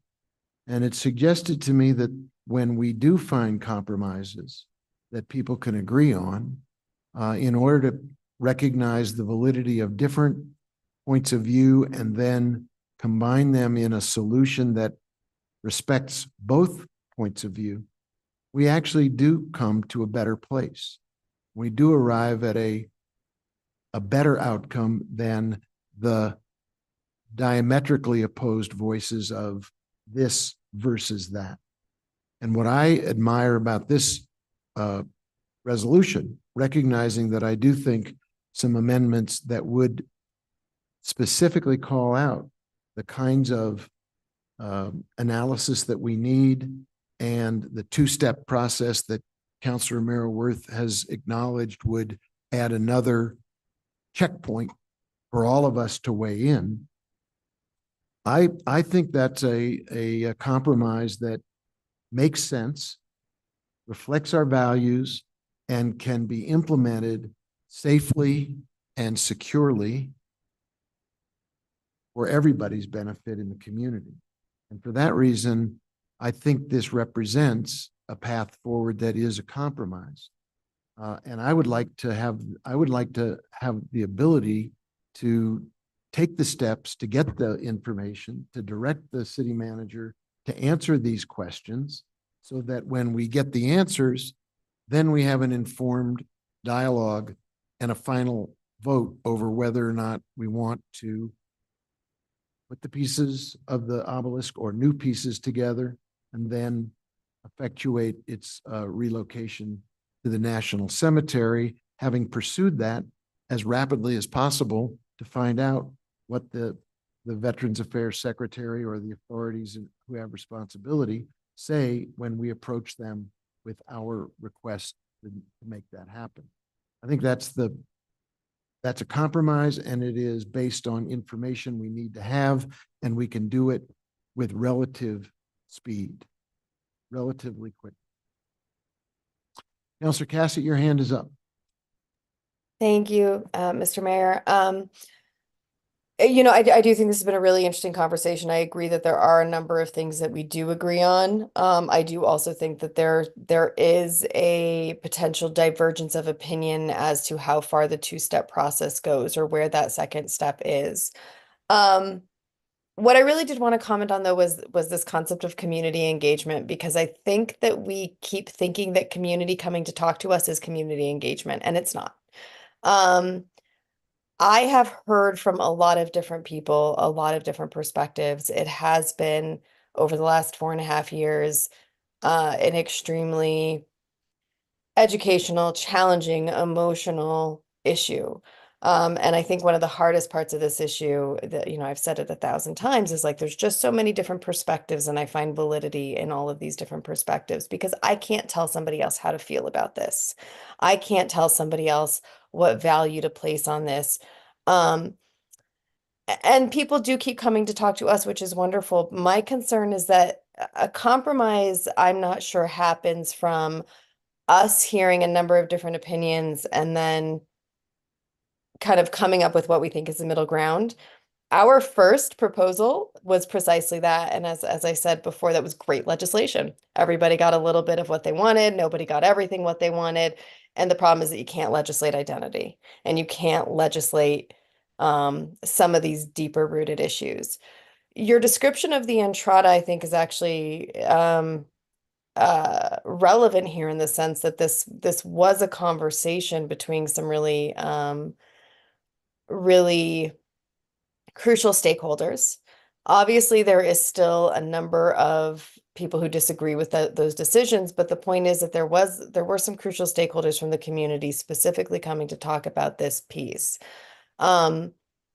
which is why I am hesitant for us to say, hey, we've come up with a compromise when I'm not sure that is it. I think that we've come up with a middle ground. Whether or not that's a compromise, I think is a really interesting conversation. In preparing for these meetings, I went and I watched our last meeting for the obelisk conversation, and it was very illuminating. It's really interesting to watch that meeting when you are removed from the day. That was obviously a very challenging and emotional meeting for a lot of us. I can speak for myself. It was a very emotional meeting for me. And listening to the different comments that came through about the community, some members of the community saying, hey, we thought chart was a starting point. We were going to have more discussions about this. Hey, we still feel that we are so, far apart. You need to pause, even though we've all been telling you get rid of the box, ad nauseum for the last, however long that have been 3 years. We actually would like you to pause because we think that there needs to be some more discussion around this. Why I think it's important for us to look at what the variety of options are, not just one, is that it does open up that possibility for the actual compromise to happen. Is it possible to move it? Yes or no? If it's not possible to move it, what are the different possibilities that we have in front of us? If it is possible for us to move it, is the National Cemetery the correct place? Is it our only option? Do we have others? I know that feels like it opens up a big can of worms, but as some of my colleagues have said today, and as I have stated, because we don't actually know what the options are, I think it is really hard to identify what an actual compromise to this would be, because I don't have an understanding of where the possibility lays. I'll go ahead and yield the floor for now. I'm sure that there will be a much more conversation, and I'm sure I will speak again soon. Thank you. Thank you. I think Councillor Lindell has been waiting her turn. Why don't you weigh in with your thoughts? Thank you, Mayor.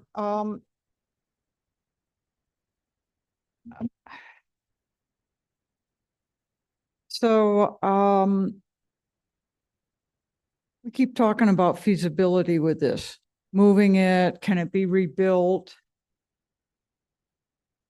We put a man on the moon. We can rebuild this.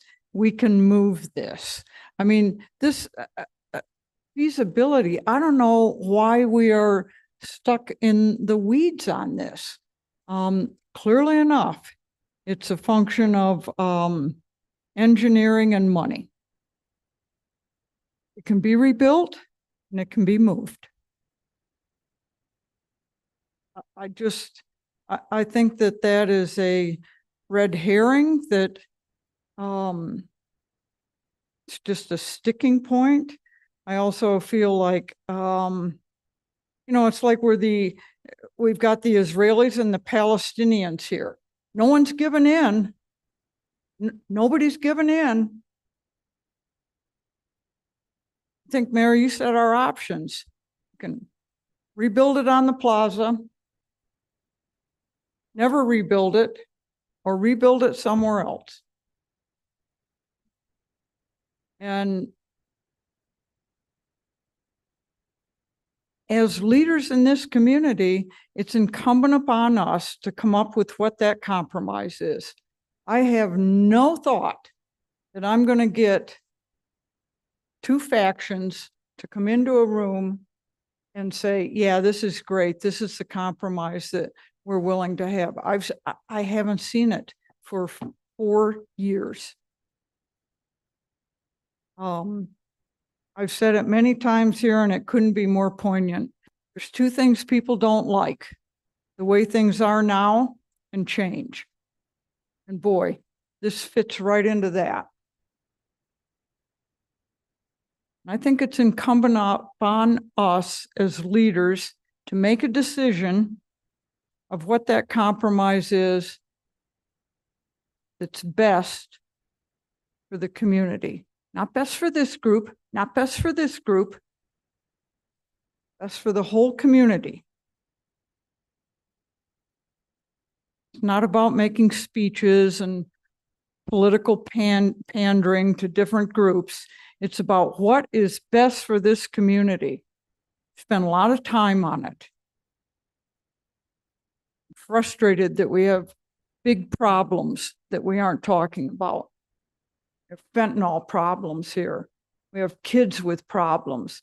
We have single moms living in cars with their kids. And need to find this compromise and put this behind us.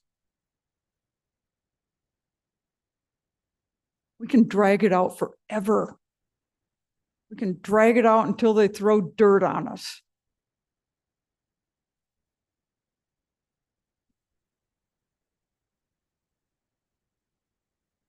As elected leaders in this community, it is incumbent upon us to come up with a compromise, implement it, and help this community to move on. Encourage people to be part of instead of constantly focusing on the differences. We have too big of problems here to spend our time doing this. Believe me, it can be rebuilt and it can be moved. Like I said, we put a man on the moon. We do big things. We can do this. So, do I think that we're at a point tonight to vote on this? No, I don't. I think that we need to put all of this in a blender and come up with one thing. And maybe we come up with two things. Maybe the right thing is that we have opposing resolutions and we select one of them. What's it going to be? Because I don't think that we're going to work out that compromise tonight. I would suggest that we postpone this. People continue to work on it for a pretty short amount of time. And if a group wants to bring forward an entirely new resolution, fine, do it. This resolution that was put forth by 3 people was pretty specific about moving this monument. You want to make a resolution that says we aren't going to move the monument, bring it. Let's talk about it. Let's have opposing resolutions and make our best decision. But we've got too many issues in this community to let this continue to divide us so that we can't come together and work on things that we do have common ground on and the community has common ground on. We can stay in the weeds on this forever. It's not helping us. It's not helping this community. So my suggestion is going to be that we postpone this, and if groups that did amendments want to bring opposing resolutions, bring them. Reasonable enough. We're not going to work this out tonight. I yield. Thank you, Counselor. Counselor Chavez, you had your hand up before. Yes, thank you, Mayor. I agree with postponing it. I think I have a lot to say, but I'm trying to think of what's important so I don't just ramble on. I think that the reason why there's so much work here is not to prolong the process, but I think it's actually because we do care about the community. And there are bigger issues. I'm super passionate about the big issues we face and often don't address as a government. But this is an issue that is screaming from our community, whether we find it to be important or not. It is voiced very clearly and loudly that it is important. And I think that's why so many of us put in the work to do amendments and looked into this further. And I just want to make it very clear that I don't think anyone's intention was to drag out a process that, wasn't worth the work and time and the conversation, but our community has made it clear that it is. And so that's why we're here. But with that, I would also say, I think it is very clear that there's a lot of work that has been done. I think that, many of us already have ideas on how we could perhaps come with 2 resolutions. Maybe we could come with, make compromise in our amendments and adding to the resolution that's there.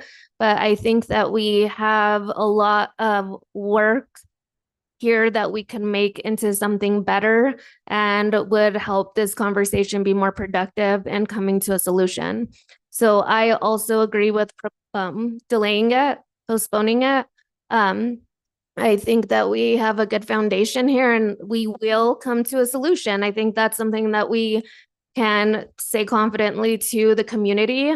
I will say that this is not going to solve the issues we have with our division. And as a city, that's a whole other thing that we should really examine and look on tackling, because I promise you, just coming to a solution around the Soldiers Monument is definitely not going to heal the deep wounds that are present and are adding to a lot of the issues we have as a city. But if we get this out of the way, then we could start talking about that. So I think taking some time with the information we have, postponing it, getting this solved and put aside, and then moving on to issues that will truly have impact on our community will be the best thing to do. Thank you, Counselor. I agree with what both of you said. I think there's a lot of good conversation and groundwork that has been laid. I think it's very difficult to work our way through amendments B through I, and some of them, as counselors have said, I haven't even read yet. I think there's a lot of, I do believe, and I have selective hearing, but I have heard a lot of agreement tonight. I don't know that we have ultimate agreement, but I think we have components of agreement. I think there is Councilor Romero-Worth's amendment to introduce SHPO into the mix speaks to a willingness to look into how the state's historical process could be observed should it be deemed relevant. That's a really important point. I think there are important points to be made about evaluating the unknowns and getting more information. I think there's a division that needs to be discussed about if the monument were to be moved, where to move it. I agree that the specificity of this proposal to place the monument where the soldiers who fought is a good, to me, reflects the respect that the original allocation of money was designed to do. It was designed to show respect for and honor the soldiers who fought in the Civil War. I think the value for me of the resolution as originally drafted was the specificity. It is a solution that we can discuss. If people have, this was introduced weeks ago. If there are alternative ideas for other locations, that may be in another resolution or in a very specific proposal. But I'm all in favor of a constructive workshop effort by people who want to bring the agreements together into a resolution that builds on the agreements that I've heard tonight. And if there are disagreements, we can then isolate them and highlight them, either put them in a different resolution or vote them up or down as amendments. But I think what we need is a new, or if you will, a workshopped working draft that reflects some of the consensus that I believe started to emerge tonight around the dialogue when we asked people to describe their amendments. The more people described their amendments, the more I saw people nodding and saying there are parts of that that I can agree with. And I think that's enormously constructive and speaks to Councilor Lindell's very passionate thoughts that we have to move on this. We have to make progress on this. We have to show that we can come up with a proposal that we will take a vote on. I withdraw my motion so that I could make a different motion then.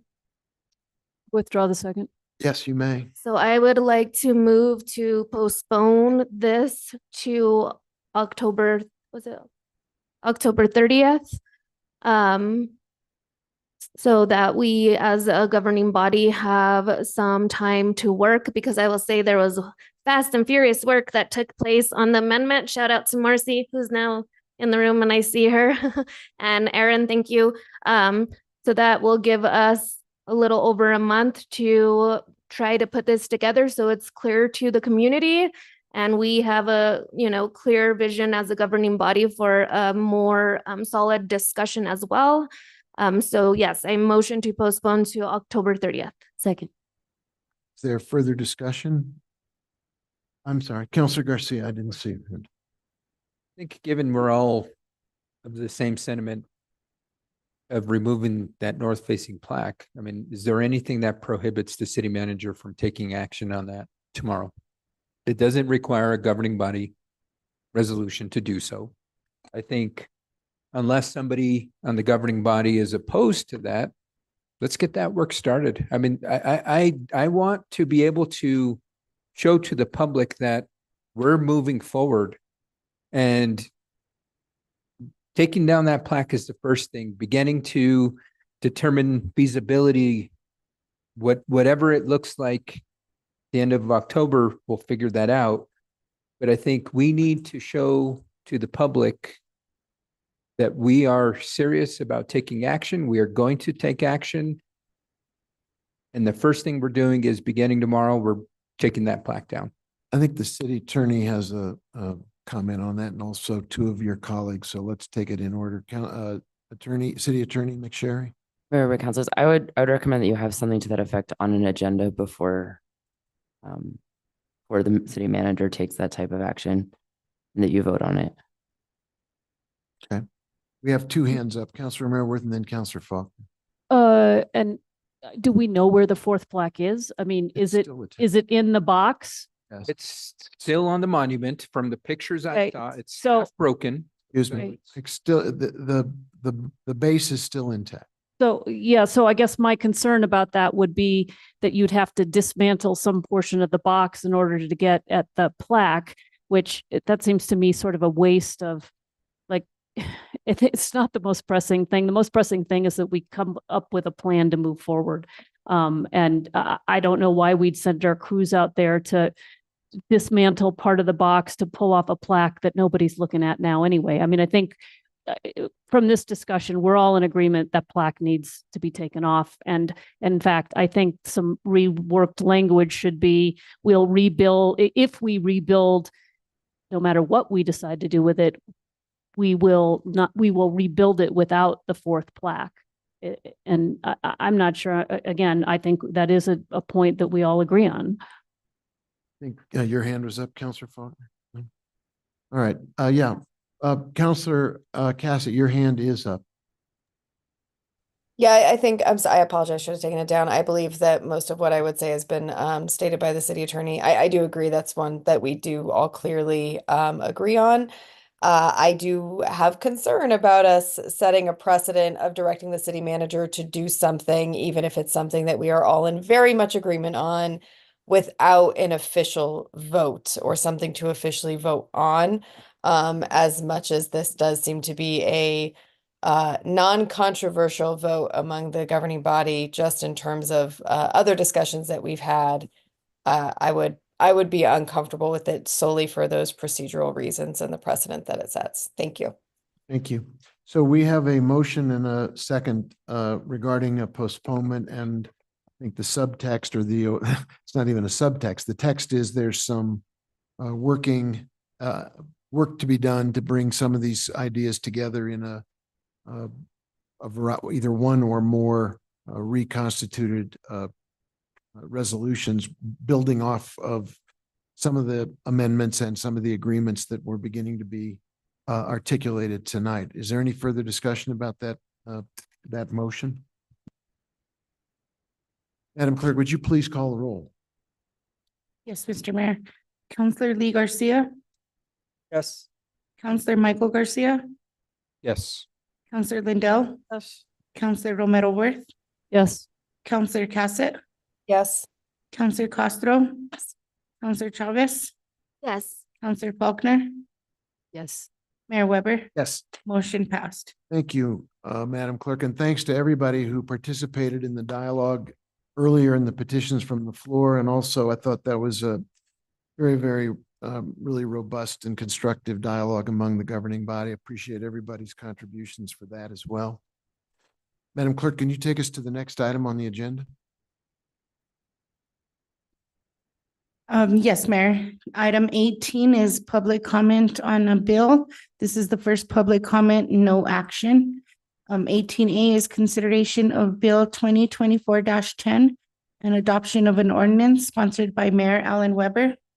It's a bill relating to the City of Santa Fe's Office of Economic Development Plan Ordinance, Section 11-11-5 SFCC 1987, repealing and replacing ordinance 2023-15, including approving a local economic development project participation agreement between the city and Parting Stone Inc.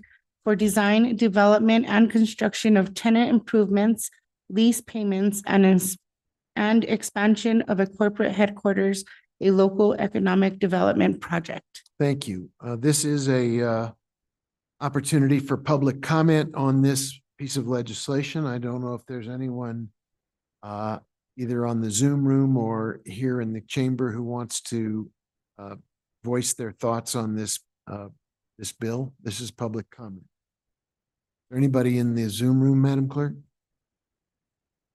Nobody in the Zoom room has their hand up. And I don't see anybody rushing forward to the podium here in the council chambers. So with that, Madam Clerk, can we move to the next item? Certainly, Mayor. The next item is 21 appointments. 21A is appointments to the Metropolitan Redevelopment Commission. Dion Silva, appointment, term ending January 2027. Jenny Parks, appointment, term ending January 2027. Robert Alexander Gonzalez, appointment, term ending January 2026. Maria Sandra Aguilar, appointment, term ending January 2025. And Richard Trotsky, appointment, term ending January 26. Move to approve. Second. There's a motion and a second. Discussion. Madam Clerk, I didn't see your hand. I'm sorry. Just, I guess, quick procedural question. Given that Ms. Iverson has departed the city. Yeah. And I know this board is separate from her, but what is the process now that she was kind of the captain of the ship? Now that this board will be in place, who will be helping with this staff, this committee? Thank you for the question, Counselor. The position held by Ms. Iverson will be filled as quickly as possible with somebody to take on the job of being, as you said, the captain of the ship.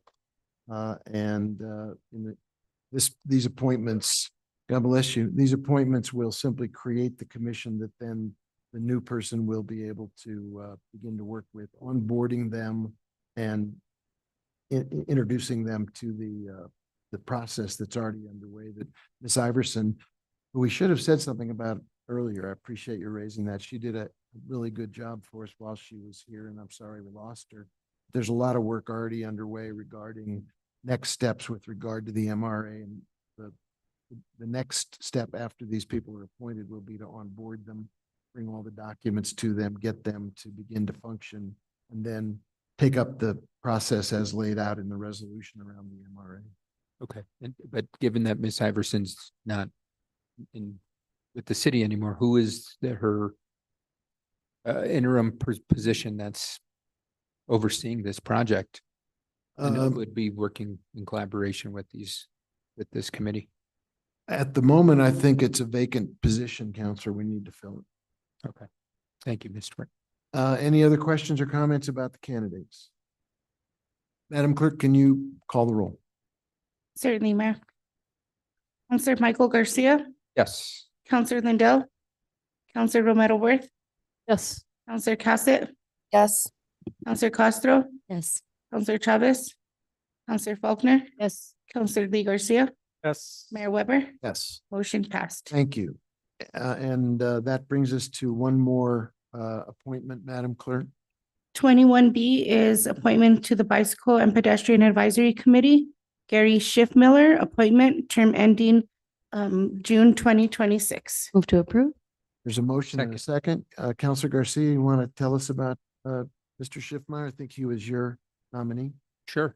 So Gary has been supporting BPAC for quite some time now as one of the subcommittee members, and there was a vacancy in District 1, so he is hopefully will get confirmed as a new District 1 representative for BPAC. Thank you. Any other comments? Madam Clerk, can you call the roll? Counselor Lindell, Counselor Romero Worth, Yes. Counselor Cassett, Yes. Counselor Castro, Yes. Counselor Chavez, Counselor Faulkner, Counselor Lee Garcia, Yes. Counselor Michael Garcia, Yes. Mayor Weber. Yes. Motion passed. Thank you. And thank you all for a very constructive evening. Meeting is adjourned.